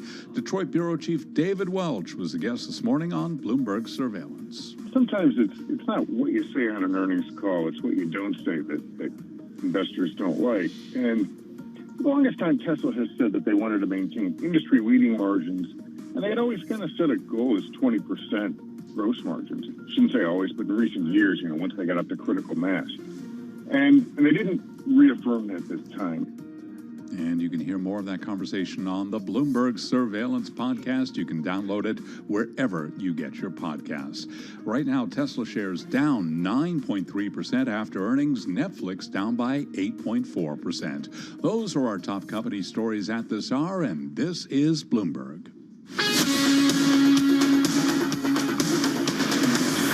You're listening to Bloomberg Business Week with Carol Messer and Tim Stenevec on Bloomberg Radio. All right, everybody, just about 45 minutes left of today's trading session. Oh, man, it's a little bit of a, I can't even say wacky Wednesday because it's not. You know what? Thursday. Here's the thing. We had so much news yesterday, and today in markets, we're feeling the reverberations of what happened yesterday. Well, a lot of stuff happened late yesterday, right? Yeah. In terms of earnings and Exactly. stuff, so on and so forth. Can we just go to some of the stuff that's going on with temperatures around the country? Because all I know is I left here, I walked for a little bit. I like walking after I've been working for a full day. Got on the subway, man. I almost passed out. It was so hot. Not to mention the haze and the air quality Phoenix. here. In Phoenix, it's been more than 110 degrees for 20 days in a row. I have family in Phoenix, yeah. I think Well, the they're family living that you the have in AC. Phoenix is probably either hot or inside. They're living in AC or in a pool. Death Valley, temperatures were so extreme this week that a medical helicopter was unable to respond to the scene, unfortunately, when a 71-year-old man was dying because it was just too hot. I guess they couldn't, I don't know. You can't fly called when Death Valley. Well, no, but the higher temperatures, Definitely the hot don't go air to Death Valley. is less dense, and so it makes it difficult for the helicopter's engine. I'm going to say... So they couldn't actually... But it's not a good time to go to a place called Death Valley right now. Yeah, I mean... In general, right? It's always called Death Valley. Yeah, I know, but you got to be wary of a place like that. It has that name for a reason. 121. I know. All right, I get it. Like, don't do it, right? Yeah. Can we talk about Miami? Miami is also very hot. Very hot. And so some of the workers that work outside, they've got to take water shade breaks. They've just got to get in from Yeah, I the heard outside. a great piece on the BBC a couple weeks ago about Texas construction workers that had to do stuff outside when they couldn't do their jobs at night because they try and do as much as they can at night. Because it's cooler. Yep. If they had to work during the day, they would take turns spraying each other down with hoses. I get it. And I just thought also, for a lot of people, that would be quite an appealing sight. A bunch of construction workers just spraying each other down. For like what kind of people? They could have a calendar. Are you saying like women? I don't know, people who are into that. Not necessarily only women. So when they're like... It's the 90s, Carol. You could be into whatever you're into. So slow down. Like you're going to slow down because you're going to get a show. Yeah. All right. It's not funny. It's very hot. It's very serious. Stay inside. Drink water. Don't go to Death Valley because it's probably not a good thing. All right, guys, just a few minutes left in today's trading session. Beyond the Bell, we're talking about the markets. We're going to wrap it all up for you. Beyond the Bell starts right now.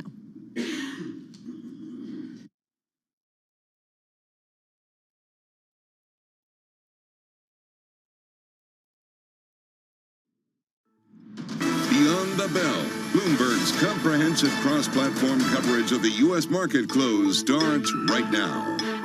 About 2 minutes away from the end of the trading day, Katie Greifeld and Scarlett Fu counting it down to the closing bell, here to help take us beyond the bell. We have a global simulcast joined now by Carol Master and, of course, Matt Miller, bringing together all of our audiences across television, radio, and YouTube as we look past a day that's really been pretty ugly, at least on the benchmark level. Yeah, no, that's a really good point, right? What are we looking at?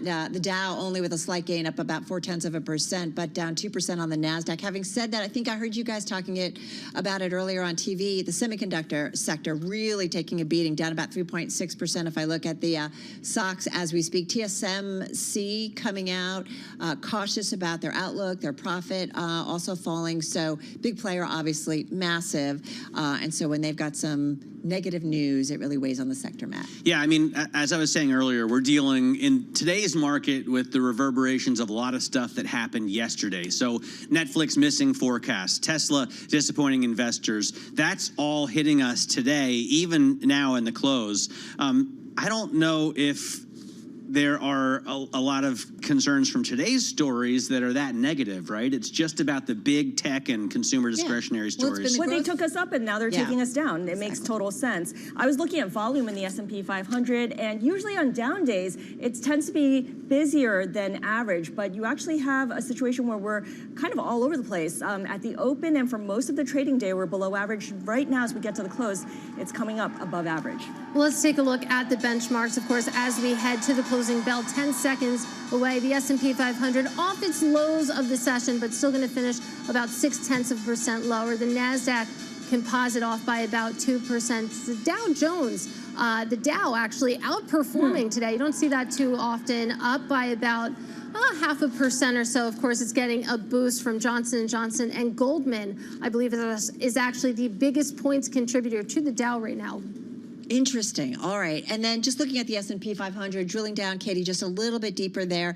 282 to the upside in terms of names gaining in the S&P 500 today. Matt, just about 217 to the downside. So kind of almost an even split, maybe a little bit of a greener slant. Exactly. And you see, I think, that interpretation pretty well if you break down the S&P by eco sectors. Utilities, healthcare, energy are the big gainers. A very defensive play there with investors buying those kind of stocks. I think Johnny John is the biggest point addition to the S&P 500. And then in terms of the biggest losers, you have consumer discretionary down. That's Tesla, I believe, is a consumer discretionary. Yes. Communication services is down. That's Netflix, right? IT is down. So you have the growthier parts of the index falling with defensives rising. Do people actually call it GNJ? That's funny. Johnny John. Yeah, I guess they do. All right, let's get to CSX. Their earnings crossing the Bloomberg terminal, and we're looking at a second quarter EPS of 49 cents a share, bang in line with what the street was expecting. Second quarter revenue, let's go to the top line, 3.7 billion. Light, but let's call it pretty much what the street was expecting. They were looking for 3.73 billion. Second quarter operating income, that looks like it's a little bit light, 1.48 billion. Estimate was for 1.5 billion. And a quick check on what CSX is doing in the after hours. I'm pulling it up on my Bloomberg. While you do, let's take down the notable gainers screen, because American Airlines is not a notable gainer. It's off 6.25%. It was up earlier, right? Oh.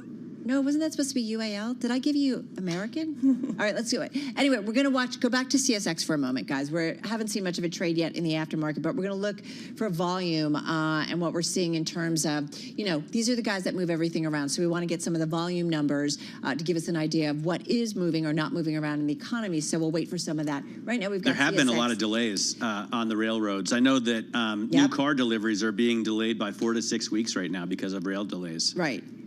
All right, so let's get to some of the individual gainers in today's session. So let's go back there. CSX right now unchanged, so we'll continue to watch that. Operating ratio, 59.9%. That's pretty much what the street was expecting. All right, let's go to the individual gainers. Thank you. United Airlines up 3% here, top earlier in the S&P 500. The company rallying as it raised the low end of its profit forecast for the year.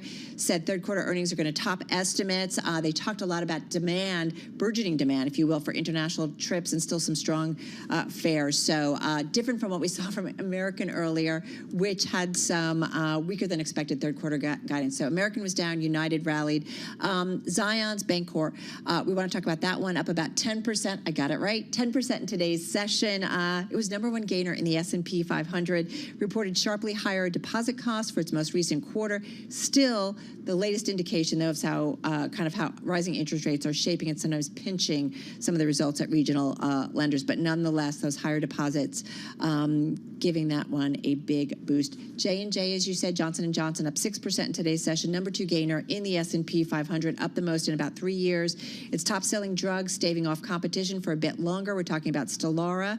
And then it also raised its outlook for the year. That drug alone, a fifth of the total drug sales in the second quarter, so it's an important one. All right, let's take a look at the decliners, which, as you might imagine, is heavily leaning towards tech. You have TSMC, these are the ADRs, losing more than 5% because after the close of Asian trading, TSMC cut its annual revenue outlook again. This is actually the third time this cycle, also delaying the start of production at its highly anticipated plant in Arizona until 2025. As a result, the SOX index and all its members are lower. You also are looking at a 7% drop in Truist. The regional lender reported second quarter results that were largely in line with analyst estimates, but it did revise down its full year revenue forecast and now only sees revenue up 1% to 2% versus an earlier estimate of 3%. And Tesla and Netflix were the two biggest losers in the NASDAQ 100. We have Tesla, of course, expected to see its gross margin stay under pressure as it will likely continue to lower prices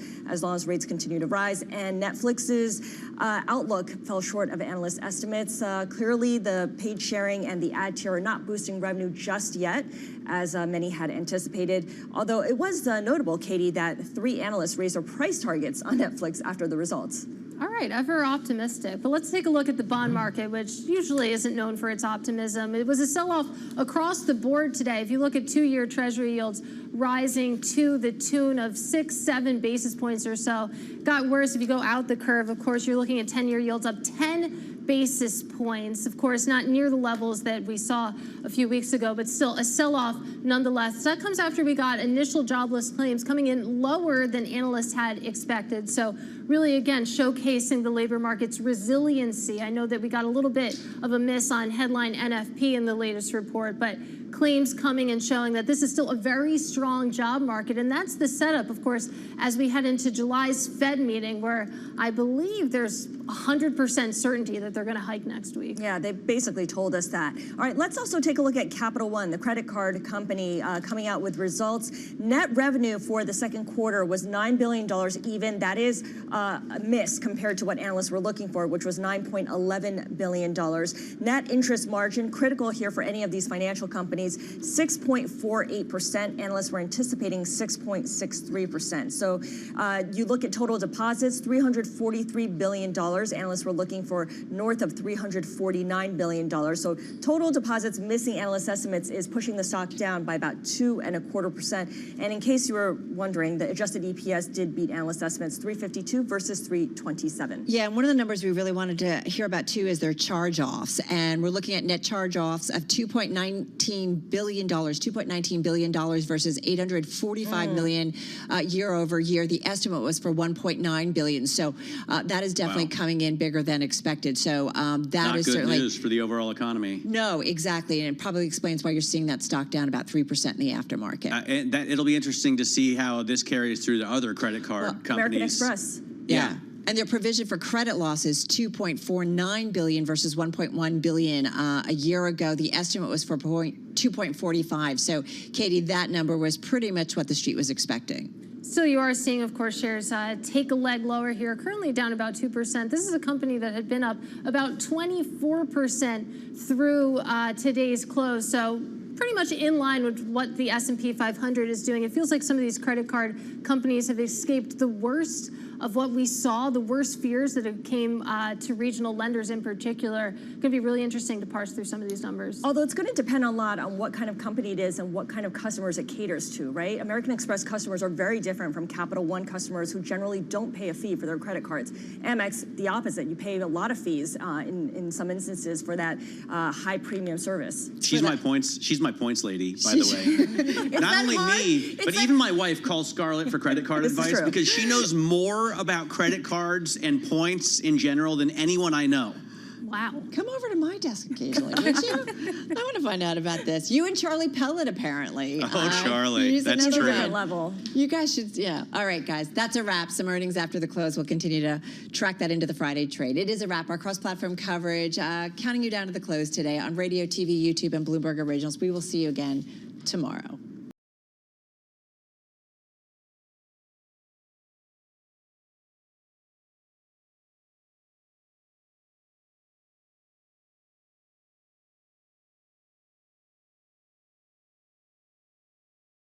Stratospheric, if you will, right? In terms of the move to the upside. Yeah, it closed up 40% yesterday. Just a normal day. 1,000% year to date. So, and it's massively profitable. No, they don't make a net profit, but they talk a lot about their EBITDA growth, which is, as David Welch points out, it's kind of silly to mention EBITDA when your interest expenses are the big problem. Exactly. Good point. Well, so you had an interview today. Yeah, I spoke with the CEO of Carvana, Ernie Garcia, after he clinched a really important deal that's going to reduce interest expenses by $430 million a year in the next 2 years and reduce their total outstanding debt by $1.2 billion. Listen to what he had to say.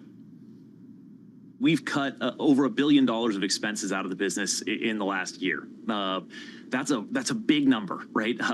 And we continue to pull the expenses out. We cut over 100 million out in Q1. We cut another 20 million of expenses out in Q2. So we've got a lot of levers. We'll keep pulling that down. We've also been driving our GPU up.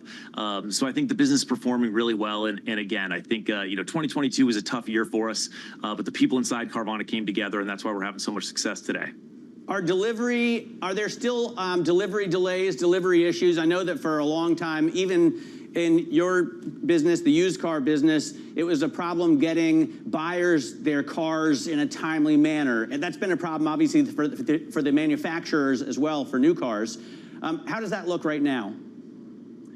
No, I think inside of our business, there's kind of two major steps. One step is getting the car from the point where you purchase it to our inspection centers, where we put about $1,000 of parts and labor into every car to prepare it for the buyer who will ultimately buy it. And then there's our delivery to that customer. When they go to our website, they buy it online, and then we deliver it to their door. And we've actually been speeding those timelines up. Recently, we've been testing same-day delivery, which is pretty remarkable. We had one customer in Phoenix the other day that actually got a car delivered in 1 hour and 59 minutes after placing the order, which is pretty remarkable. So, we're trying to give customers a huge selection with our online model, and then build all of our operations and processes in a way that allow them to not only have that huge selection, but also get the car very quickly. And I think that's something we're very proud of. How much do you expect buyers to embrace the online-only model? I mean, a lot of people want to go into a dealership, kick the tires, look under the hood, or they have in the past. How much do you see that changing? For example, in terms of a percentage of all sales, where do you expect it to go?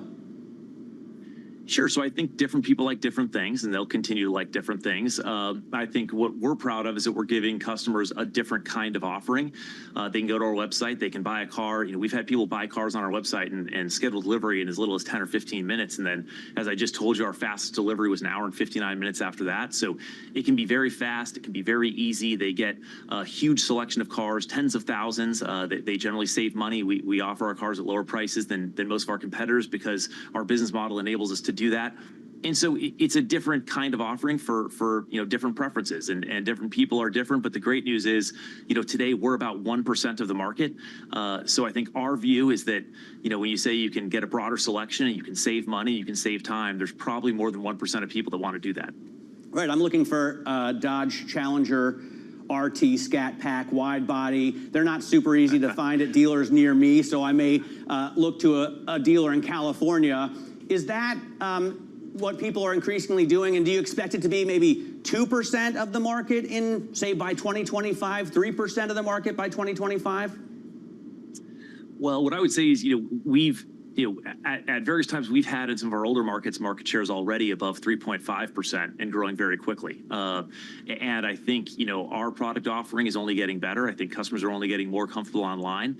And so I think our view would be, much larger than that over time. We'll have to see exactly where it goes, but I think, again, the benefits are not being online. Online is something that enables customers to save money, to save time, and to have a huge selection, so we're more likely to find that scat back for you. So I think that's what customers are really looking for, and we're trying to provide it. You've had to pull back by your inventory, I see from our reporting, by more than 50%.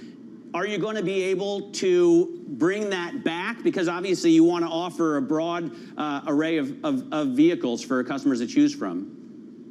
Yeah, for sure. I think, 2022 was about getting back in balance after car prices went up and interest rates went up, and it made cars unaffordable for customers and slowed down their purchases. And I think we've done that. And I think that's why our results, have been so positive recently. But I think undoubtedly, as we turn back to growth, which we will do in due time, we will certainly want to grow our inventory and give customers an even broader selection. But even today, with the pullback in inventory size to get back in balance, we're offering customer selection of tens of thousands of cars. So it's still a pretty great place to go check out. I saw a figure that your total debt load was about $2,000 a car in the last quarter. I'm wondering what it looks like now after this deal and where you want to see it. Sure. At a high level, I think it probably decreased by 15 to 20%. And again, I would go back to the answer I provided before. I think the most important thing we could do as a company is just keep delivering great customer experiences, keep building the business as best we can. I think the capital choices we'll make over time, but I think that's very secondary to just building the core business in the best way we possibly can. So, before this happened, obviously there was a lot of speculation in the market. People were worried that you were on the brink of filing. Now you've been thrown this lifeline. Can you say now that we're past that sort of crisis point? Does this allow you to avoid any chance of bankruptcy in the future? I'll say more than that. I think we were never there. I think drama always finds a bigger audience than reality, which can sometimes be a bit more boring. But we always had a great business. We were always making a ton of progress. We continued to do so. So I think this is a great transaction for us. I think the quarter was a great quarter for us. I think we're in much better shape than many people may have believed before. And we're going to work hard to be in even better shape in the future. So we'll just keep improving. All right, that is, of course, Carvana's Ernie Garcia. Yeah, very interesting guy and very interesting CEO, business. I should say, right? CEO, chairman, majority. Is he a co-founder too? Co-founder. And so he and his father own more than 8% of the common stock. I don't know the exact number because it's changing now that he's buying some of the stock, a lot of the stock that they're issuing. Yeah. But they have 88% of the voting shares. So total control. It's a nice position to be in, right? Yes, absolutely. And it's just been, to be fair to him, the car business, and his in particular, really grew throughout the pandemic. But they had low rates, no rates. Right. They had easy financing, right? And they had car prices that were just absolutely soaring. So all the inventory they already had, and they had over $1 billion worth of inventory in their lots or in their vending machines before people started freaking out and looking for cars. So they were in the catbird seat, really. Right, perfect, right? And now you don't have low rates, you have high rates. You don't have easy credit, it's quite difficult. And used car prices are going down. And he says they're going to go down further. So did you feel like if there was an area where you didn't quite get maybe a sufficient answer? Or clear enough, what I mean? Because here's is there something you're like, I really still don't understand in this new paradigm? The thought is they're going to have to cut costs significantly and bring debt down much further in order to make a profit at some point on a net basis. And I kept asking him, how are you going to do that? Are you going to tighten your belts? Are you going to, cut spending? And I don't think. He didn't elaborate with a lot of real actionable. I mean, you're a car person. Like, you need to see it. You obviously drive them and stuff. Like, I think that's going to be less and less the case. I think as we go, especially to EVs, I mean, what are you going to look under the hood at? There's nothing there, you know?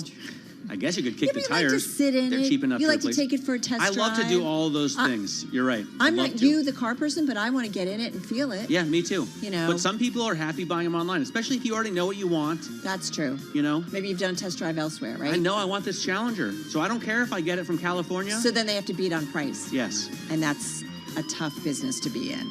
All right, you are listening and watching Bloomberg Business Week. If you missed Matt's interview, check it out online.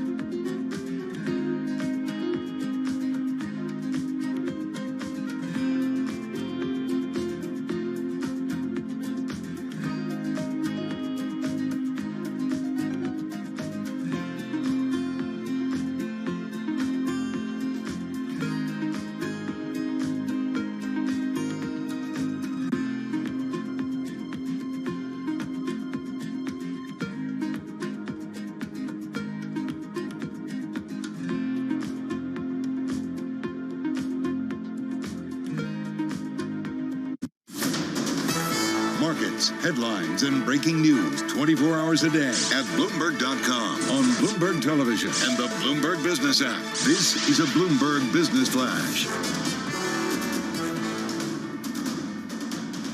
It's 4:21 on Wall Street. We do check markets all day long here at Bloomberg. Capital One Financial reporting total deposits for the second quarter that missed the average analyst estimate. After ours, Capital One Financial trading lower by 1.8%. Also reporting earnings after the close of trading today, Railroad CSX. It reported operating income for the second quarter that missed the average analyst estimate. After ours, we've got CSX now trading lower by 4.3%. Stocks finished lower today. S&P down 31 points, a drop of about 0.7%. The Dow, though, higher by 163 points, up 0.5%. Goldman Sachs and IBM helping lift the Dow today. NASDAQ was down 294 points, a drop there of 2%. Equities and treasuries fell as investors digested a round of disappointing tech earnings and fresh signs of labor market resiliency that could support another hike in interest rates this year. 10-year yield 3.85%, the 2-year 4.83%. Spot gold down $7.50 the ounce to $19.69. West Texas Intermediate crude oil up 0.4%, $75.63 a barrel.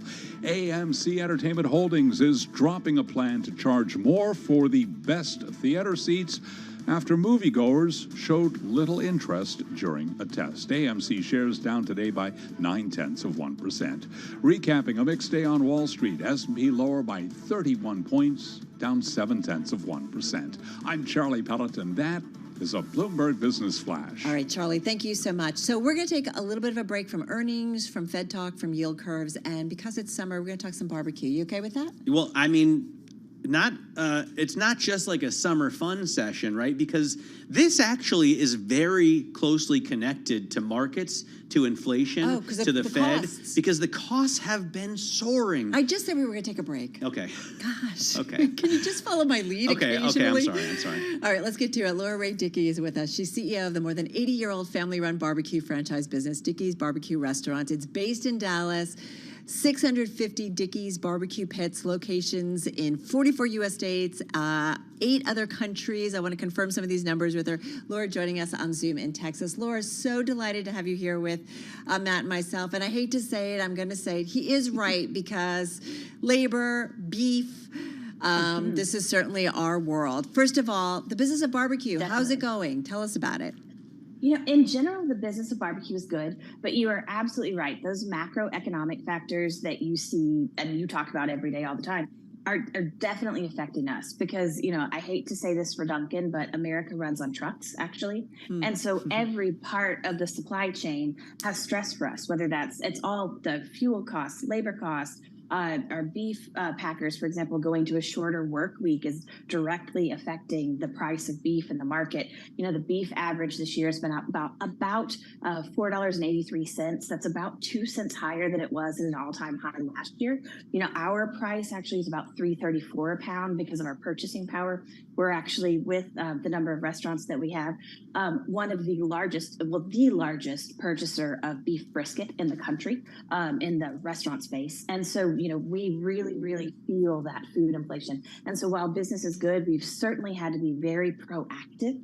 We've taken menu reductions, you know, actually in our 82-year history. This is the largest menu reduction we've ever taken. We've cut our menu by 41% to fight food inflation, to keep from passing on all of those costs to our guests. So Laura, let's try and break this down a little bit, because so first of all, on your menu, when you see prices of beef, I think have risen a lot more than pork. Pork has risen more than chicken, if I'm not mistaken. I know that feed costs are much higher. The cattle herd is smaller, and so what does this mean for your menu? Do you raise the price then of your beef products? Are people choosing more chicken? Are you trying to offer more interesting chicken, entrees so that people take those instead of pork? How do you work it out?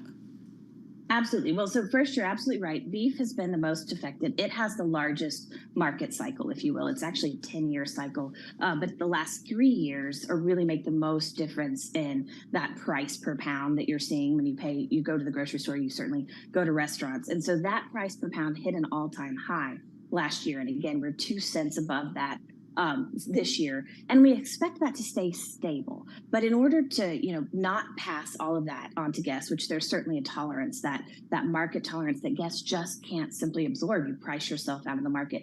So we certainly do shift to pork. It's certainly for us the summer of pulled pork, if you will. We have a wonderful pulled pork sandwich, our Kickin' Comeback sandwich, which is great pulled pork with some wonderful Kickin' Comeback slaw on it. And we're doing that intentionally to guide guests towards pork. Chicken is in a good place. It's still high, but not as high as it has been. It's about $3.62 a pound right now. It's certainly taken a break from its high 2 years ago, and you can see the influx of the wing business as well as the avian flu and some other things like that. But chicken has just a much shorter market cycle, so it can recover much quicker, so that you'll see the flux of chicken more so, and that's why you'll see specials roll on and off with chicken with more frequency, although there's a lot of chicken in the market. It's one of the most popular proteins out there, so you have to be kind of careful with that because it can really fluctuate pricing again due to that shorter market There's cycle. nothing like a pork I'm is just really. I'm gonna say there's nothing like a brisket sandwich. I love that pulled pork. Well, I agree with you. I love brisket. Well, so then how do you guys deal with some of the stress points? I'm assuming wages too, Sure. and labor is another issue, right? It is. And that's where it's really challenging for folks in the business at large, in the restaurant industry, is because, again, going back to that supply chain, there is stress at every point in the supply chain, whether it's the fuel costs for the trucks to get there. And with the restaurant business, you have labor not only in the supply chain, but obviously in the restaurants themselves. And then the food inflation that all guests, all consumers are feeling, we certainly feel as well. So you have that, and you have to be really, really, really careful about where you can take price, but you also have to maintain value. And so for us, we shrunk our menu down to our core proteins. We cut anything from the menu that we didn't feel that we could pass on, what we would have to in order to sell that. For example, we cut smoked turkey, which has been a staple for us, and it will only be here for the holidays, but we just didn't feel that we could pass that on to the guest. So we made that menu reduction. Go back to diesel, because I just looked at Matt. I'm like, how did energy costs come down? He's like, diesel, right? You guys use diesel to cook it all, right? Usually. Well, we do. So we use it. There's lots of different pieces, but yes, we do. But it's certainly in the restaurant, in the cooking process, but it's also in the freight, everything. And sometimes what people forget is when you look at all of the markets that you see a lot of different opportunities in retail or folks that have longer shelf life on their products. But for us, because we have 2 to 3 days of perishable product on hand, we're so susceptible to what the markets are doing. And so it's very, very, very hard to be able to work around that labor cost, those stress points, that fuel cost, the labor shortages, and then what the commodity markets do. And so we're thankfully in a position where we have enough restaurants and we have enough purchasing power in the market that we can, again, kind of speculate out, buy with speculation, buy and hold, do those sorts of things that a lot of smaller restaurant chains don't have the opportunity to do, or mom and pop may not have the opportunity. Take us back, Laura Ray, and talk to us about the business and your involvement in it, because I think a lot of people are listening, they think of Dickies as this family-owned business, and they're like, how come, I don't know, Travis Dickey's granddaughter is like a PhD economist, but you actually have extensive experience in the markets. You've worked with agencies and covered big restaurant chains like Chick-fil-A and others. So you come to this CEO position with real experience in the industry, and you have really grown the business. You have 650 restaurants around the world. It's not just like one barbecue pit in Texas. So tell us about the business. My family in Texas would say just would not be the way to say it. Texas is a good place to be. Anyway, go ahead. Well, actually, I'm married in, I will say that. So I'm actually the granddaughter-in-law.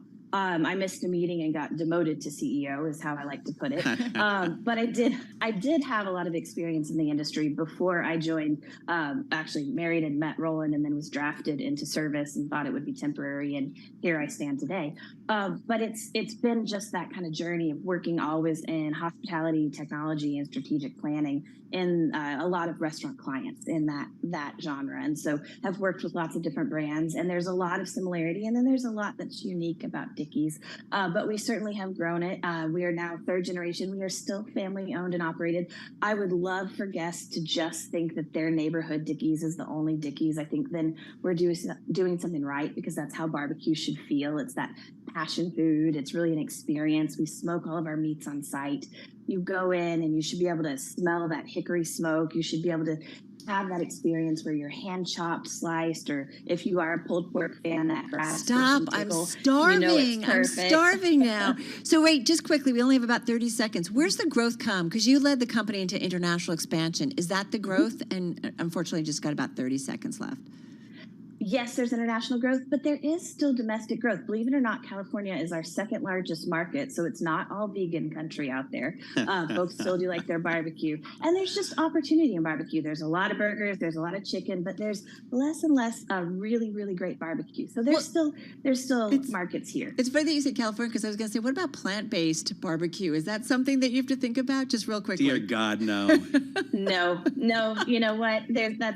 I like to say we can serve something for everybody. That's where we would do a giant stuffed baker without meat, but everything else will be real traditional barbecue. All right. Well, come back soon, Laura Ray Dickey, but you have to bring some barbecue next time. Laura Ray Dickey, she's Chief Executive Officer of Dickey's Barbecue Restaurants on Zoom from Dallas. I'm starving. I can't wait to go to a Dickey's. I'm going to find any reason to get on a plane and go. All right. Let's get to world and national news. Off to Denise Pellegrini. She's in our Bloomberg newsroom. Hey, Denise. Hey there. The Biden administration is now saying that finding that U.S. private Travis King is a high priority. King apparently crossed the border into North Korea this week and then disappeared, as we've been reporting. He is believed to be in North Korean custody, but White House spokesman John Kirby says they still don't know where he is being held or even why he crossed over so suddenly. We're just not in a position to know what the motivation was right now. I mean, obviously, at this point, he's the only one that really knows. And we haven't been able to speak to him. And Kirby speaking there with reporters. A convicted Ponzi schemer who was given clemency by former President Trump is now facing new fraud charges. Bloomberg's Nathan Hager is tracking those developments. Eliyahu Eli Weinstein had been serving 24 years in prison when Trump commuted that sentence in December of 2020. Now, the former used car dealer from New Jersey is facing new wire fraud and conspiracy charges over two alleged schemes. In one, Weinstein and four other men are accused of bilking at least 150 people out of $35 million with phony investments in COVID-19 supplies and first aid kits for Ukraine. In the other alleged scheme, Weinstein's accused of swindling his own Orthodox Jewish community out of more than $200 million. In Washington, I'm Nathan Hager, Bloomberg Radio. Thank you, Nathan. Some good news if you need to send or get money fast, because the Federal Reserve has just rolled out a new instant payment service. It's called FedNow. It allows banks and credit unions to send real-time payments so they can offer you and me a really quicker way to transfer money between banks. And live from the British Open at the Royal Liverpool Golf Club, three-way tie for first place right now. Christo Lamprecht, Tommy Fleetwood, and Emiliano Grillo all tied for first place. Global News, 24 hours a day. I'm Denise Pellegrini.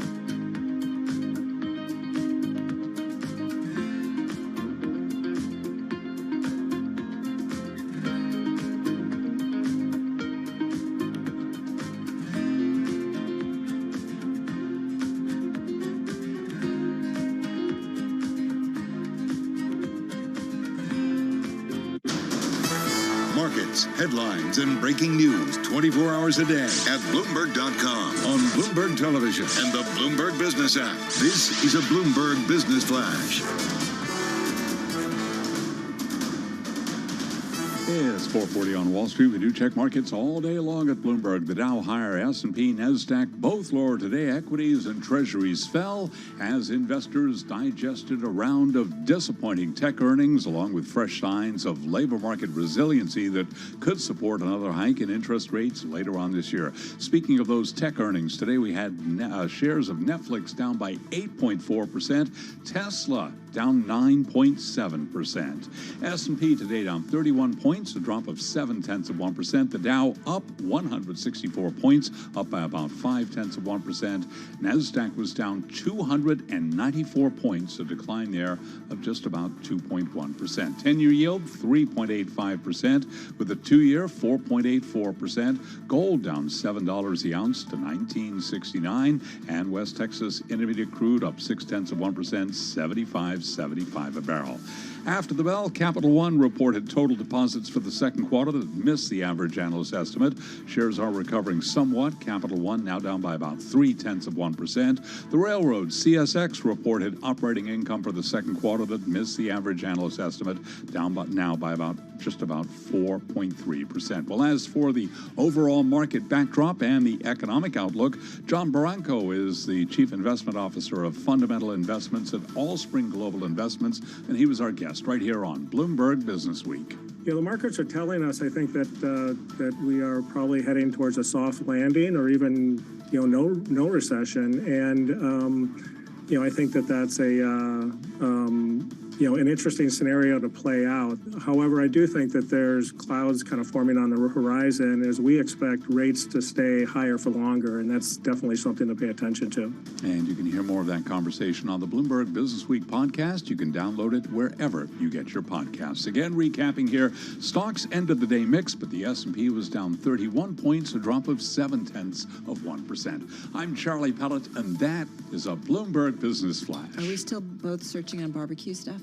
No, I was I was reading Hannah Elliott's Mercedes review, actually. We love Hannah Elliott. Hey, right now, though, we want to talk a little bit about the housing market and real estate, because there was a story that was on the Bloomberg this week about how the U.S. home turnover rate in the first half of 2023 has fallen to the lowest in at least a decade, as high mortgage rates compel owners to stay put. So Redfin coming out and saying only 1% of U.S. homes have changed hands this year.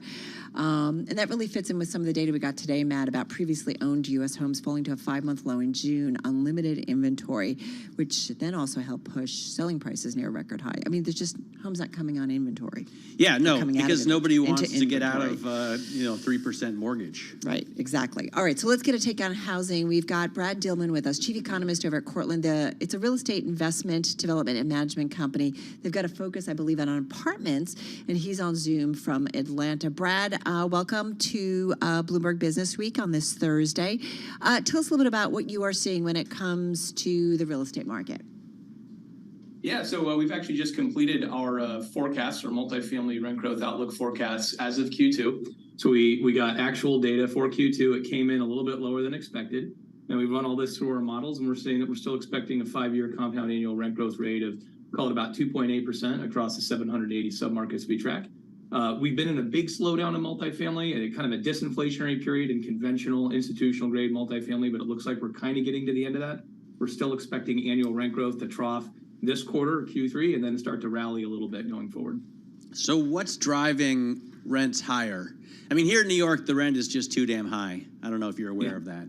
But yeah, I've heard that. Isn't it always too darn high? Yeah, but there was like a guy who ran for mayor, and that was his entire platform. The rent is too damn high. It works. But no, it is very expensive, obviously, in this city and in many others. But I guess with rates at, mortgage rates at 7%, a lot of people cannot buy homes. Also, as Carol mentioned, existing homes aren't coming on the market, and they're forced to either remain renters or go back into the rental market. Is that part of the problem? Well, so of course we have seen that big decline in the number of homes listed for sale, or even just the minor decline that we had recently in the existing home sales figures. I think some people are missing on that. When the existing housing market freezes up, sometimes you can see this pop back into new home sales, which have actually increased a little bit. I think what people are missing there too is that these new home sales are also clearing at a lower average price for the new single family home. These are probably homes that are actually more in your kind of tier 3 and even rural markets, as some people take the opportunity to move to still more affordable areas than the erstwhile affordable areas like the South or even parts of the Midwest. So talk to us, though, about where you guys mostly operate and what you're seeing, because we talk a lot about people moving to Florida, moving south. I have a bunch of family members who were all along the East Coast, just in the New York metro, and they have increasingly moved to the South Carolina, the Carolinas in particular. So what are you seeing from that perspective? Yes, we've certainly seen those migration trends continue. We do monitor cell phone-based data to inform some of our migration models, and these have indicated that migration has slowed down a little bit, but it's been robust for, call it, to a 5 to 8 year period now, with a real increase during the pandemic, and now it's slowed down a little bit. But it's very clear, anecdotally, that people are moving for affordability, they're moving for tax reasons. You could argue they're moving for political reasons in some cases, or even just to make that general value, that consumer value arbitrage. Florida markets do continue to look relatively strong in our rent growth outlooks and in our market rankings. I think the real narrative is that we're starting to see smaller and smaller markets really start to pop. So instead of it really being a story about, say, Tampa anymore, it's Tallahassee. Instead of it really being a story about Nashville, it's Knoxville. These kinds of markets popping a little bit higher in the rankings. You could argue in some cases it's really a basis effect, right? These are places that, certainly from the perspective of a New York City, have very low rents, right? And so as people migrate, they take with them savings accumulated in other areas. Sometimes they can even take that income with them now and deploy that in an area that was more affordable before. Just help me out. So you're in Charlotte, Dallas, Denver, Greenwich, Houston, and Orlando. Am I missing anything?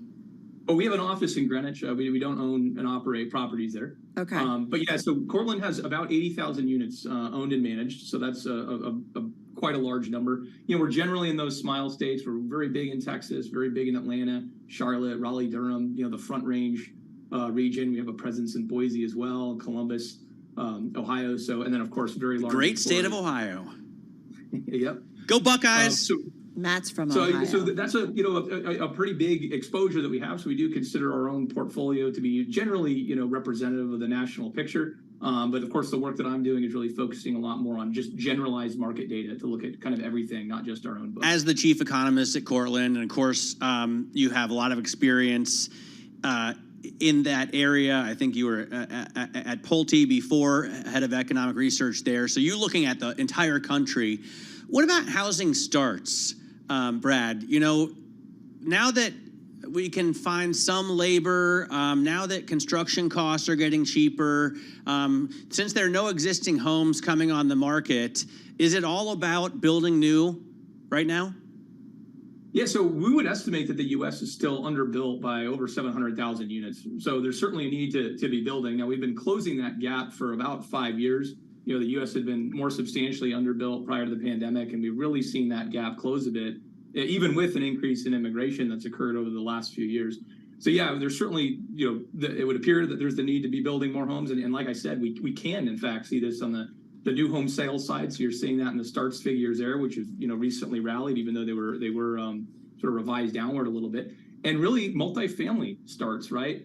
If you look at the government data, they're measuring this, with structures with 5 units or more.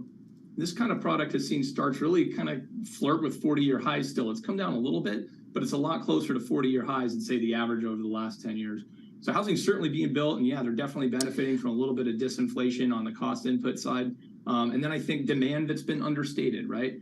We see these continued job gains beats, maybe with the last non-farm payrolls, an exception. But prior to that, we've seen some very substantial beats that really are ultimately 14 months in a row.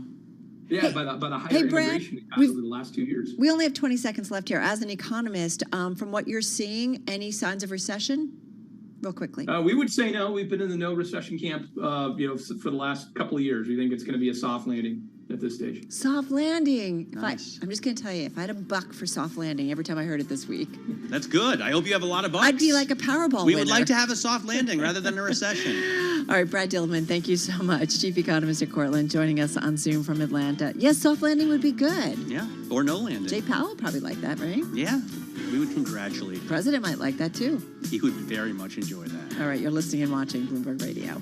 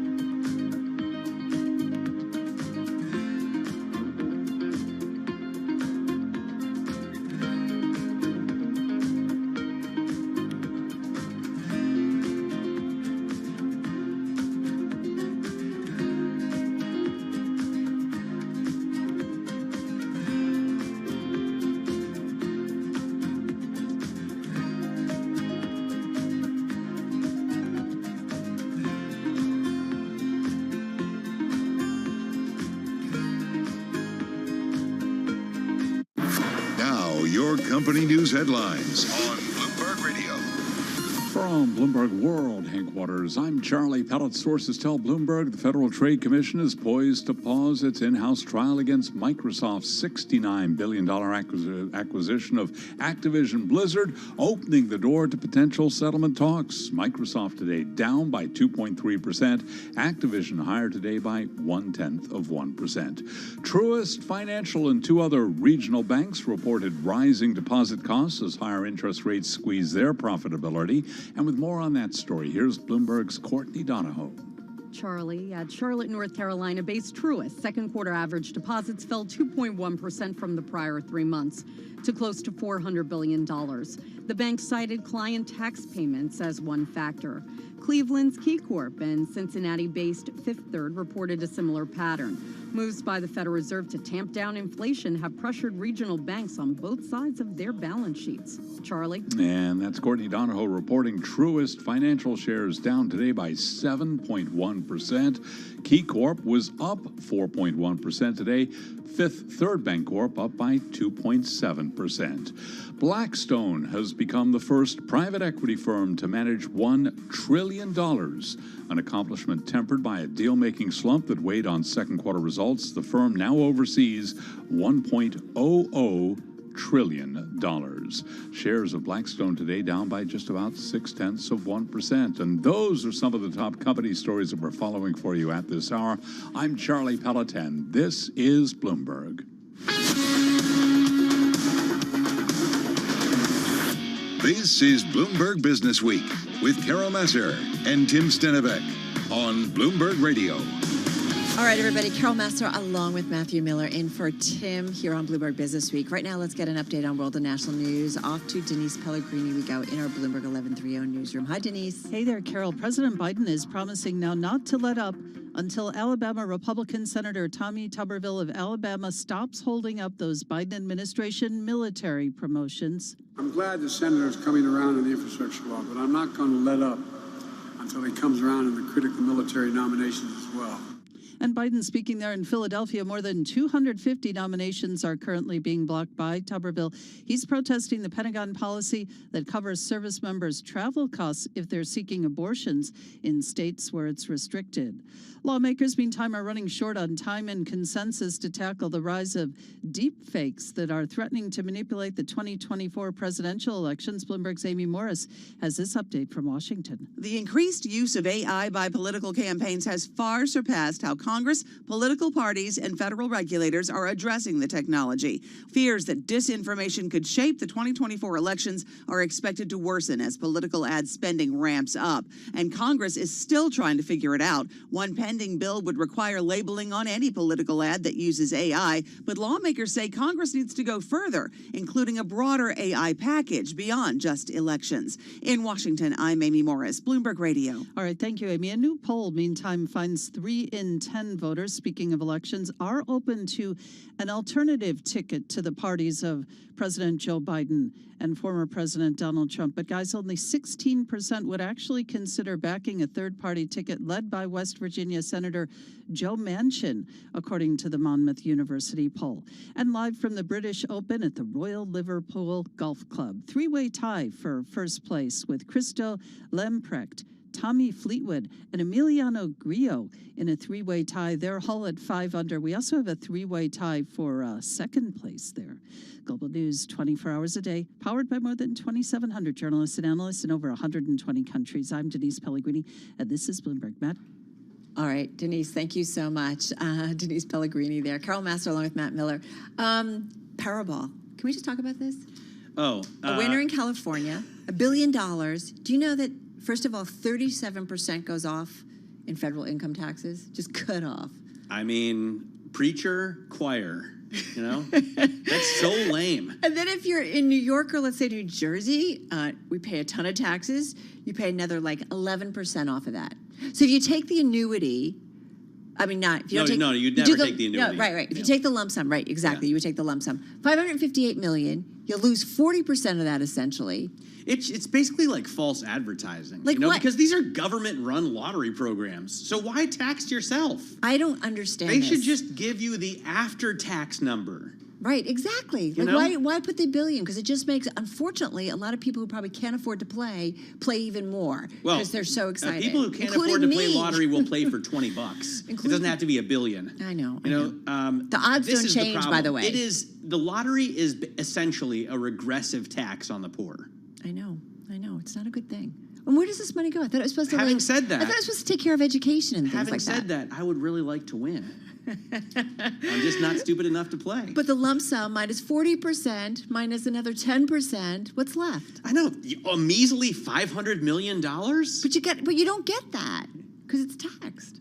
No, I mean, if you win $1 billion, you walk away with a lump sum. First, you get the lump sum of $558 billion. Oh, I see. And then then you're they tax taxed. it? Yes. Oh, man, that's even worse than I expected. Yeah. What can you even buy with If you do the annuity, what are get you left with? 29 annual payments that increase by, I don't know. I don't know. The annuity is. So what, 558, half of that is what, like 270.